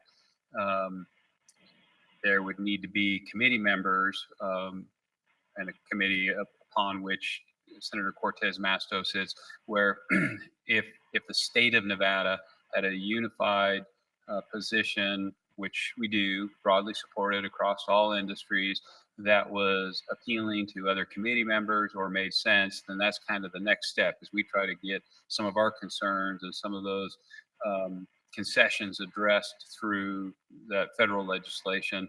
And then the last, and certainly there are appeal processes along the way, but certainly if that fails or isn't completely successful at a legislative level, then we're still, there are some pieces that there are some soft assurances, and that as a department, like access, for example, we've looked for clear definitions and firm commitments to providing access to outdoor recreationists. And we've got kind of a soft one in language. Some of that is at the discretion of the base commander or whatever. And so we're still, that's kind of the third piece. Will the management at these facilities hold up their end of their commitment on some of these softer commitments for access and some of those other issues? So right now, we're somewhere in the middle on both of these. NTTR, a little bit ahead. FRTC, we do have a developed unified statewide position, and that's not unique, because Governor Sandoval did the same thing and provided the state's alternative to the Navy for consideration. And so it isn't, I appreciate it, Commissioner McNish, your willingness to write another letter and support it. Certainly, we'll seek that if we see it being a difference maker. It's been a really frustrating process for a lot of the stakeholders, because it isn't for lack of unity on this. It's just the military tells us this is the only place left in the country they can do this stuff.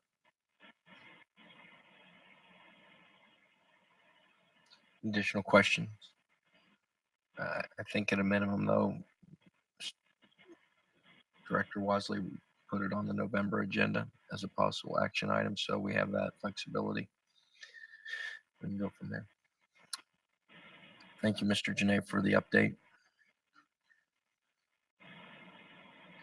With that, we'll move on to agenda item number 9, North American Non-Lead Partnership, Leland Brown. And it's an informational item, so we don't do public comment. So the next agenda item is the North American Non-Lead Partnership, Leland Brown and Chris Parrish. It's an informational item.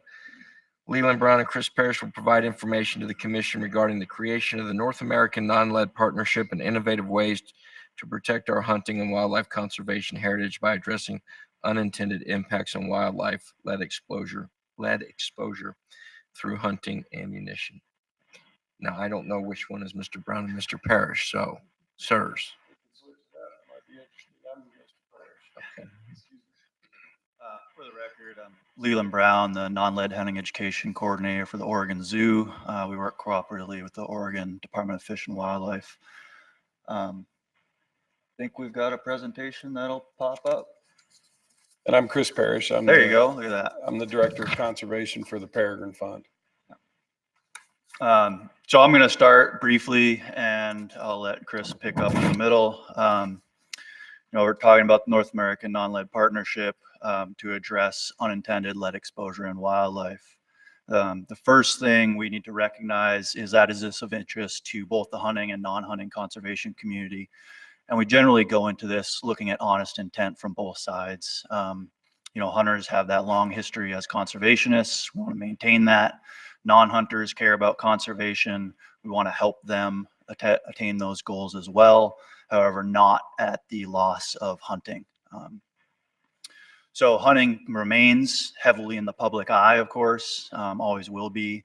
And we're a small portion of the public. So we need to do our best to maintain that stewardship and leadership in stewardship of our wildlife and wild places, and make sure that we're maintaining a sustainable tradition of hunting. And we have a unique opportunity with some new research, taking a look at performance of ammunition. We've known about the weight loss of bullets for a long time. That's why we have partitions, bonding, all sorts of techniques to try to hold lead weight together to be most effective in actually harvesting an animal. But only in the last 20 years or so have we really have strong evidence and research documenting impacts on scavengers making use of the remains often left in the field by us as hunters.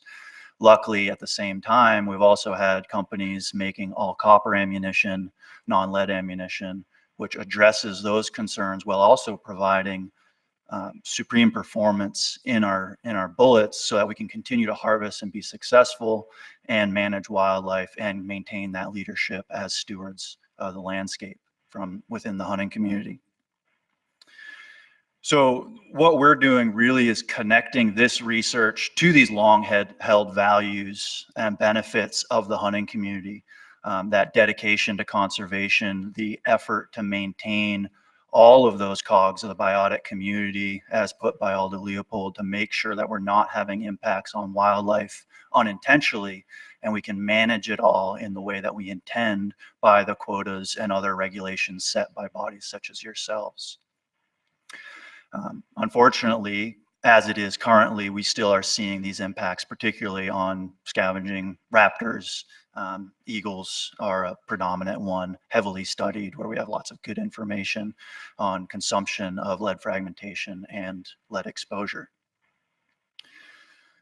So we're doing that in ways to connect with audiences. So in Oregon, I do a lot of presentations. We work sportsman shows. We hold events where we'll actually bring ammo to a range and do demonstrations, which I believe you've all been invited to this evening at the Clark County range, and hope to see you there so we can get a little deeper into the science and performance than we can in this short presentation. But that is a way to work on low scales with small numbers of people. And we realized that we needed to do something on a larger scale across the entire landscape, because hunting is distributed across the entire landscape, and that consistency across that whole area is really necessary. And in part of doing that is to manage kind of the reactions that we have with any request for behavior change. Particularly what we look at a lot is kind of this backfire effect, where if we try to force people to do something, they'll actually want to hold on to it tighter and say, I'm not changing at all. And so part of the partnership's intent is to help to maintain all this. So in June of 2018, end of June 2018, we launched the North American Non-Lead Partnership.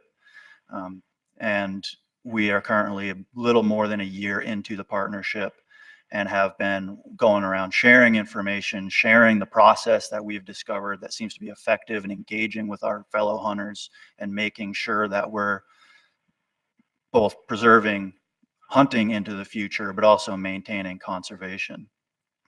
So the partnership was formed, Oregon Zoo, myself, Chris Parrish, and the Peregrine Fund, and we actually have some representatives from Institute for Wildlife Studies here, and founded. And I'll pass to Chris to let you know what we've been doing for the last year or so. So it's been a busy year, and you can imagine with the recent law changes in California, to say we're going to come in and talk about lead and scavengers, it's they're not always terribly welcome. So we like to say right out front that the North American Non-Lead Partnership, we don't support litigation or legislation to solve this problem. This is a problem that we as hunters, just like the many challenges we've had over the years, that we can greet, educate ourselves, inform ourselves, and make better decisions for wildlife. And that's what this is all about. I guess we should also point out, since Leland blew through his portion of the time, that you have groups like the Oregon Zoo. I mean, this is a paradigm change. We all want to think we're a part of something great in wildlife conservation and make a mark in our careers. But I think it's telling when you see the Oregon Zoo hire a hunter to go talk about hunting and education, not only to our fellow hunters, who are the ones who can help us diminish the impacts of lead out there by making choices that they can, but also talking to the non-hunting groups.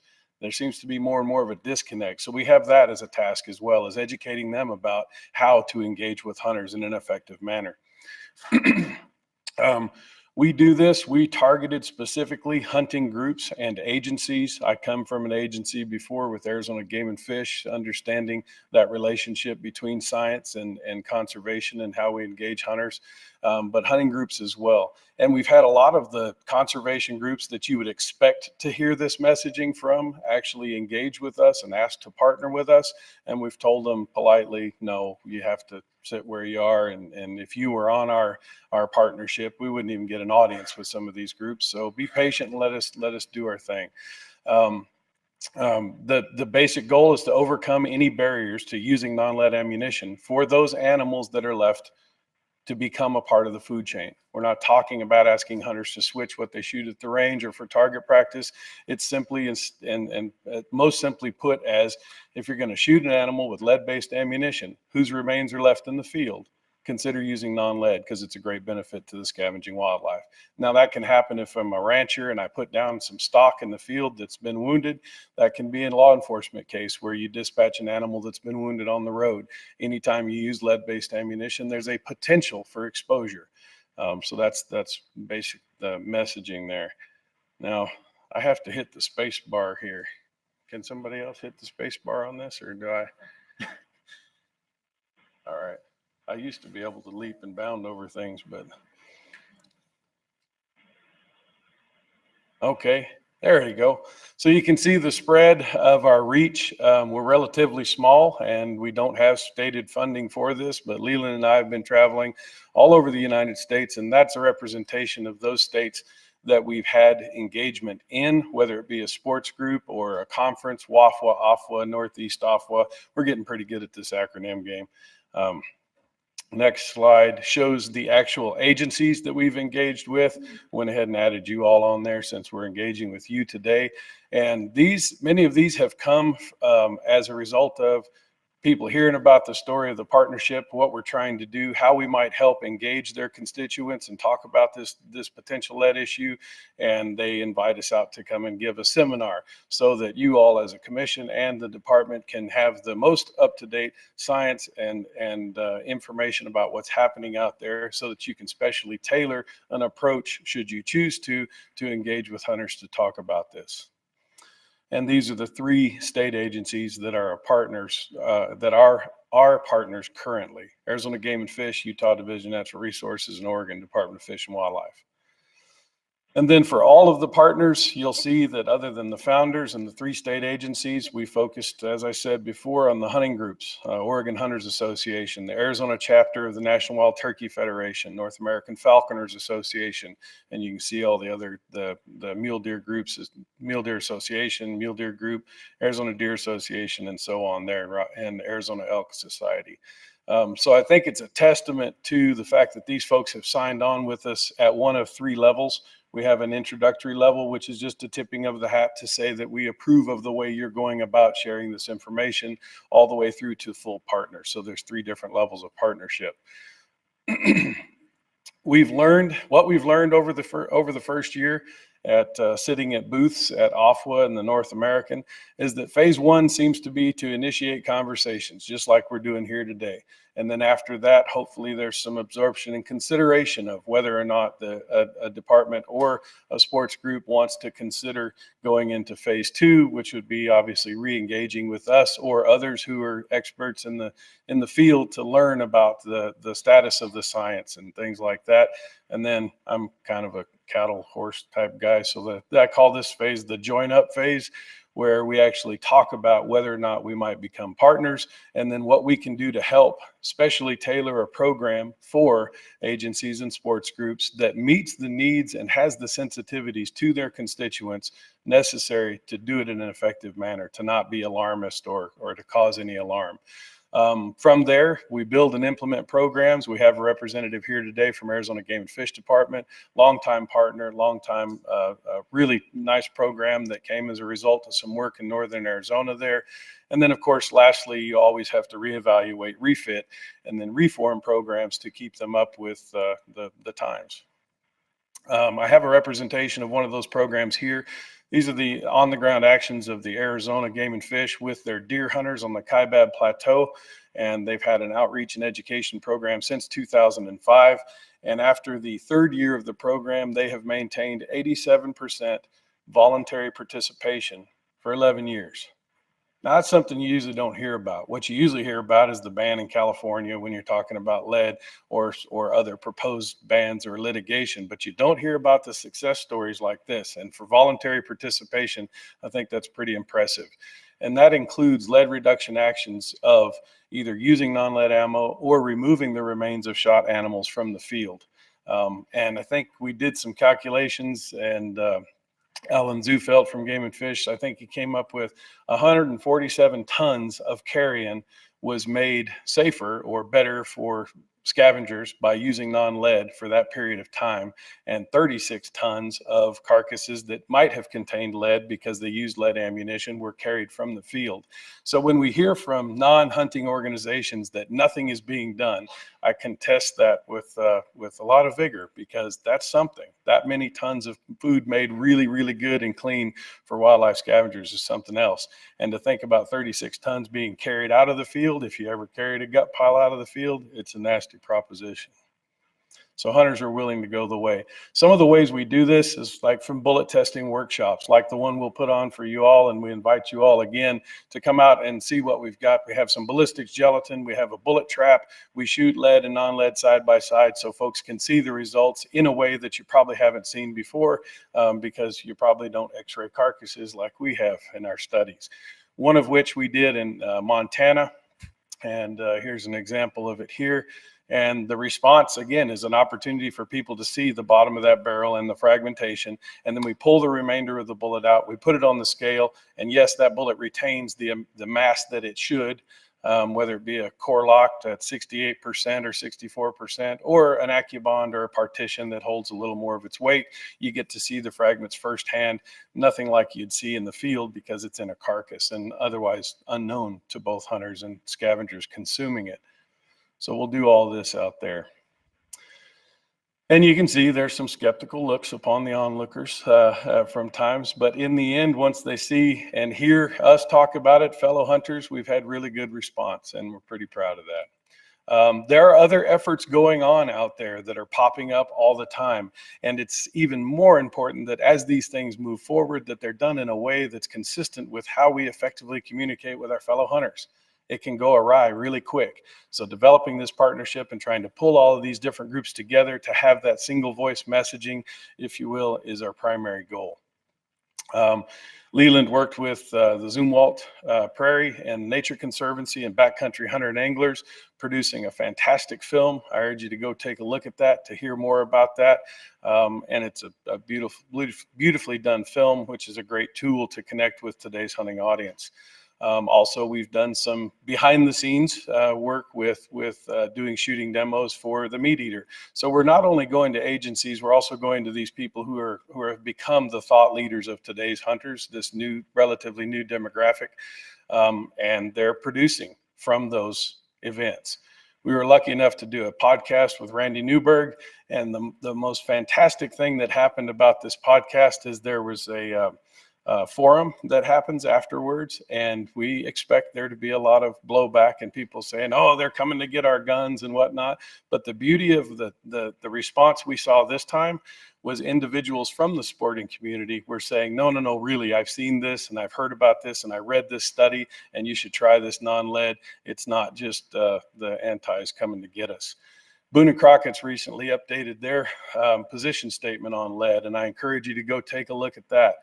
Some of their statements are pretty progressive, actually, but it puts the onus on the state agencies to go and make those decisions based on information that they have and science that they have. And they encourage, even beyond that, they encourage individual hunters to take a look at it and consider for themselves whether or not they want to make a choice to eliminate the lead from some of their hunting. And most recently, just last week, we had a podcast on Mule Deer Foundation. It's a 24-minute podcast. Take a listen to that and you'll hear a lot more about it than you could hear in 15 minutes. I think that's it. Sorry for going over. Any questions? Commissioner Yes, sir. Olberg? Yeah, just a general question. What, as you've presented this, the difference between the lead and copper base, I assume, what kind of resistance do you have, or what's the argument for Against? Yes, against conversion. The same one that why a Ford person won't drive a Chevy. It's tradition. I mean, it's people, they've always shot what they've shot and they're used to that and they're happy with it. And the main pushback is, well, I don't want to go try something new. I have what works. That's one of the main ones. Do you have something to add? Chair, Commission, yeah, there are a couple true barriers to change for folks. I mean, tradition is the main one. People don't like to change. I don't like to change. You tell me to do something, I don't want to do it. But the biggest one, I think the most realistic one for folks is really access. It's a smaller portion of the marketplace right now, non-lead ammunition. And so particularly in rural areas, it may be much more difficult to find. So one of the things we're doing in Oregon is actually based off some pilot work we did on the Zumwalt Prairie, is using incentive programs kind of based off what happened in Arizona too. It's all kind of rolling downhill to help to change that. So to encourage both the consumer to be requesting the ammunition and then encourage the retailer to carry it because they have people who have some sort of incentive to come in and purchase it.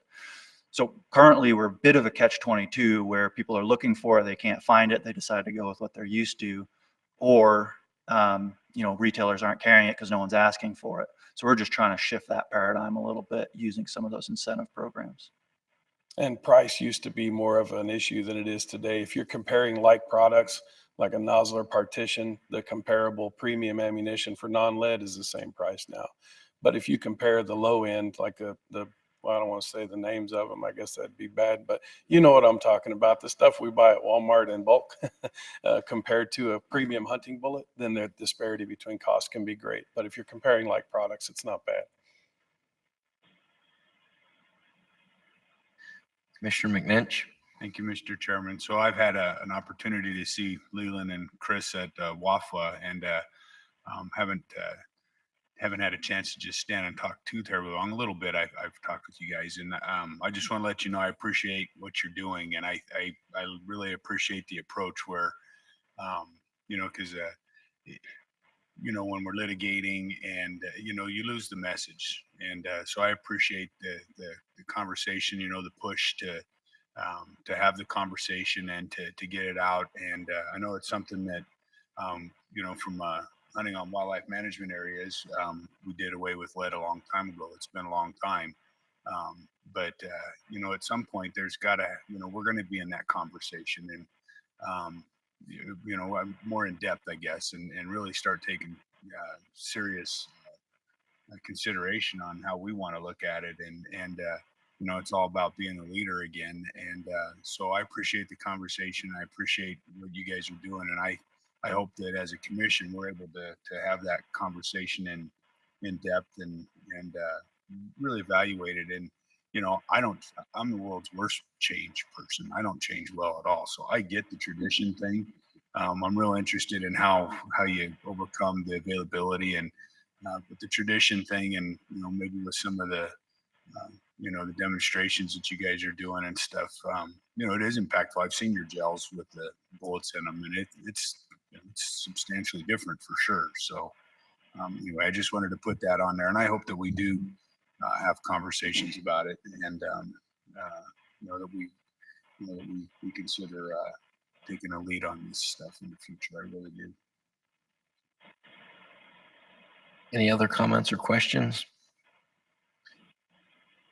Seeing none, Mr. Brown, Mr. Parrish, thank you very much for coming and sharing this with us. We do appreciate you speaking to us about this and what you're doing. So thank you. Appreciate the Thank time. you. Thank you, Mr. Chairman.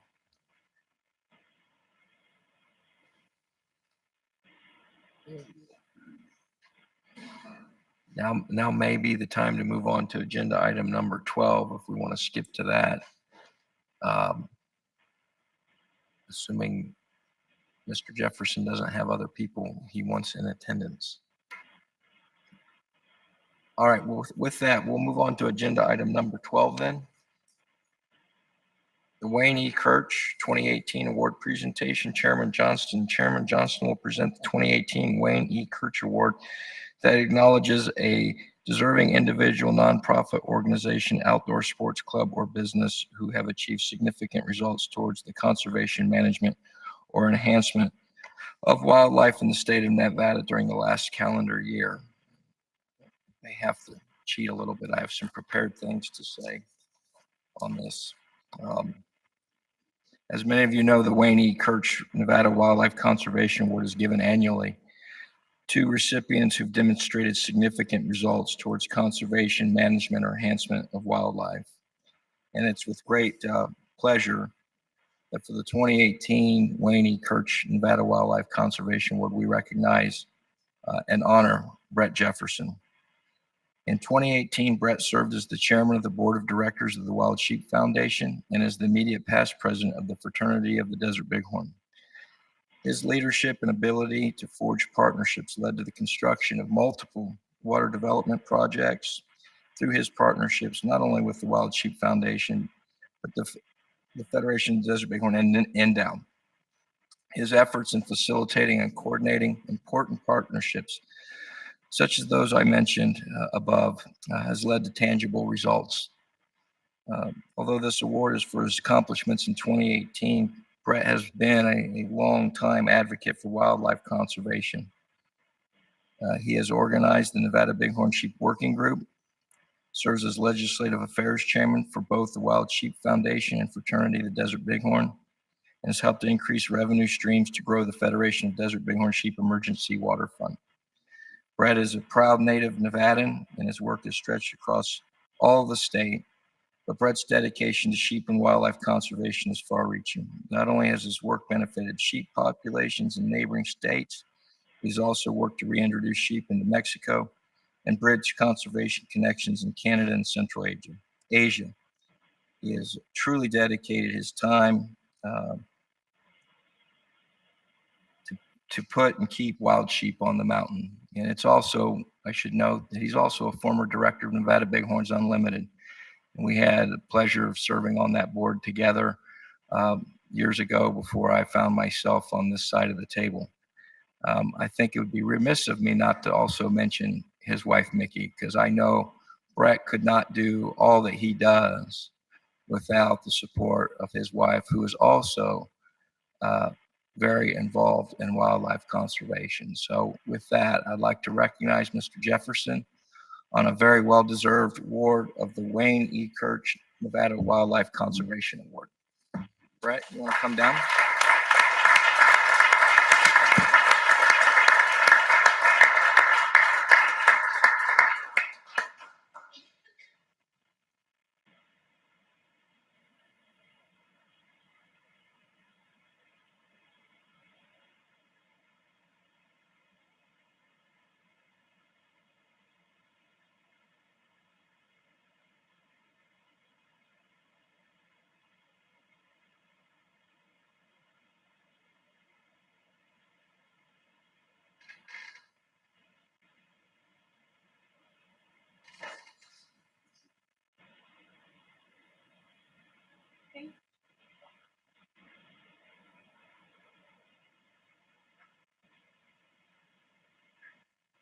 Mr. Chairman, members of the commission, try to do this without my voice cracking. Just an incredible honor. I'm very fortunate to have had so many people around me that have helped me and mentored me along the way. Started with that guy right there on the NDU board. He taught me how to make pecans too, I think. But I appreciate all the support that I've got from NDOW, Tony and Brian, and Rob and Jack Rob, all of the other organizations in Nevada that work for conservation. Just an incredible state, and we're doing some really incredible things. And just want to thank you. A long way from a kid from Boulder City that used to go to the park and look at bighorn sheep. So thank you very much. Thank you and congratulations.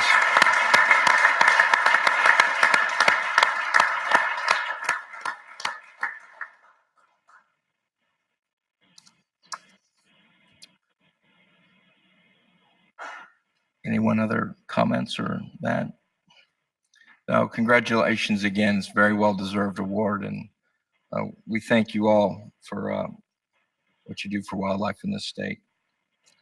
Okay, we'll go to agenda item number 10, management objectives used by the Department for Developing Hunt Quotas. Game Division Administrator Brian Wakeling. This is informational as well. The department will provide the commission with a briefing on the specific management objectives employed to develop annual hunt quotas. And just before Mr. Wakeling starts, this kind of follows on the CAB workshop that we did in Ely, where that was one of the longer workshops that we've had, but I also think one of the best workshops we had in terms of understanding the process of the surveys, the modeling, the quota setting, how it all works and comes together through the draw.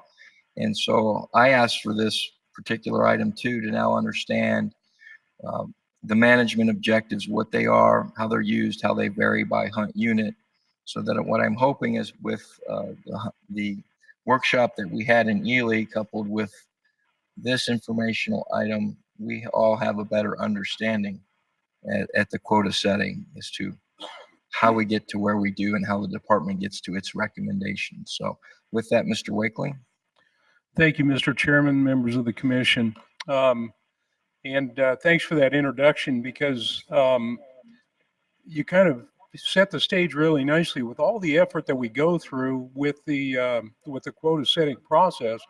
That really kind of outlined, kind of the equipment we use to try to reach the target.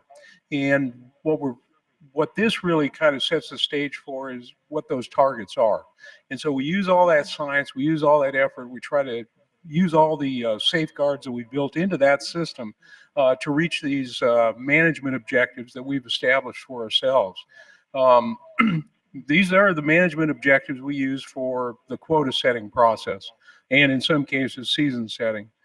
There are other management objectives we use for other aspects. Habitat management, obviously, that's very important, very critical to, couldn't have wildlife without it.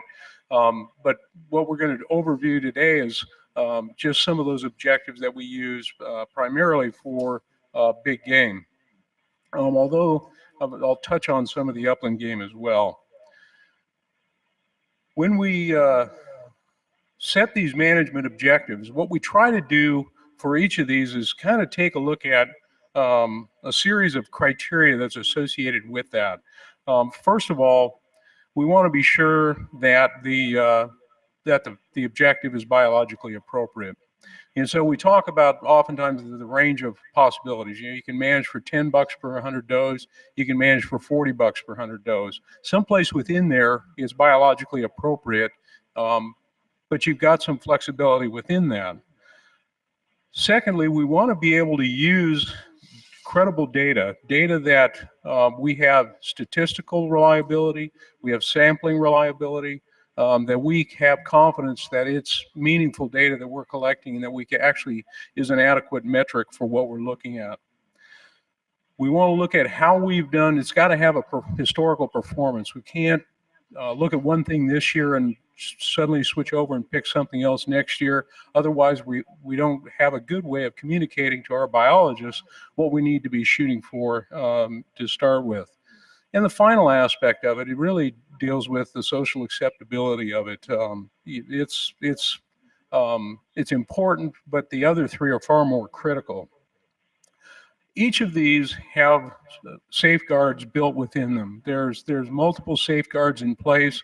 If you know, for instance, think about our mule deer, which we talked about as probably the most in many ways the most complex example, and why we kind of picked that as the tool that we kind of went through in real detail last meeting.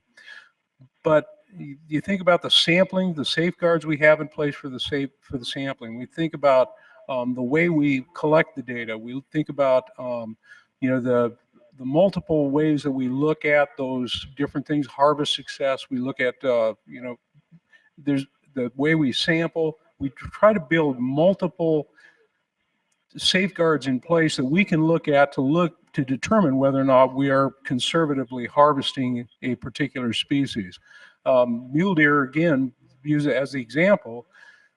Our hunters across the state, across all weapon types, enjoy on average, about a 40% hunt success. And that's an extremely high hunt success when you look at other states.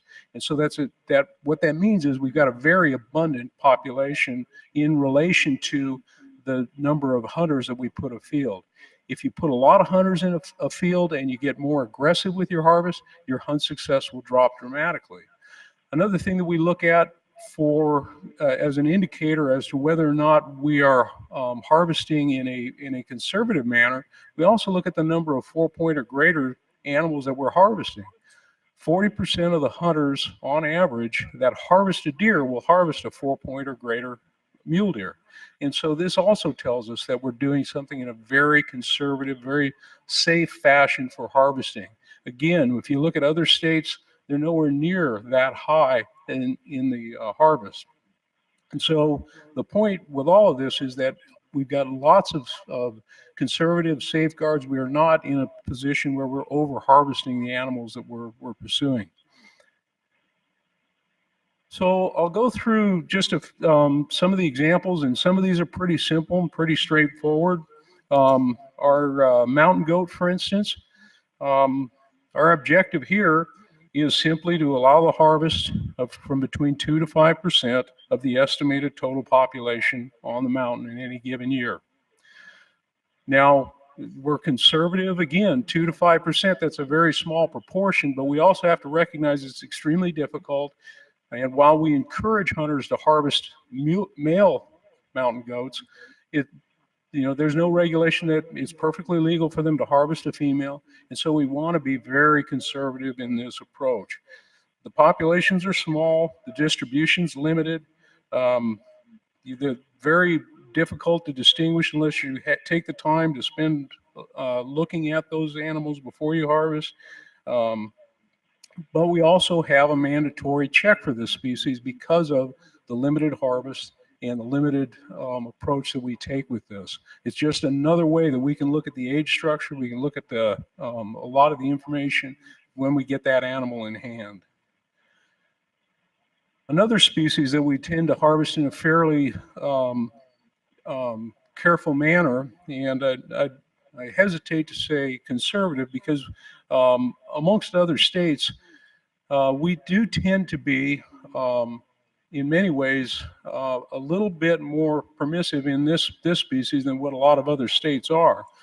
But you also have to look at, we have more of them. Our success, our ability to restore this population from 2,000 to 3,000 to over 12,000 today, we still manage it very conservatively. We still manage it very carefully. But we don't allow, what we allow is for the 8% of the total rams in the population, rams, just the male segment of the population. And like we're real fond of trying to remind one another when we get joking about this stuff, is like, you have to remind yourself, bucks don't have babies. It's okay to harvest the rams. They're not the reproductive segment. And we don't harvest any more than 50%. In most cases, it's less than that, but no more than 50% of the number of rams that are estimated to be over 6 years of age in that population. The reason we do this is because bighorn sheep are a species that continues to grow in mass with time up until the point where it reaches an age where it's going to die of old age. If we allow for that harvest of an older age class segment, let those animals get a little bit older, they tend to be larger and more the target that most people seek. It allows people to choose to harvest whichever animal they want, whatever satisfies them personally, but it does provide for an older age class segment in the population. Our goal, our management goal, and it's something that we share with you during the quota setting each year, is that where are we as far as the proportion of the mean number of, or the average number of animals that are 6 years or greater. And our average age has been holding at that 6, our targeted age. So just by allowing people to go out and harvest the animal they want, the average age is staying over 6. Now I'll go to a species that's just a little bit different, and it's pronghorn. Now this is a species, and for everyone, there's always the interest in harvesting older age class animals. But pronghorn differ from just about every other species in that they grow their maximum horn growth routinely occurs at a much earlier age. In fact, some of the biggest ones are at 2 and 3 years of age. So oftentimes we hear, hey, well, let's let those animals get older and we'll have bigger animals. Well, we actually wind up having smaller animals. They start to regress and they drop their horns annually, and then they grow new ones. And when they do, they start to regress pretty early in life. It's not like a bighorn sheep or some of these other animals that get bigger over time. So what we try to do is manage for approximately $30 per 100 does of 2-year-old and greater. We don't consider the yearling segment. We're considering only those older age class animals. And older age class for pronghorn start at 2. So again, we manage this relatively conservatively, especially when you compare it to a lot of other states that often harvest at a much more aggressive approach.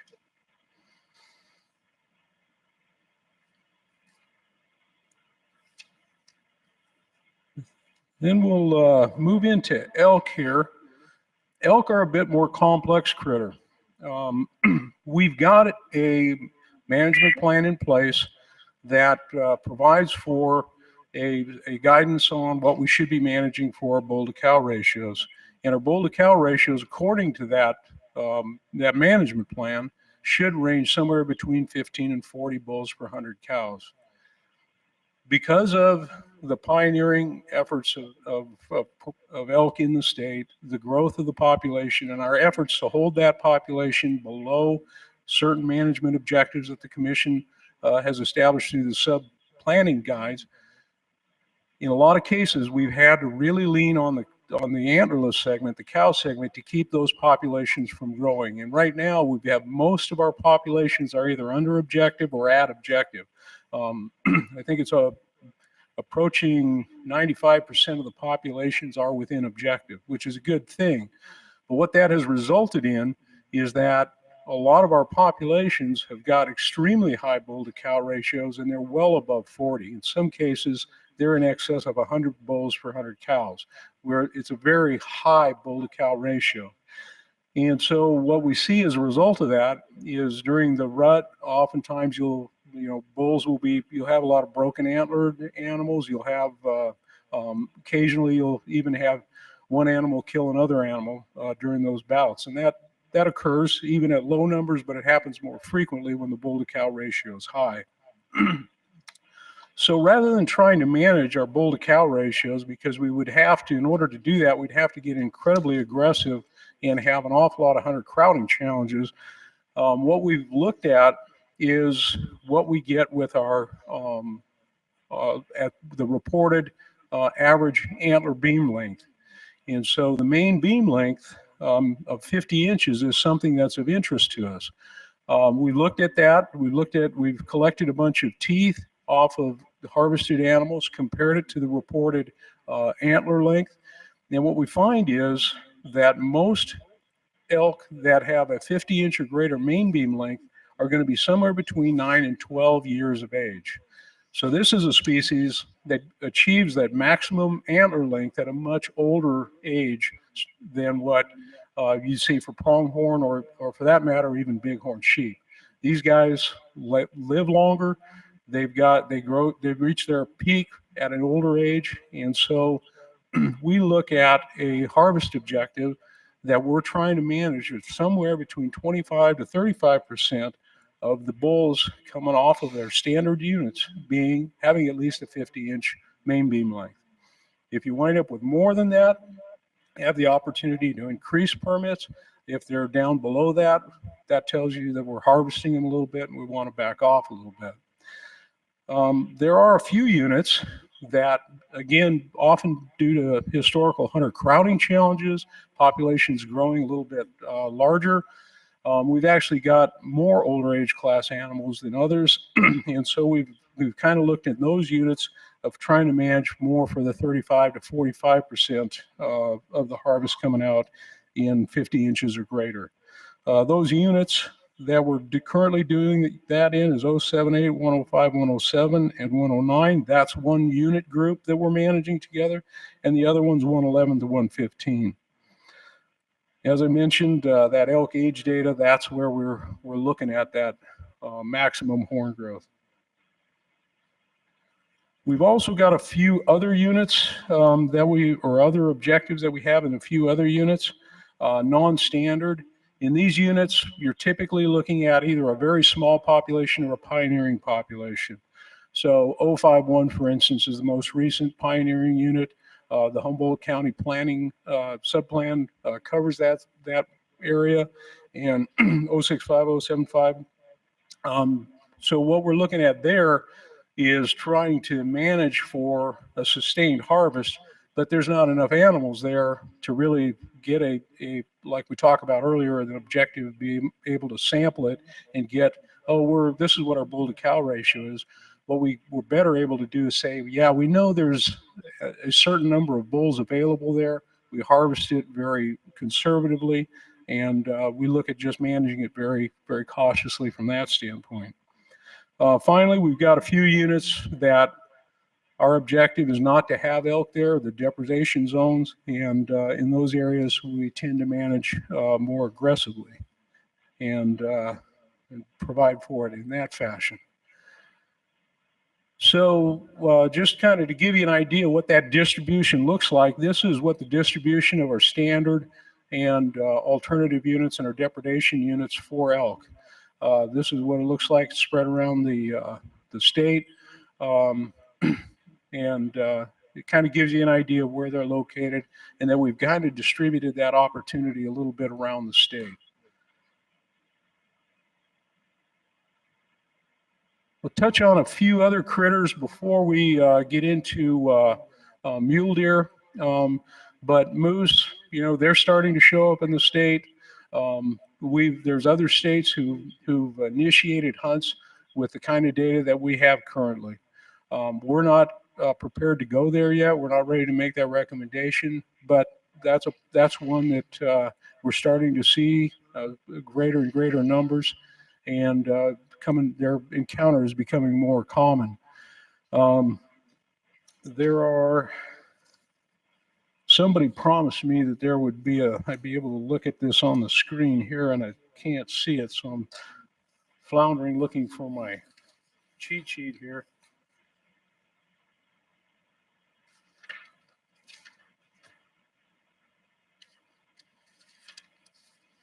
It's bad when you can't hear and you can't see. Okay, there we go. I've got it.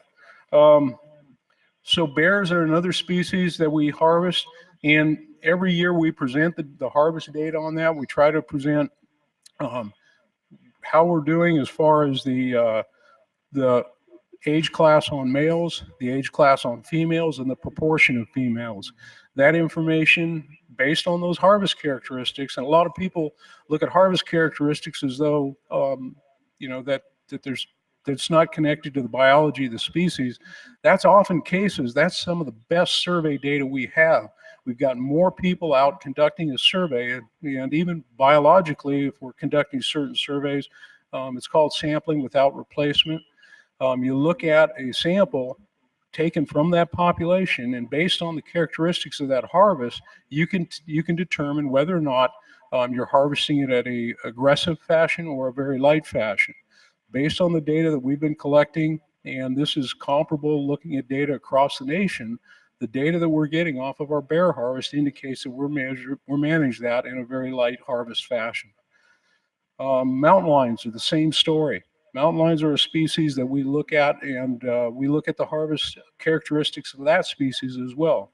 Currently, for both bears and mountain lions, we're investigating new and improved survey methods. We're doing a hair snag photographing with the bear population, trying to get yet a third independent population estimation technique off of that.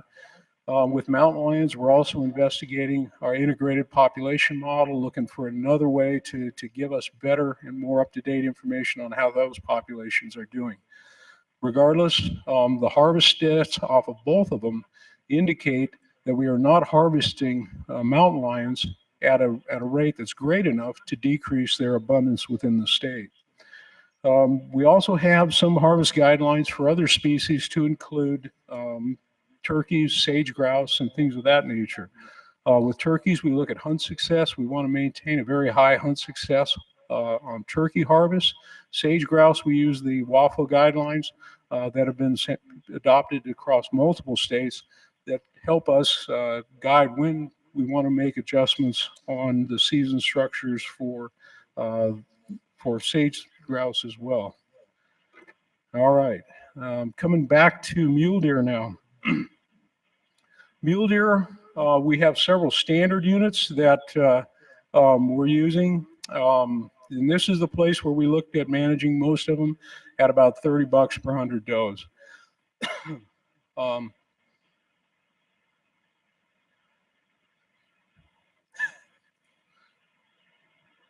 let you know if it starts working.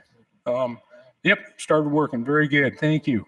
So at $30 per 100 does, again, compared with a lot of other states, this is more conservative. There are a few states, Colorado's experimenting with some places where they're even more conservative than this. But this, for the most part, is on the high end of buck to doe ratios that most states manage towards. Within the biologically appropriate range, it's in the socially acceptable range, and this allows us to provide a target. And for each of these, statistically, we allow for a margin of error. So we try to manage for plus or minus 5% on virtually every one of these species that we're talking about. We've also got some alternative units. And in these units are modeled, we're shooting for, and I should point out that all of these are post-hunt. So the buck to doe ratio, the bull to cow ratio, the greater than 2-year-old bull to buck to doe ratio for antelope, all of those are post-hunt. So it's after the hunt has occurred, after the bucks have removed, there's still $30 per 100 does. Alternative units, again, about 5 higher. Even our standard buck to doe ratios, as I mentioned earlier, they allow for 40% hunt success, 40% of the hunters wind up harvesting 4-point or greater.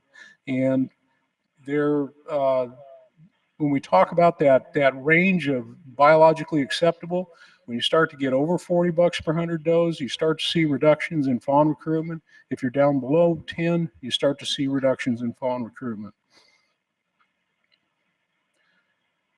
The non-standard units for mule deer, and in these cases, often the populations may be so sparse that we aren't capable of getting a really good estimate of the population through standard surveys.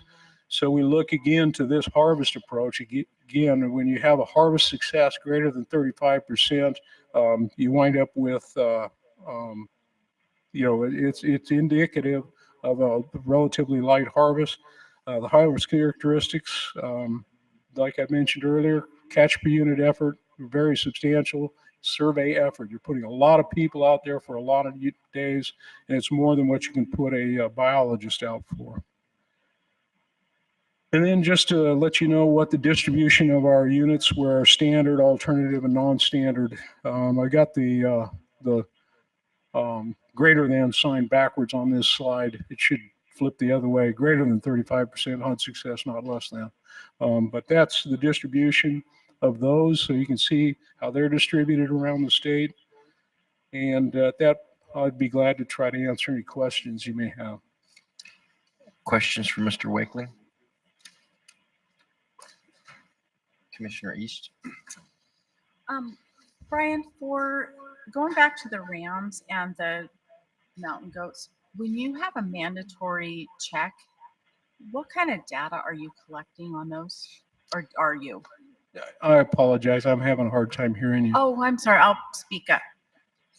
On the mandatory checks that you have for the harvest for the rams and the goats, do you take other data other than looking at teeth and horn growth and those kinds of things?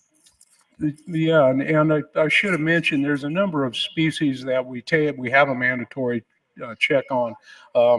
Rams, bighorn sheep rams are one, mountain goats, bears, and mountain lions. And so at those, we collect a host of information. So we'll look at the age and the sex of the animal, but we'll also look for any disease. We've got information on how much time they spent pursuing that animal, the method of harvest that they did that.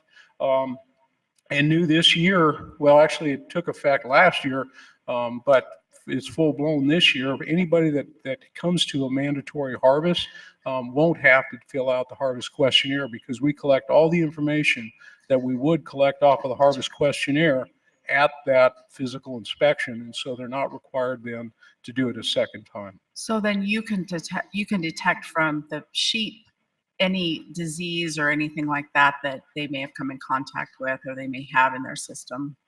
Mr. Chairman, members of the commission, that's absolutely correct. It's an excellent opportunity for us to be able to collect any disease samples. It's still voluntary. We request that.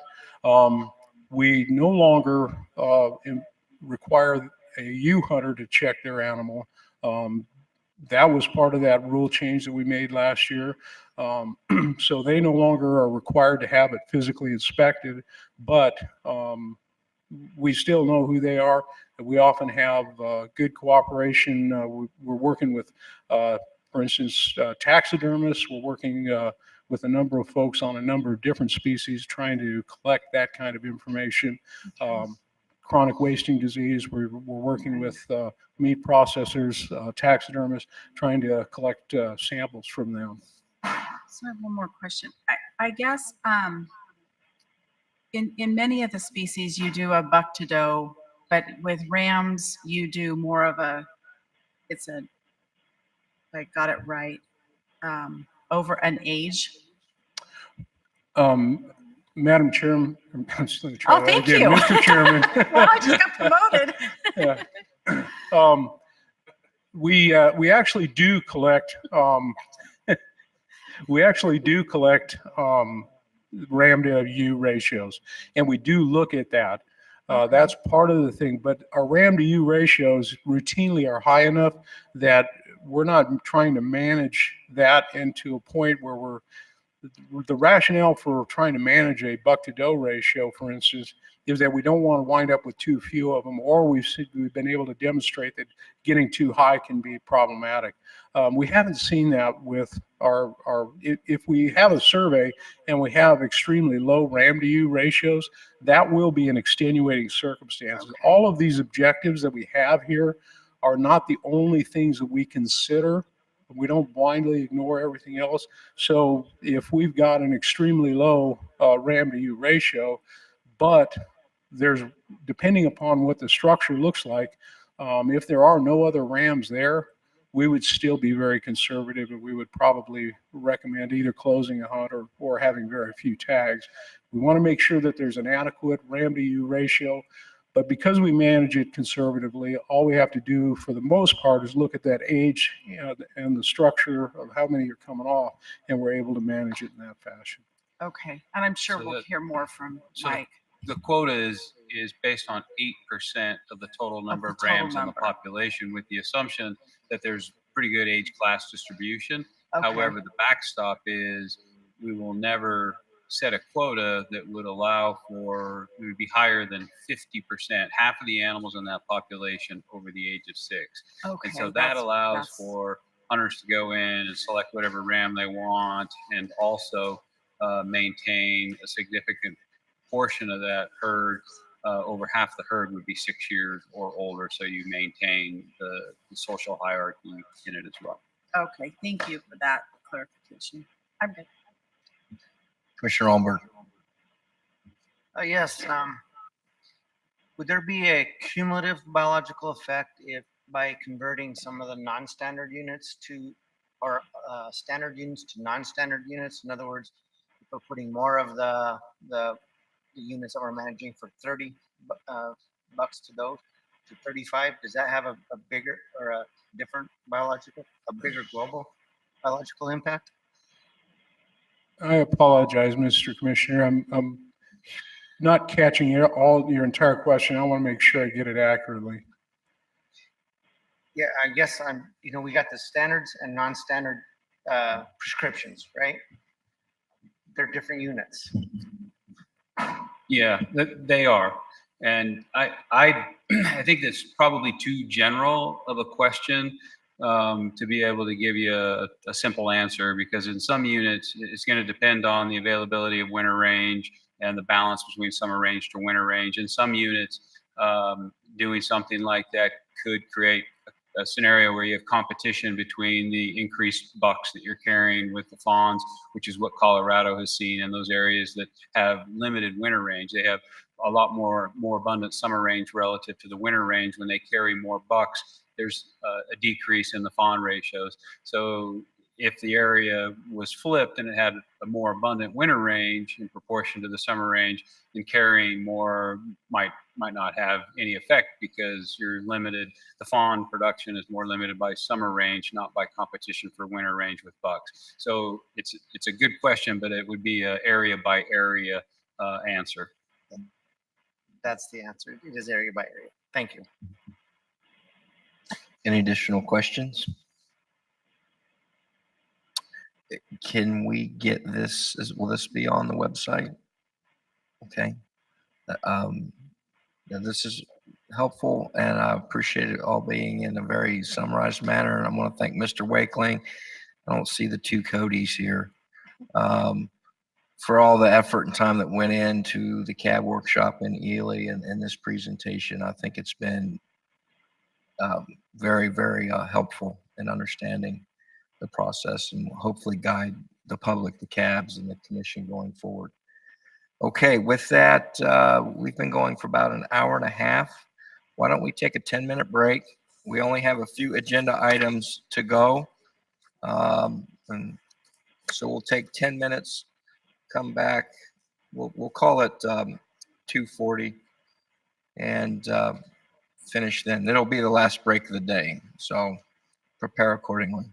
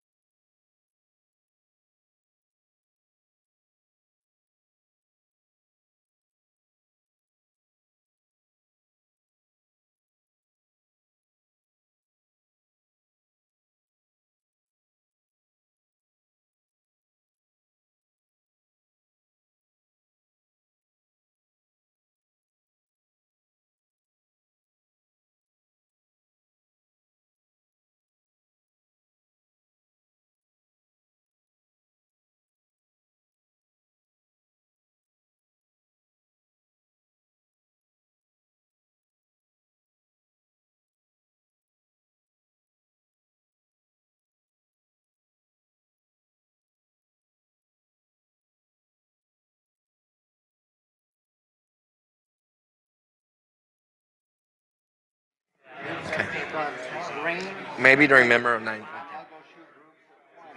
If everyone could find their seats so we could resume the meeting.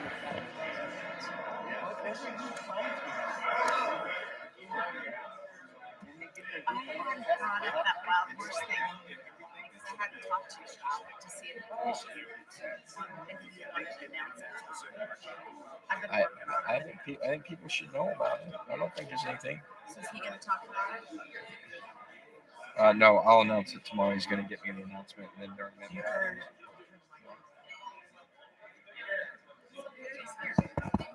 There's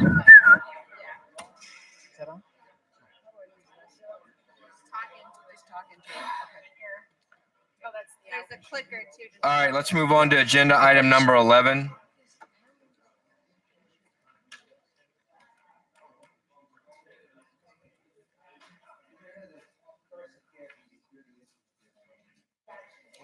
If we could all find our seats so we could get going again, please. All right, agenda item number 11, bighorn sheep, ewe hunting in Nevada, Wildlife Staff Specialist Mike Cox. And I believe Dr. Wolf will be participating as well. Yes. This is an informational item. The department will provide a briefing on the background, development need, and management objectives of bighorn sheep ewe hunts, current application and hunt metrics, and opportunities, constraints, and landscape risks to conducting translocations as an alternative to ewe hunts and meeting management objectives. I suspect everyone probably knows who asked for this agenda item, knowing where I stand on or have voiced concern over ewe hunts. So I asked for this specifically in addition to other agenda items to get some additional information. So, Mr. Cox, who's starting off? I will. Okay. Good afternoon. Thank you, Chair, other commissioners. Mike Cox, statewide bighorn sheep and mountain goat program coordinator. And again, weirdly, I have to say that I am only half-time. My other half is dedicated to being the chair of the West-wide WAFWA's Wild Sheep Working Group. Keeps me busy. So today I have a distinguished colleague. Thank you, Mr. Chairman and members of the committee. Dr. Peregrine Wolf, I'm the Wildlife Health Specialist. So we're going to go ahead and tag team this presentation. The title, as you can see on the slide, does not state ewe hunts. There is a lot of issues and prerequisites to getting to ewe hunts. And so Perry and I are going to try to explain a lot of the devils in the details and the background as the agenda stated, and ultimately work to the ewe hunts that we have and why we want to continue to have that option as a tool. So this graph, the area graph is the population estimate of all subspecies of sheep in Nevada through 2019. And then the bars are the number of sheep that were translocated here in Nevada. And I want to point out that when we started, really got rolling in the late 70s, up until about 2005, we really did the majority of the prime historic bighorn habitat in terms of putting sheep back into those places, whether it was deserts, California, Rockies. And since 2005, most of our translocations have been primarily augmentations. Yes, we've done a few reintroductions, but the heavy lifting on many of those, what some people might consider low-hanging fruit, was through about 2005. And I just want to give a shout out to all the conservation groups that made that happen. And there was, as so many things, a lot of work behind the scenes that our biologists did the Dan Delaney's, the George Tsukamoto's, the Jim Jeffers, the Joe Williams, the Ken Grays, of working with public land management agencies, assessing the habitat. None of this was done lightly. We looked really hard at where the sheep are going to do well, and for the most part, they were spot on, and we had some huge success. And as you can see, over 12,000 sheep that we're all very, very proud of. So again, this is 1960, before all that great work happened. And that is today. One more time.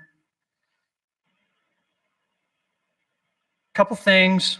Our objectives back in the 80s and 90s was to create metapopulations across the landscape. As you can see, and as we know, all of us here living in Nevada, there really is not any landscape boundaries.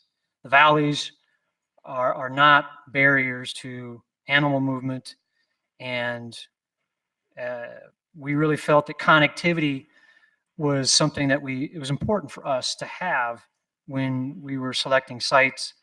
And just looking at the map, you can see some of the metapopulations that would logically establish themselves once we had sheep on their historic habitat. But we have issues of disease that we probably didn't take as serious as we thought we should have early on in the 80s and 90s. We didn't have a lot of disease events.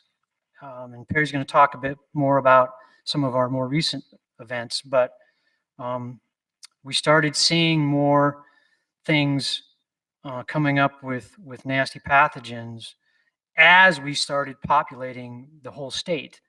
And so the next slide is going to show why is there some big gaps in white pine, Lander, Eureka, parts of Elko. Why don't we have sheep there? That if there was no other constraints out there, yeah, we want to put sheep as stated in our management plan in every place we can. But we started pumping the brakes about 2005. So that was a big part of that was the pink polygons, pink magenta. Those are BLM and U.S. Forest Service domestic sheep grazing allotments. And the blue are some but not all of the trailing routes. The blue lines that we know that exist, primarily domestic sheep going from winter to summer range. So you can see we tried to avoid during those early years in putting sheep near some of the allotments, but you can see we've got some herds, and many of them actually are pioneering herds that are in the middle of active permitted domestic sheep grazing allotments. And so this is one of our big challenges in moving forward of trying to find viable, low risk, and good habitat to continue our restoration efforts. So I'm going to have Dr. Wolf kind of go over this map and the different colors of the bighorn sheep herd polygons. So you can see big mix of colors there.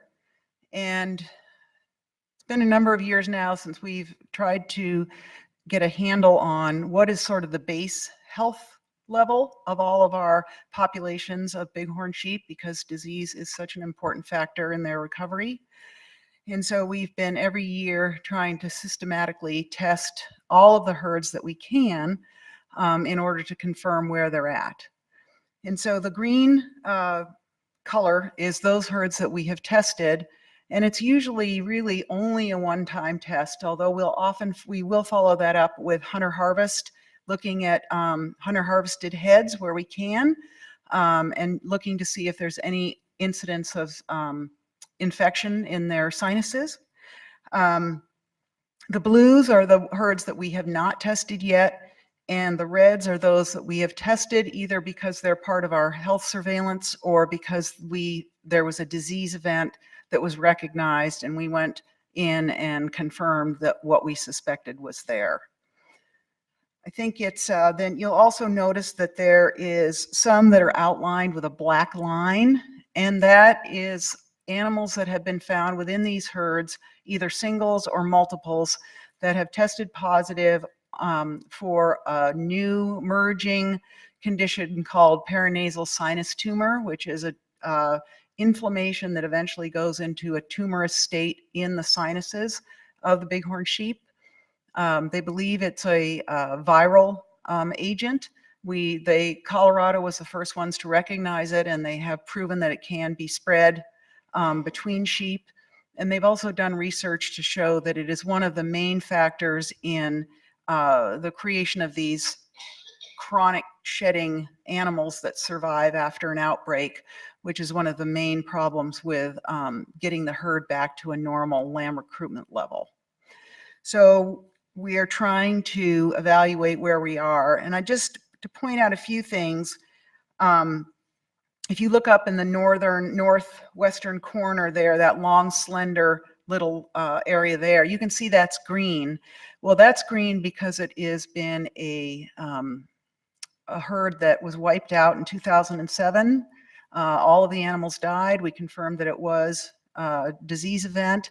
They all died of pneumonia, and that's Hayes Canyon, and it was repopulated with sheep, a couple of years ago. And those, as far as we know, those sheep are negative. You can see that along the California border, there's a tremendous amount of red there, even though if you look at the purple, there's not a lot of allotments. Sheep tend to wander and foray by nature, and across the border, there's a large number of sheep herds in California. And we know that there is disease pathogens passed back and forth between sheep in California and sheep in Nevada, between sheep in Utah and sheep in Nevada, between sheep in Arizona and sheep in Nevada, and it goes both ways, and then also between sheep in Oregon and sheep in Nevada. So where you see red that's down on borders, it's usually something that's either come in from another state or it's something that originated in our state and has moved up to impact herds across the border.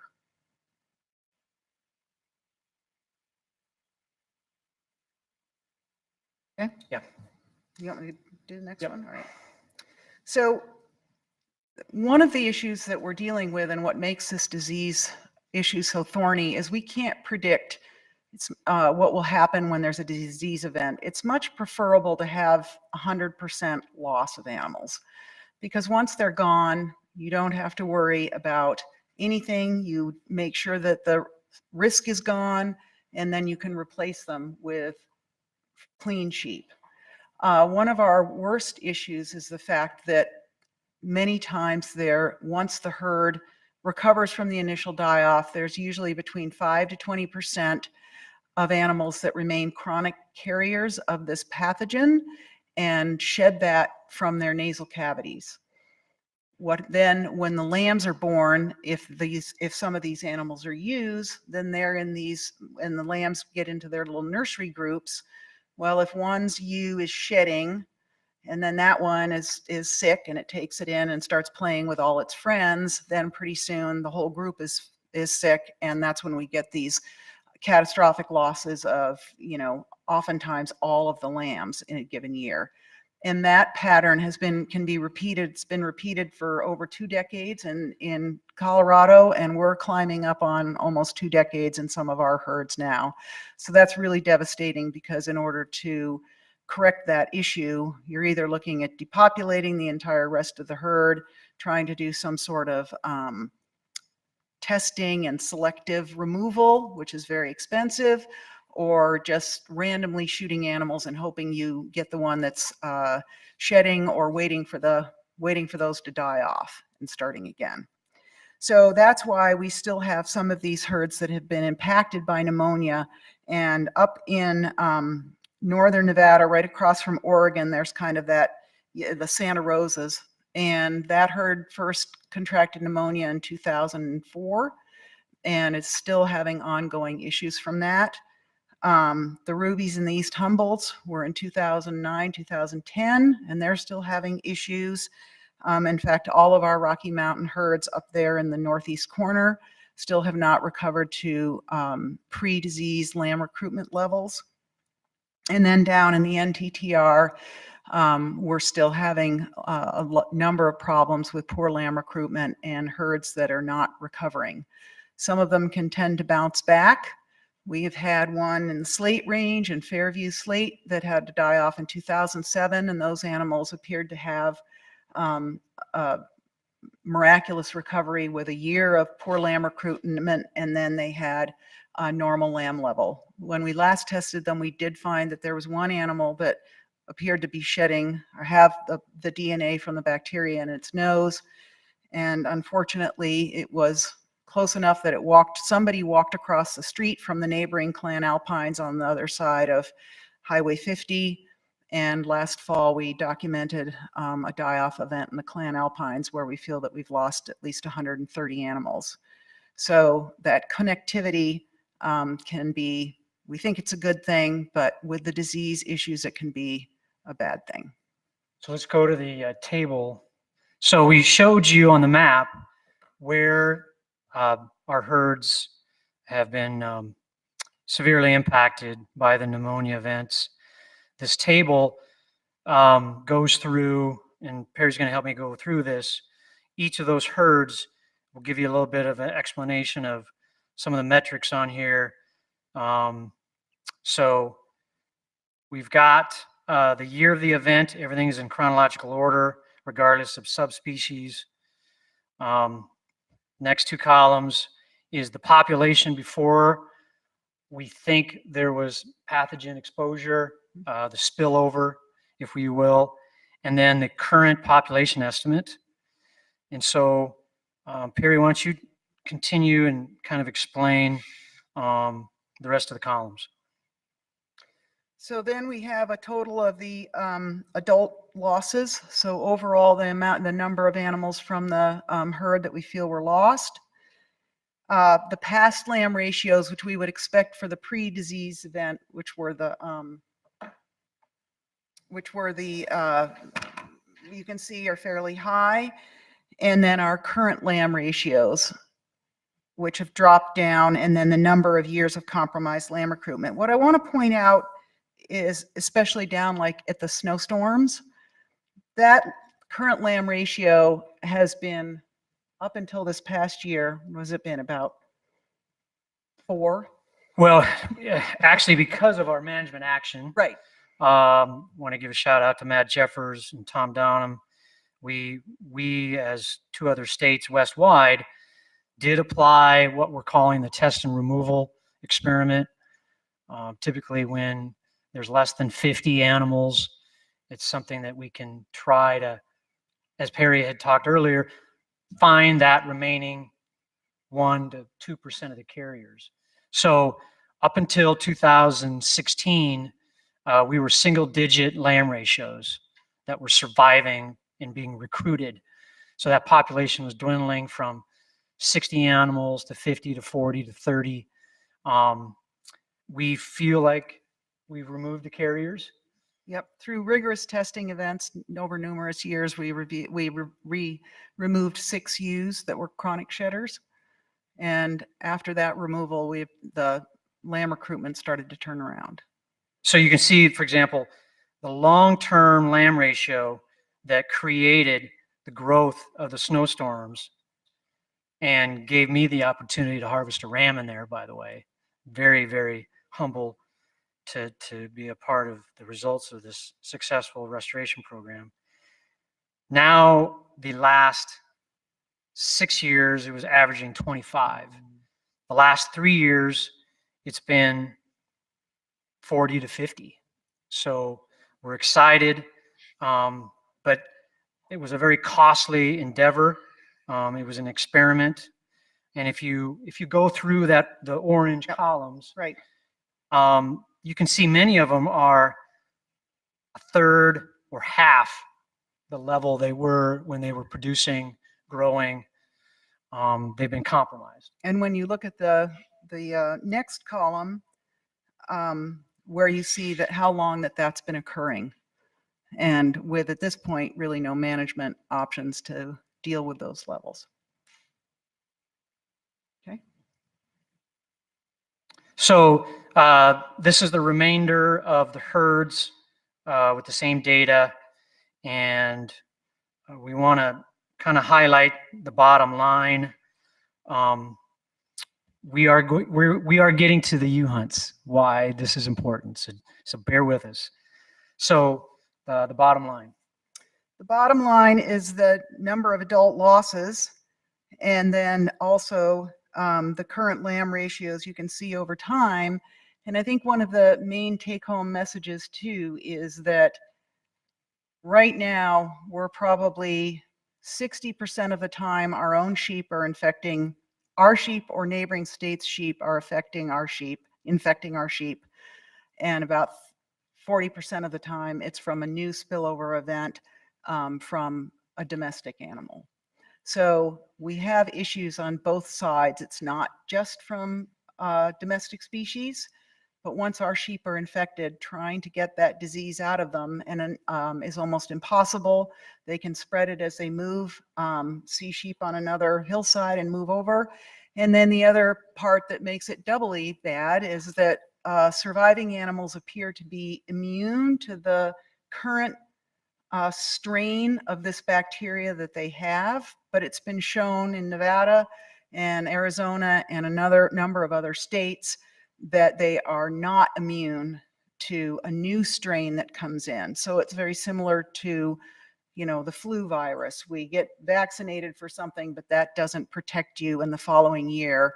And it's almost like having another new die-off event if a sheep that has strain B comes into a surviving group that's doing fine, but they have strain A. It's almost like another disease event. So the potential loss of adults is one thing, but then the ongoing poor lamb recruitment and potential for further loss from wandering bighorn sheep can be very severe. So Perry had brought up the Clan Alpines. It's the last herd on that table. We actually, our estimate is losing 30%, or shows 155 adults. That was last fall. And it's a really good reminder of the risks that are out there. It's part of a metapopulation. We've all driven Highway 50. Really good chance of seeing sheep somewhere in the Carroll Summit, the Middle Summit, the East Gate, Middle Gate areas. And the Fairview State Sand Springs, which I've always told our people and people west-wide, it's a rock star. I wish every herd responded as well as it did. 1 year of bad lamb recruitment, never look back. There's now 200 more sheep in that herd before the disease event. So we got kind of complacent. We knew there was movement opportunities. That was 2007. 11 years later, 2018, it finally made its way to the Clan Alpines, likely due to another bighorn, probably a young ram that was still a carrier. And for me to see, to lose 30% of a herd, it's unacceptable. 150 animals dead in a matter of weeks. And that's the challenge when we're trying to find places to put sheep, places to start new herds. There's a neighbor, as you can remember the map, we've got a lot of neighboring herds or mountain ranges next to herds. And this could play out again if we were to reestablish a herd next to a herd that's even been through the event, kicked the butt, came back, recovered, and then only to be a source of having a 30% loss in removing that many animals. And so that, and I look at the bottom line, we're talking about almost 3,000 animals. We've been on a positive trajectory, as that graph show. We could potentially have 15,000 instead of 12,000. And so we're grappling with how do we move forward without, we want to go 3 steps forward and no steps back. We certainly don't want to go 1 step forward and 2 steps back. So that's kind of where we're at with this complicated landscape. It also, once a herd becomes infected, because we have so many that remain, that there's chronic carriers for a long period of time, even though they're appear to be doing well, some are doing well, it pretty much takes that herd off the table for it to be able to be translocated, except into very, very specific circumstances where it is not, where it would have to be introduced into an area that didn't have other sheep, or introduced into an area where it had the same strain type, which is probably next door, where it probably doesn't need to be translocated to. So it really limits our ability for options for management over time. So without all that prerequisite of trying to describe some of the challenges and constraints and risks that we have on the landscape, I'm going to dive into where the U-hunts came about, where we're at. So it was 2010, first bullet, that we had beginning of series of meetings to discuss our bighorn sheep management.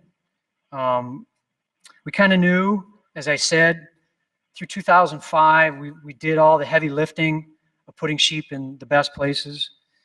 And we had some big herds.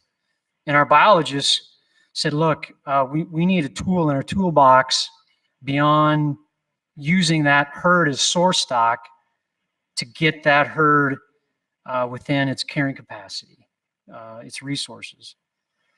So and I remember some of the biologists asking me, are you going to take this on, Mike? Are you going to do anything with this? We were asking you.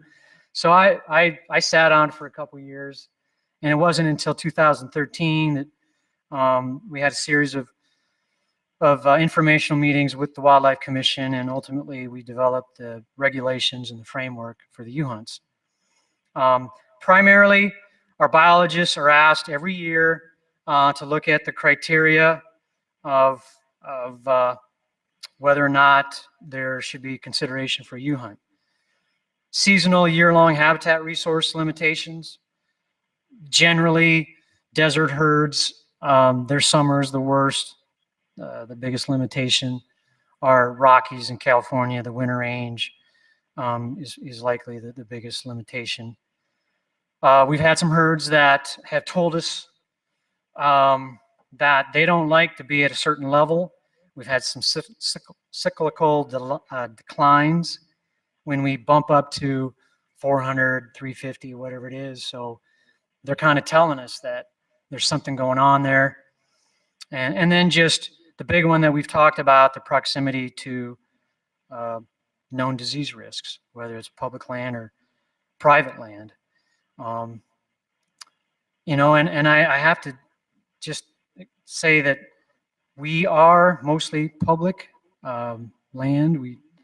Alan showed all that huge public land we have in Nevada, but we're getting more and more people wanting their own little back 40 in a valley, in a beautiful valley, with gorgeous mountains on either side in Nevada.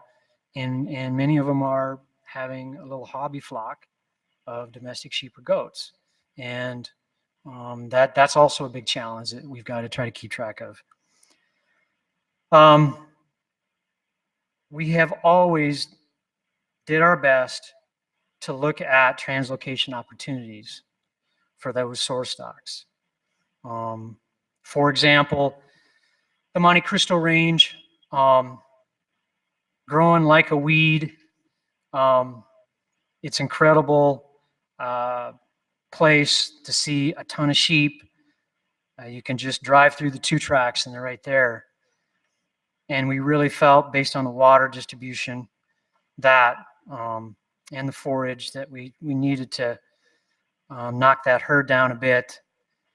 But I had an opportunity to use the population as part of a research project. And so we actually kind of stuck ourselves out on a limb. I don't know if I talked Perry into this or I just ignored her arguing with me, but we did decide to kind of stretch something that she talked about earlier, that once we have known pathogens, Mycoplasma ovis pneumoniae, in herd, we're going to take that population offline for potential source stock. In this case, we had done a ton of surveillance in this metapopulation, which goes from Esmeralda, Nye County into Mineral County. And we basically did an experiment to say, look, these populations are doing well. Their herd performance is positive. They all have the same strain of mycoplasma.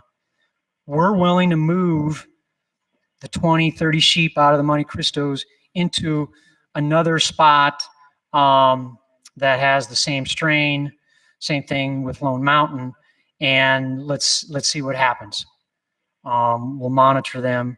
So we are trying to find those opportunities, but we feel like our hands are being tied more and more. So the biologists are asked to look at the criteria. We're asking them, is there any place we can use those for source stock? Many times we just don't have a good place. And we're going to talk more about that later.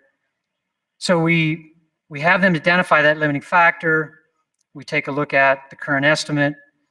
And it's a little bit of science and art in getting a population objective.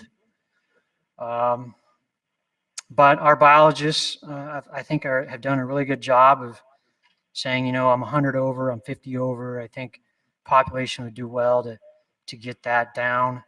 And so they identify that. They look at past recruitment rates. And we've never attempted to take a population down in 1 year of ewe tags, of ewe harvest. So we kind of project this out with our models of how many ewes do we need to take over the next period of years to get it down to population objectives.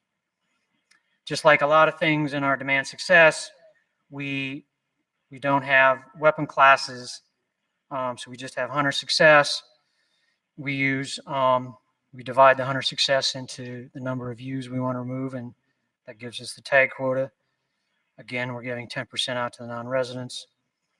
And we do assess every year changes on the landscape to see if maybe the carrying capacity from either the habitat or the bighorn behavior has enhanced, increased, and maybe we don't need to harvest as many ewes to meet our objective, because that objective is it's moving because of the landscape, the climate, water, distribution of forage. So that's kind of the process that we use to assess which herds we want to consider for ewe hunts. Next couple slides are the main metrics of the hunts that we've had to date. So this is 2014, 15, and 16. Application numbers, then tag numbers, total harvest, identified did not hunts. I was kind of curious to see if that's been growing or stable. And then the hunter success.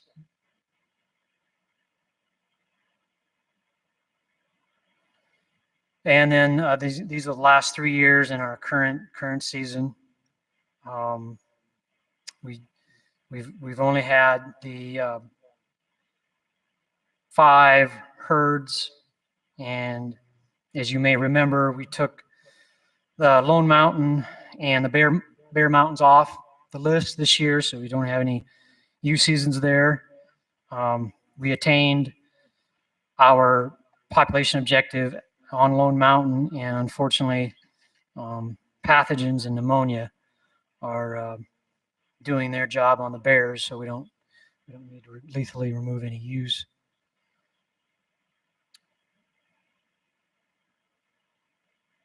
One thing I want to go back to this table, just as a reminder, come next year setting quotas. I have columns also on the right that are the drop in the mature rams estimated in our model due to we're no longer backfilling with lambs. And you will be seeing several herds over the next 2-3 years with significant drop in recommended ram quotas because of the pneumonia. So we want to finish off with some key points that highlight our struggles and challenges of whether or not to do a translocation to reduce our herd versus using the U-Hunt management tool to achieve our objectives. I'm going to start off with the first one.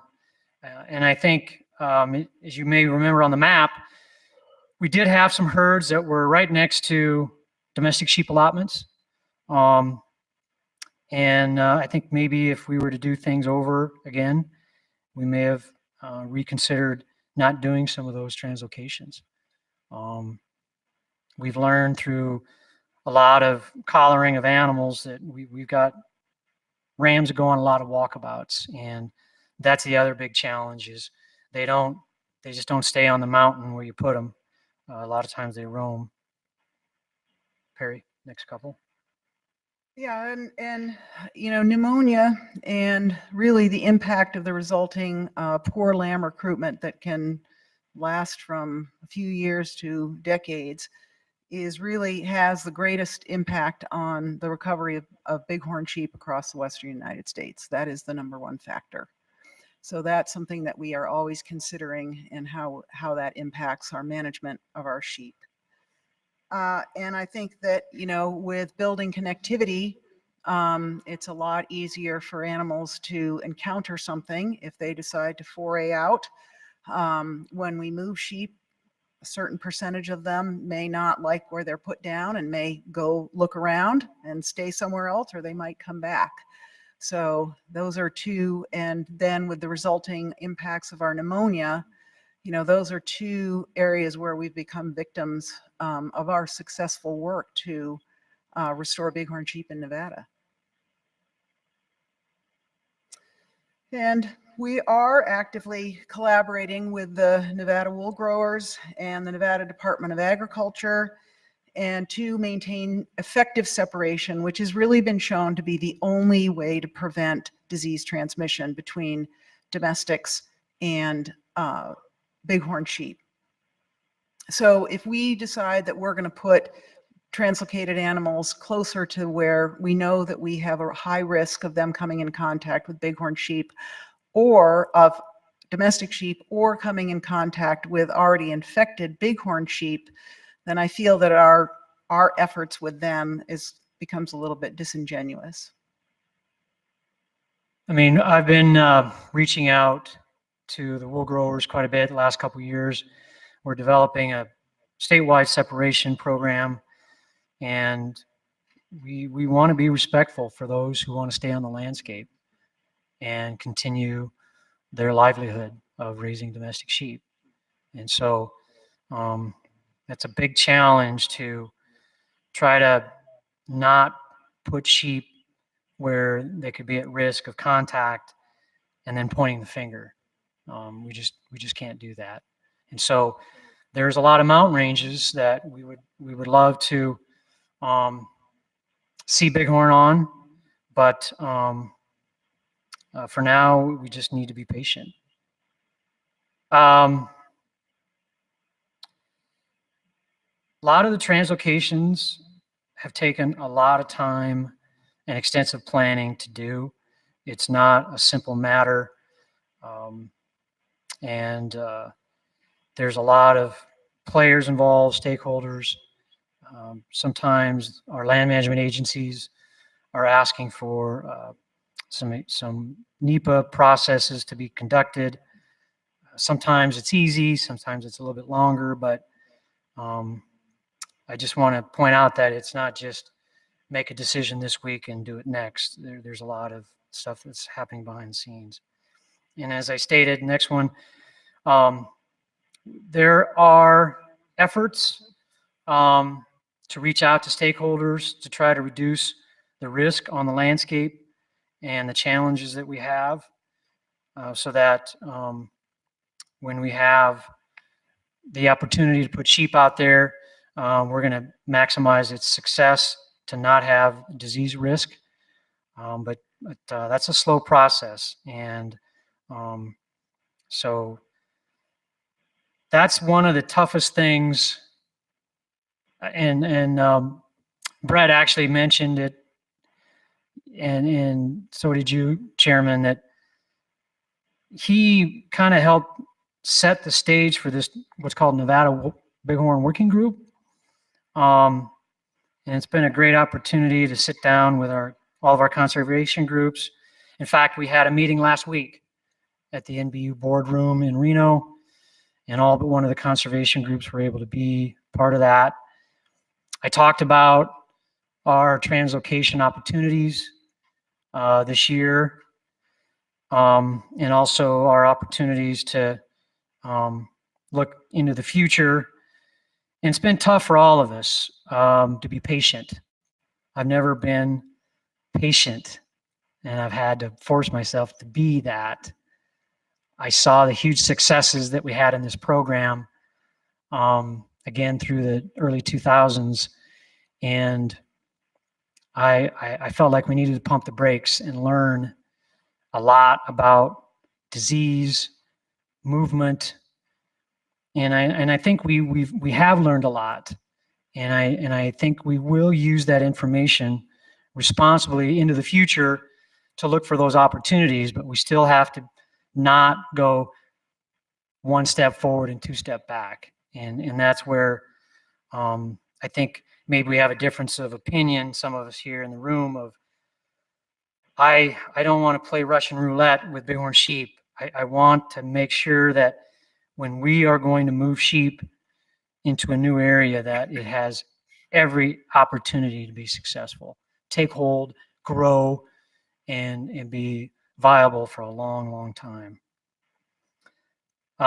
We've had other partners help us relieve our herds, and I have begged other states for years, and it's because of our success.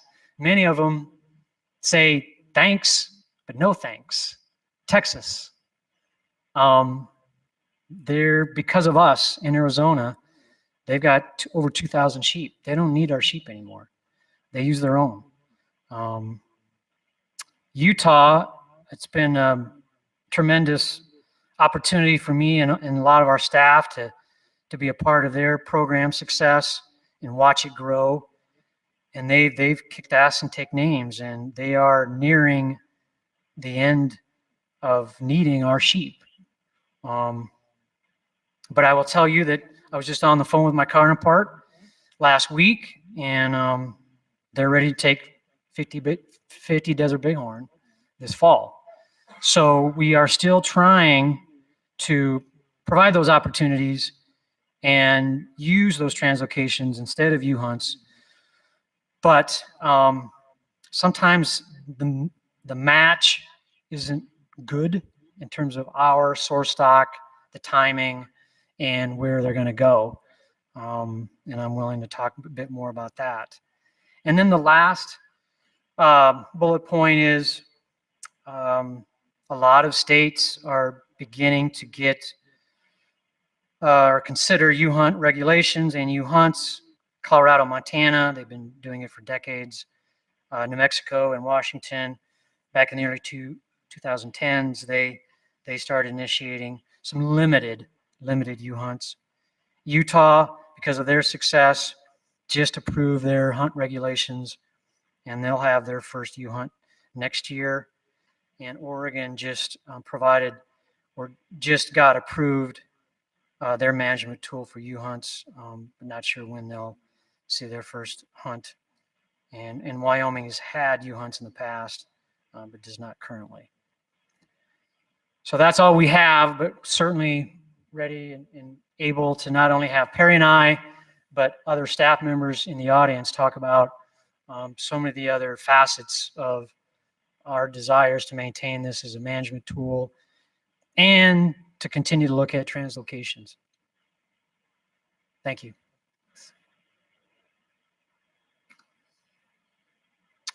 Questions, Commissioner Omberg? I remember, if I remember correctly, when you gave us a map of where we pulled sheep from, I believe we've actually gone out of the United States as well. Have we not? We not had some translocations of the Rockies from Alberta? We've received so many animals from so many partners: British Columbia, Alberta, and probably 6 different Western states. Is it, have we looked, or are they interested in going south of the border as well, into Sonora or in Baja or something along that line, outside of the U.S.? Well, they don't need our sheep. They're actually doing quite well on their own. There's about 7,000 sheep now in Mexico. Is Brett still here? Brett's No. not here.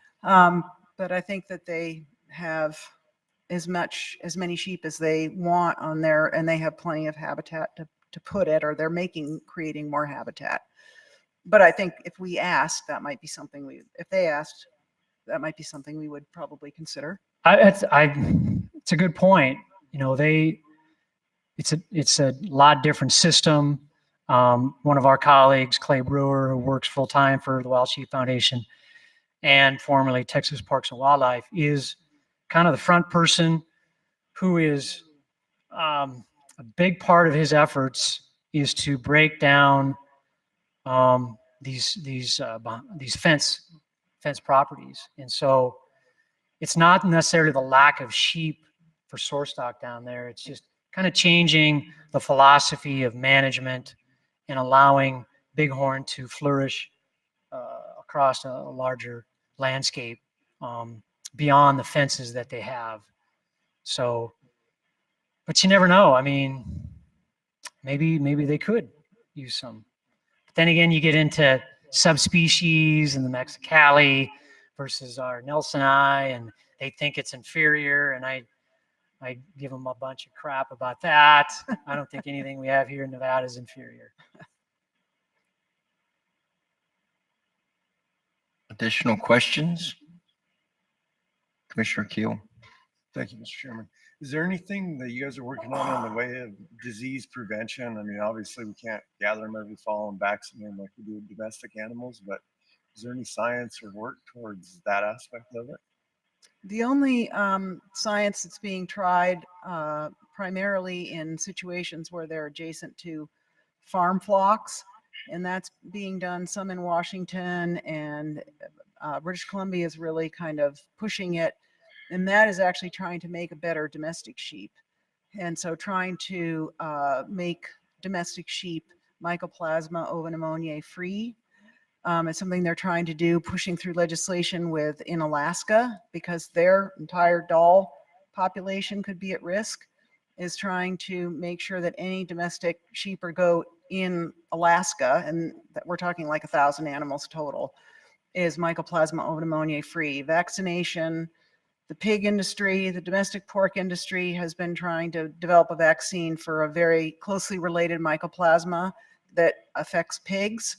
And they've probably put zillions of dollars behind that and still have had no success. So, and it acts on the respiratory system of swine and closely related to some of our mycoplasma that we experience with our bighorn sheep. And so vaccination, nothing's really proved to be helpful except separation. And then in these certain limited areas where they're dealing with a small number of sheep, domestic sheep, to make them Mycoplasma pneumoniae free, which may not eliminate risk, but probably greatly reduces the risk of pathogen transmission. I would, okay, go ahead. I want to just briefly discuss that I've been talking to all of our regions about opportunities over the next few years, and we are looking hard at translocation sites. So we did a very exciting one last year with California bighorn, but our probably biggest concerns for overpopulation is our desert herds. So we are looking at some opportunities for desert. I'm not completely sold on them, but I'm definitely think that we can work some opportunities out in Mineral, Churchill County. But we are always struggling to match the source stock with where we put them, whether it's because of adaptations to the landscape, the type of terrain, or in the case we've been talking about, the strain of the pathogen. We don't want to mix strains.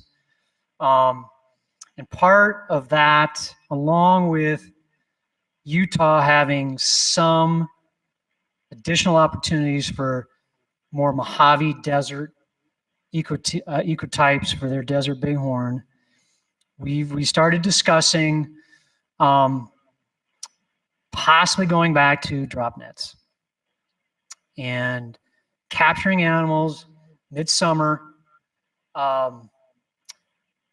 versus capturing those animals late in the fall, where many of our herds that were established around Highway 50, high elevations, were populations that lived at 2,000 feet, didn't know what a snowflake was, didn't know what a mountain lion was, and many of them flourished when they were translocated early in the year, in the summer, and they were able to adapt, which is incredible. The elasticity of bighorn sheep from changing their estrus cycles to adding 40 pounds onto their body mass to deal with winter severity. But it's not a simple task, just like getting translocation things worked out. We started talking with Pat and Steve down here that if we had the opportunity, it might open up a few more doors by capturing animals earlier. And I'm not going to get into all the benefits, but there are plenty versus net gun in November. But right now, we're just discussing it. Tons of logistics. We're one deep, barely. We just don't have the staff. But if we start to see that we have more opportunities than we thought in the past for desert bighorn that don't have a disease risk, that it's good habitat, doesn't need to be much done to it, then we might move in that direction, but we're just not prepared. So I just, for example, I just wanted to share with you, we're trying to think out of the box. We're trying to do everything we can to consider more translocations and less U-hunts, but right now we're just not prepared to remove that tool from our toolbox.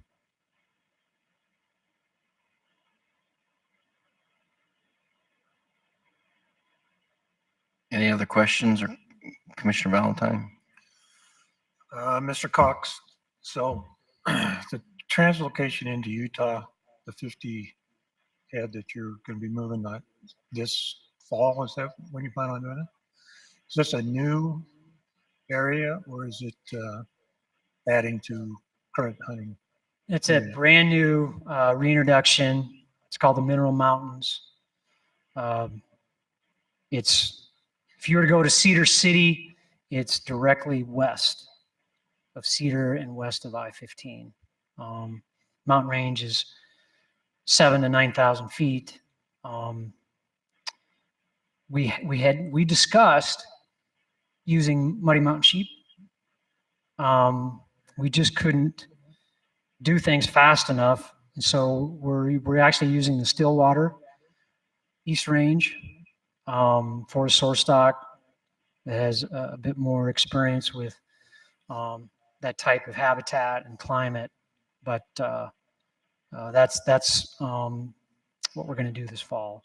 And I know my counterpart in Utah said they've got at least one more mountain range that they'd like to put sheep on down in the Mojave Desert, part of the Escalante, Grand Staircase, Kaparowitz Plateau area, that a place like the Muddies would be a great source population. But he said that they're just not sure if they've got any more opportunities after that. Has anybody mentioned the Friscoes? Is that one of the other areas in Utah that they're thinking about putting sheep on? Friscoes? Yeah. There is the in New Mexico. But No, that's the San Cristobal's, isn't it? Yeah, but where's I think that? it's north. It's north of Milford. And I certainly don't know the details of Utah's program, so I don't know. It was just mentioned to me last weekend, so I was just curious whether or not you had any conversations. Right. Probably like us, I drive down the interstate and I look at a lot of awesome habitat, but there's constraints. So maybe it's great habitat. Maybe there's just some constraints that they aren't unwilling to do anything for now. Commissioner East. I had a question, but I think you answered it. In the number of strains, how many are you aware of? I mean, is it like a Kohler? There's like 50 strains, or every 6 weeks or 6 months there's a new one introduced, and then how do you know that those 2 or 3 strains can't get along? This is a disease that does cause mild respiratory to severe respiratory disease in domestic sheep and goats. So the majority of the strain type work that has been done wherever in all the countries that are big in the domestic sheep industry or goat industry, and they have had, tested flocks of sheep and found multiple strains in one animal. Okay. And well over 25, 30 strains, too many to count, in some of these groups of domestic sheep. In bighorn sheep, when there's a spillover event and this bacteria gets into bighorn sheep, it always, in that initial event, it always appears to be one strain. So one strain is the one that is able to jump from this nose to that nose, and that's the one that takes over. We look at the genetic profile of the DNA that they get from the nose of these animals, and then they can compare it to other herds. So we have maps around the entire West, which shows all of the different strains and which herds have which. Okay. There are obviously some herds that have multiple strains of bighorn, and actually that have multiple strains, maybe 1 or 2 in these herds. Most of those are in areas in the greater Yellowstone ecosystem, which has probably been dealing with domestic sheep for over 100 years. And those can seem to coexist, and we have strains that have come in and taken over and driven out another strain, caused problems, but the other strain has disappeared.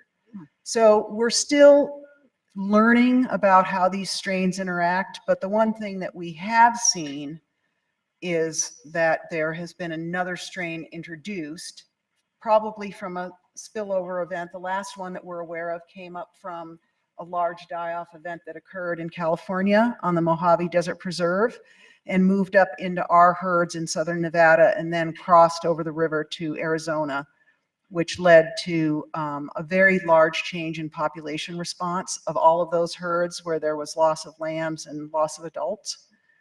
And that's been documented in a number of other situations. Part of the problem is that it's only been since 2009 that we've really been able to test efficiently for this bacteria because it's very fussy and it doesn't like to grow well. So we've been able to use PCR and different technology. And so our learning curve on this has kind of gone straight up, but there's still a long way to go. Okay. Okay, thanks. Any additional? Commissioner Caviglia. I have one question. The muddies and the blacks are kind of an island now, right? With disease all around it. Do you guys have any thoughts on why it is an island like that? You know what I mean? How are we just lucked out so far as something not wandering up from the rivers or? It's befuddles us. It's a ticking time bomb. I was just talking to Pat. It's not if, it's when. It doesn't make any sense in terms of how we've had other populations interact. But when you start looking at individual movements, genetically, the other thing that's really interesting is genetically, they can't detect a lot of movement, which is really odd. So rams that go on walkabouts that we know, we have to assume they're probably young rams, and they're being shunned. They're not probably breeding, and we've maybe been lucky where, and it's all laws of probability. It's like not wearing your seatbelt. I've never been in an accident, but I'm not going out there without putting it on. And we could go 30 years without a ram that not a carrier and is not making nose-to-nose contact or close to it. And then the next year, bam, just like Clan Alpines. Why was it 11 years? There is nothing stopping sheep from being on the north end of Fairview Peak and looking at the Clan Alpines and going over there and investigating. But it took 11 years. So it may be tomorrow, it may be another 20 years. But it is odd, very, very odd.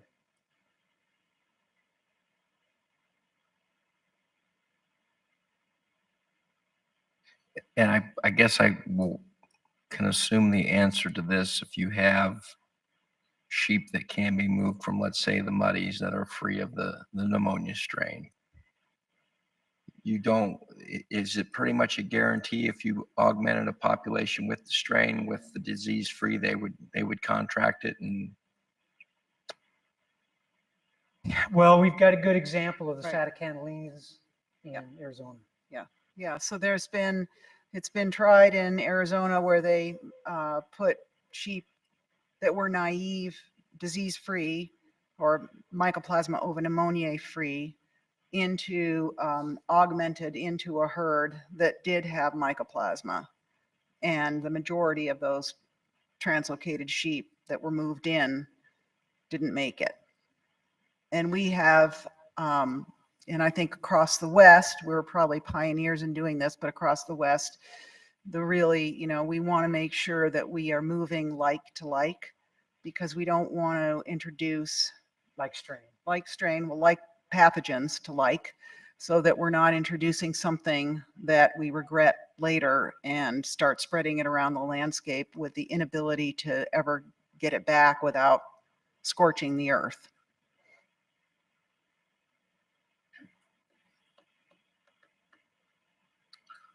okay. Thank Such you. an uplifting way to get other than many. Well, I will tell you that we have 2 augmentations planned this fall. We are giving sheep for reintroduction to Utah, And we're hoping to use our sheep to reintroduce sheep to the lake range on the Pyramid Paiute tribal lands. So we're not just sitting around twiddling our fingers, but it's not necessarily targeting those herds that we currently have U-hunts. So what I guess a number of things is, while translocations and things can be an option in certain things, it's not always an option for the herds where we have the U-hunts. It's not as simple to say, we have excess sheep here, let's move those sheep. Right. You know, for example, we did a bunch of captures in central Nevada last year to better understand the movement and potential risk of contact with our Mount Jefferson and our Toyabe herds. And I was excited to use that as kind of a pre-sampling event. And I was kind of doing this when we captured the Mount Jefferson animals, thinking they may be clear, clean, and I would use them for not only Utah, but maybe for a future place here in Nevada. They came back, nothing active, but they've been exposed recently to mycoplasma. Unfortunately, we didn't have anything active, so we don't know what the strain is. Right. But I'm going to continue to look at that herd, and we got a lot of sheep out there, and I think we could definitely move some and do good for the remaining ones. But for now, I don't have an idea of what to do with them.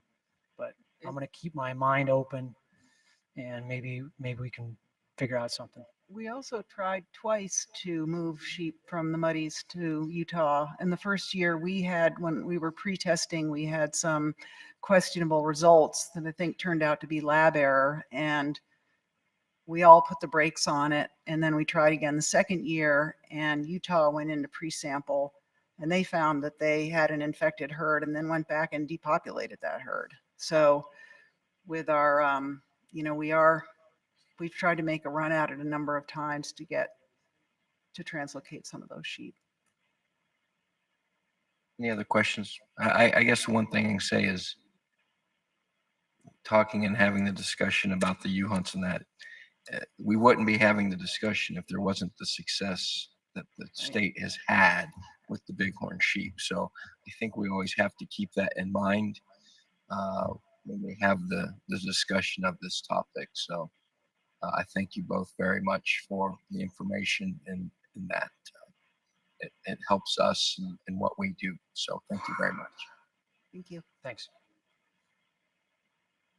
All right, with that, I didn't think I'd be reading this agenda item at 10 to 4, but we are. Nevada Department of Wildlife project update. Secretary Tony Wasley. The commission has requested that the department provide regular project updates for ongoing projects and programs as appropriate based on geography and timing of meetings. These updates are intended to provide detail in addition to summaries provided as part of the regular department report, and are intended to inform the commission and public as to the department's ongoing duties and responsibilities. Secretary Wasley. Thank you, Mr. Chairman. When we were in Ely, the items that we had discussed there for a possible update, I think I shared that we might be hearing a little bit about the Muddy River recovery work. I think we might postpone the Muddy River recovery discussion until our next meeting down here, and instead preempt that with an update on the Devil's Hole pupfish. So Brandon Sanger, our regional fishery supervisor, is going to give us all a primer on the Devil's Hole pupfish. It's a little bit, I won't say more interesting, but certainly a species that has garnered a great deal more attention, and it's a little bit more unique in its behavior and distribution. So with that, I'll turn it over to Brandon, and then we'll look forward to hearing more about the Muddy River restoration efforts in our January, February commission meeting back down here. Brandon? Thank you, Tony. Good afternoon. I'm Brandon Sanger, supervising fisheries biologist for the Department of Southern Region. Nevada, we have a unique native fish assemblage. Some of our fish are more well known, like the hunt and cutthroat trout, and the bull trout that occur in the northern part of the state. But down south, we have a much different group of native fish. Some of our species are like the razorback sucker that grow almost 3 feet long, native to the Colorado River, and have a huge historic range from Wyoming down to Mexico. Then we have another small group of native fish that are much smaller in size and much more isolated. The devil's hole pupfish I'm going to talk about today is kind of on the extreme end of the isolation, excuse me, and small size. Yeah, so we work closely with the National Park Service and the U.S. Fish and Wildlife Service to manage Devil's Hole and the Devil's Hole pupfish. Devil's Hole is actually an adjunct site of the Death Valley National Park. The U.S. Fish and Wildlife Service is involved because the pupfish is endangered, and they also run the Ash Meadows Fish Conservation Facility, which I'll talk about in a minute. So Devil's Hole pupfish, it perhaps has the most restricted habitat of any vertebrate species on Earth. It is only found in Devil's Hole. Devil's Hole is a very harsh aquatic environment. The species has adapted some unique traits over the years to live in that environment. It's a very small fish. It has a very small, shallow body. It actually lacks pelvic fins. And it's reduced activity and reduced aggression compared to some of our other related pupfish species. That's kind of indicative of living in a harsh, metabolically expensive environment. And it's small. It only gets 1 inch long, 25 millimeters. It's sexually dimorphic. The males are the stunning blue color. Females are a bit more drab, a little olive color, a little bit of blue mixed in. Generally with fish, larger the fish is, more eggs it lays, and the longer the lifespan. Smaller fish have short lifespans and lay fewer eggs.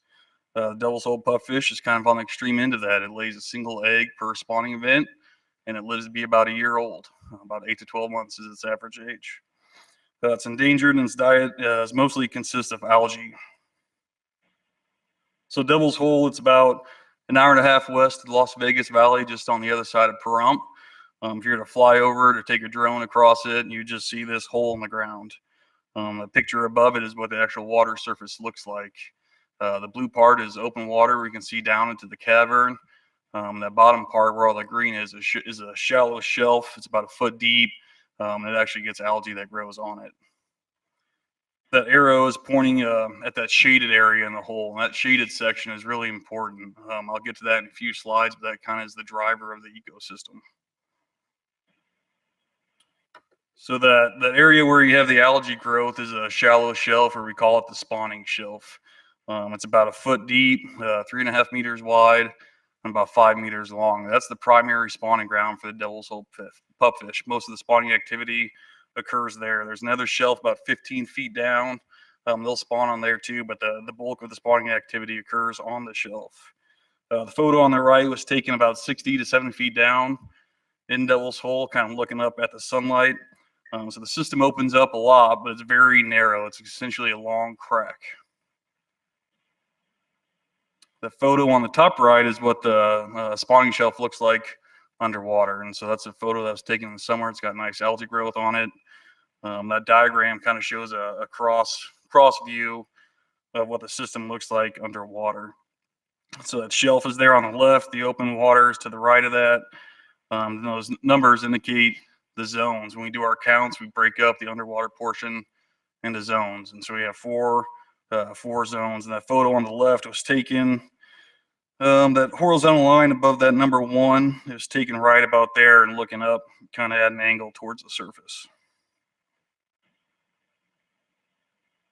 So I mentioned earlier that Devil's Hole is a very harsh environment. And it's very unique. It's actually a limestone cavern, an exposed aquifer. A lot of our native fishes in southern Nevada live in spring systems. Springs are groundwater as well, but they're flowing systems. So they come out of the ground, they flow, and they create a spring brook or a river. Devil's Hole doesn't do that. It's just literally an exposed aquifer. The water is still all the time. So being an aquifer, the water's crystal clear. It's a thermal system. Year round, whether you're at 10 feet deep or 110 feet, it's 92 to 93 degrees. We get some fluctuation up near the water surface and on the shallow shelf from ambient air temperature in the winter and solar input during the summer. It's got very low dissolved oxygen. Most fish couldn't survive in that little bit of oxygen. That's about half or less than half of what most aquatic systems are. It's got a neutral pH, about 7.4. It's a very energy limited system. Being an aquifer and inside a hole, it doesn't get a whole lot of sunlight. There's no canopy, riparian area, no tributaries that bring in nutrients. Very, very energy limited. One strange thing, it experiences tidal fluctuations, just like the ocean has a high tide and a low tide. The tidal fluctuation is usually about 6 to 8 inches. It's 12 hours on, 12 hours off. It's subject to stochastic events, flood events, and earthquakes impact Devil's Hole throughout the year. It's extremely deep. Divers have been beyond 400 feet. They couldn't see the bottom. Nobody knows how deep it is. It's believed to be the deepest underwater cave system in the United States and likely North America.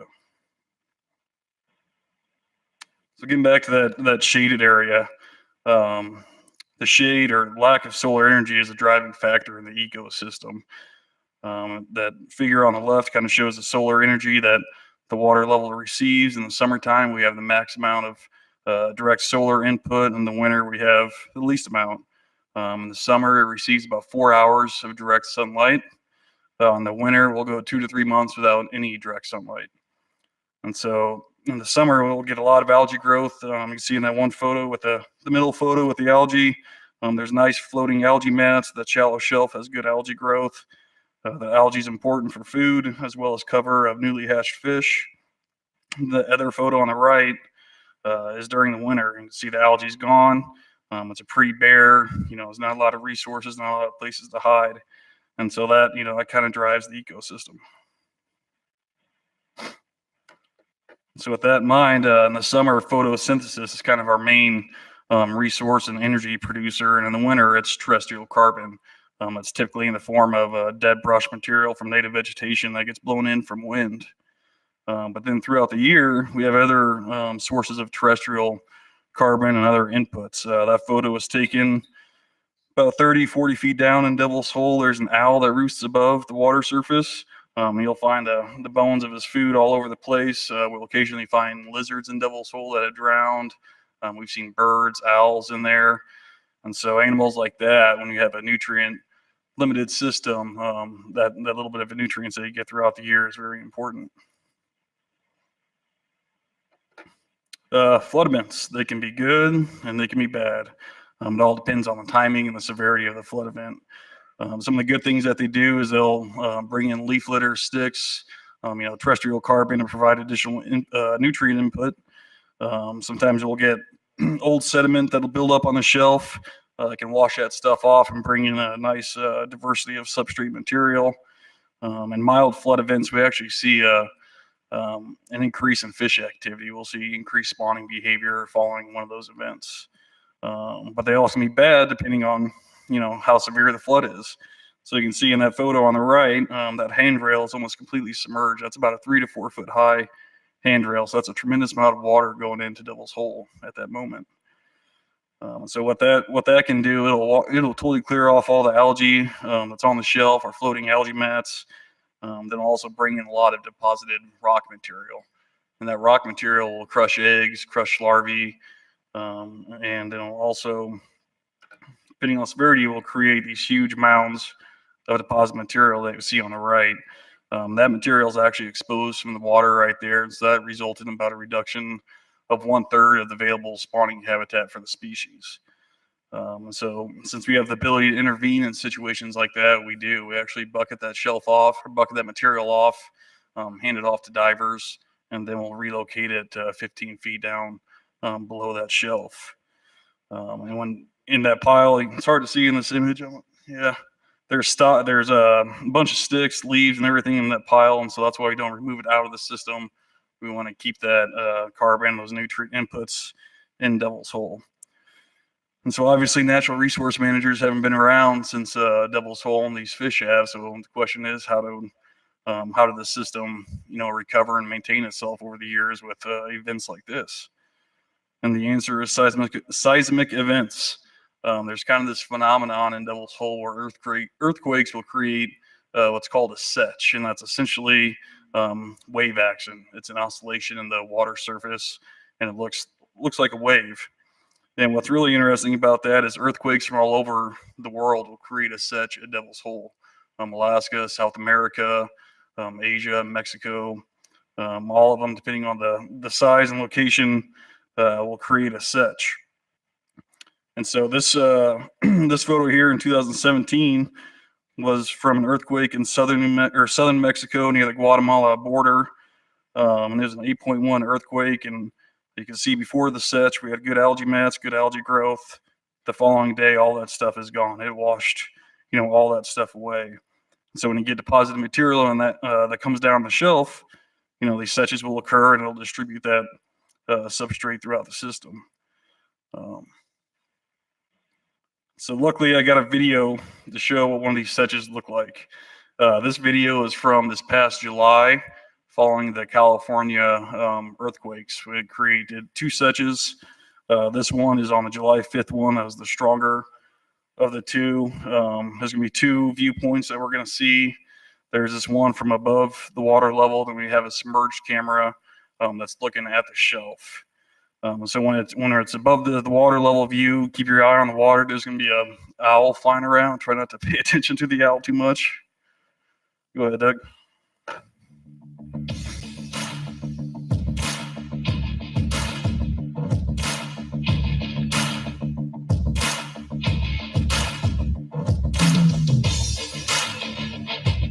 Start to see the water action.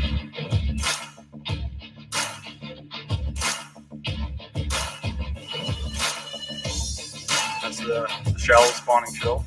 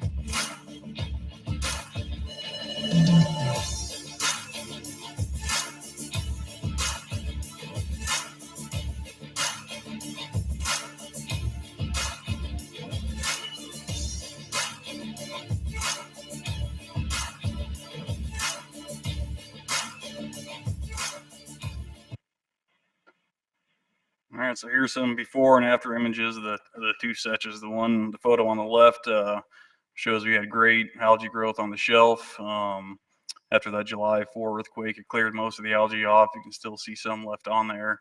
But following that July 5th such, it cleared everything off. That looks like freshly laid gravel. On the left side of the shelf there, it scoured out a big hole.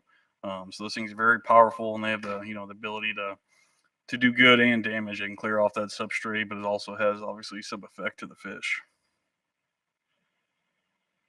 I'm going to kind of switch gears here and start talking about some of the conservation and management history of the species. Devil's Hole pupfish were first described by ichthyologist Joseph Wales in 1930. In 1952, the site became incorporated into what was then Death Valley National Monument and now Death Valley National Park through executive order. President Truman proclaimed Devil's Hole is of such outstanding scientific importance that it should be given special protection, evidenced by the presence in the pool of a peculiar race of desert fish.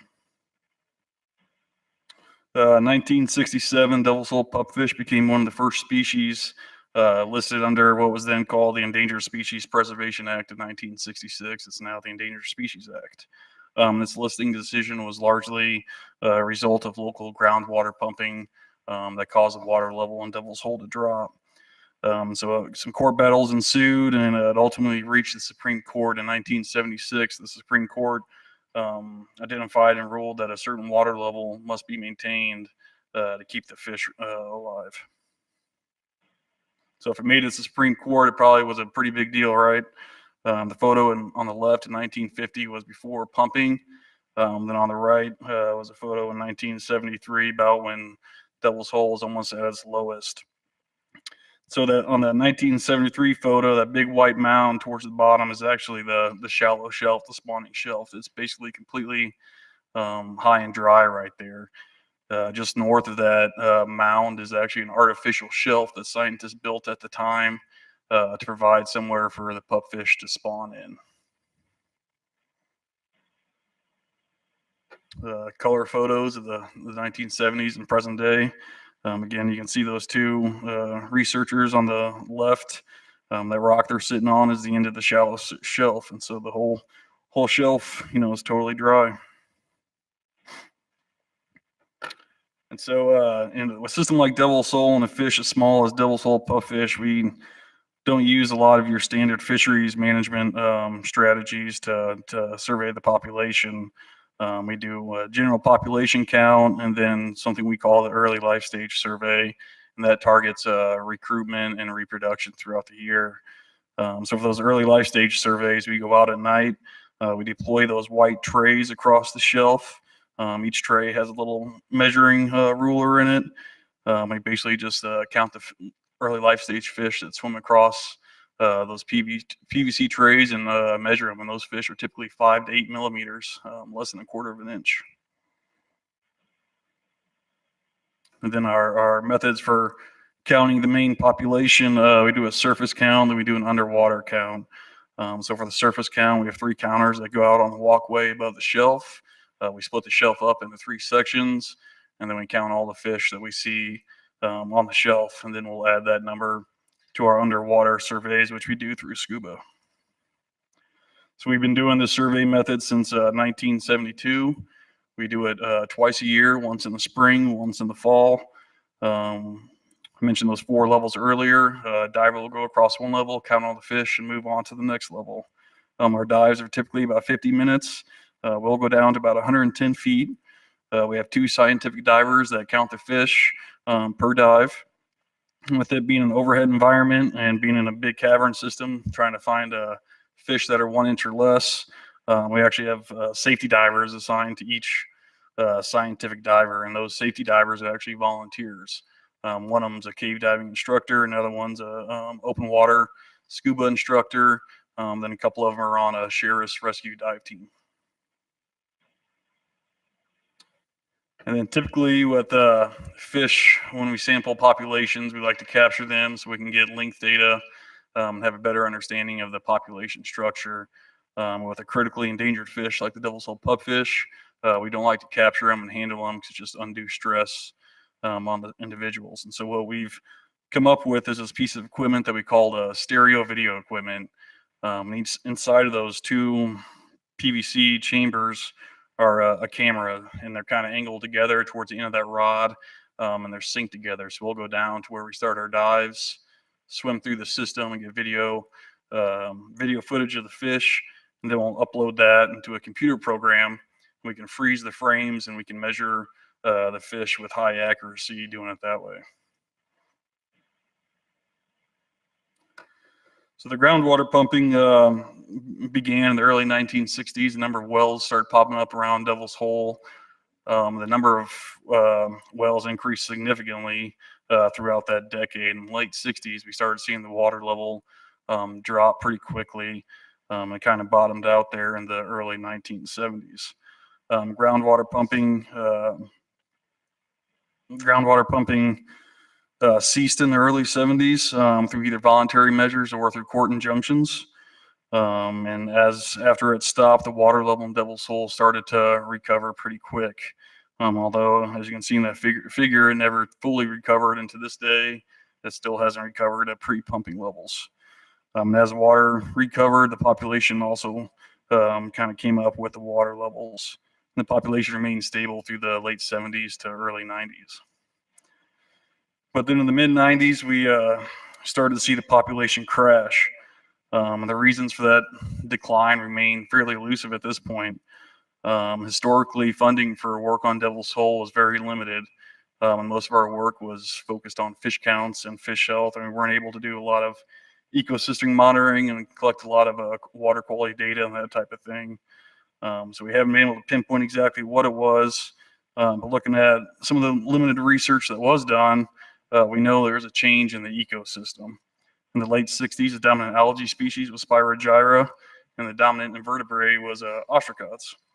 And then around 2000, that completely switched to a system dominated by filamentous cyanobacteria and these little critters called NDOWs. Luckily, in recent years, funding has increased, and so now we've kind of shifted our management approach, and we're taking more of an ecosystem approach to management and monitoring. So now we look at a lot of things: water temperature, water quality, substrate composition, algae composition, invertebrate composition. We're able to look at a lot of these ecosystem things that we couldn't do in the past, and we can't go back in time and collect that data. But it's a good reminder of it's important to monitor wildlife populations and their habitat in the good times and the bad times. So the population continued to decline and bottomed out in 2006 and 2007 at 38 pupfish.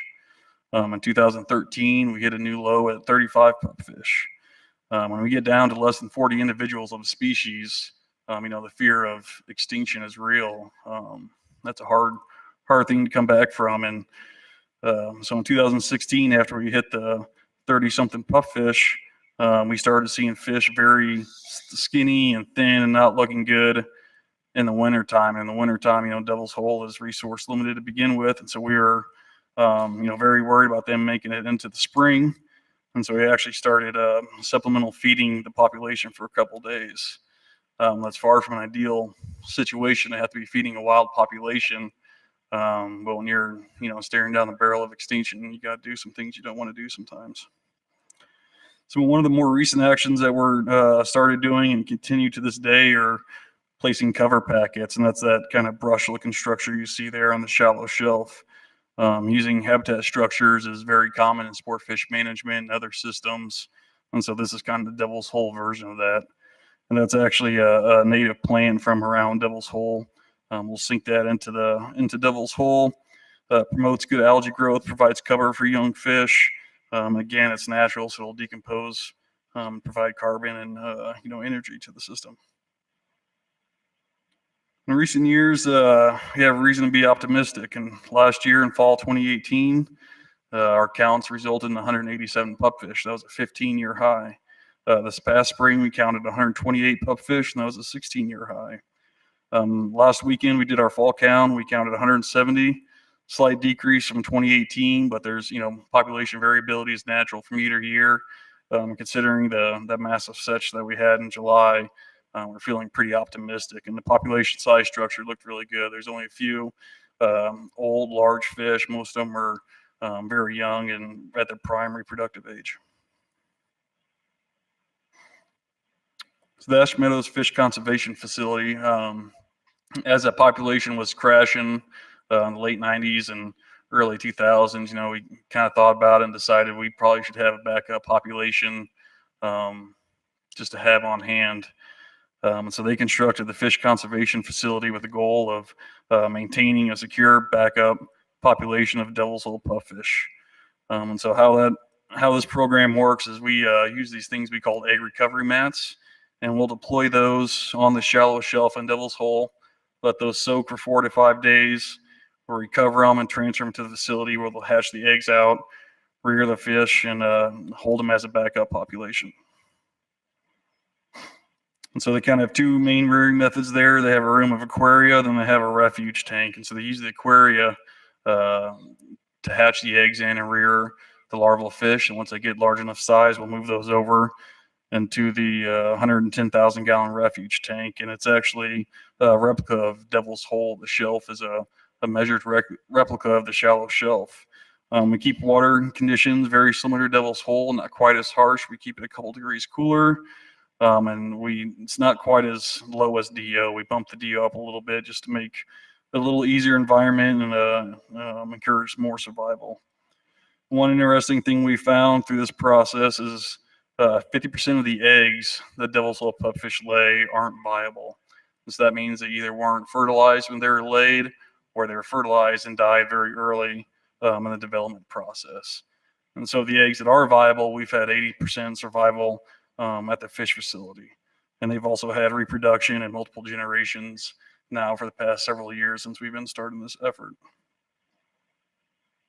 And then the last slide here, another unique thing about Devil's Hole, inside of it, there's a air-filled room that doesn't have any access to the surface.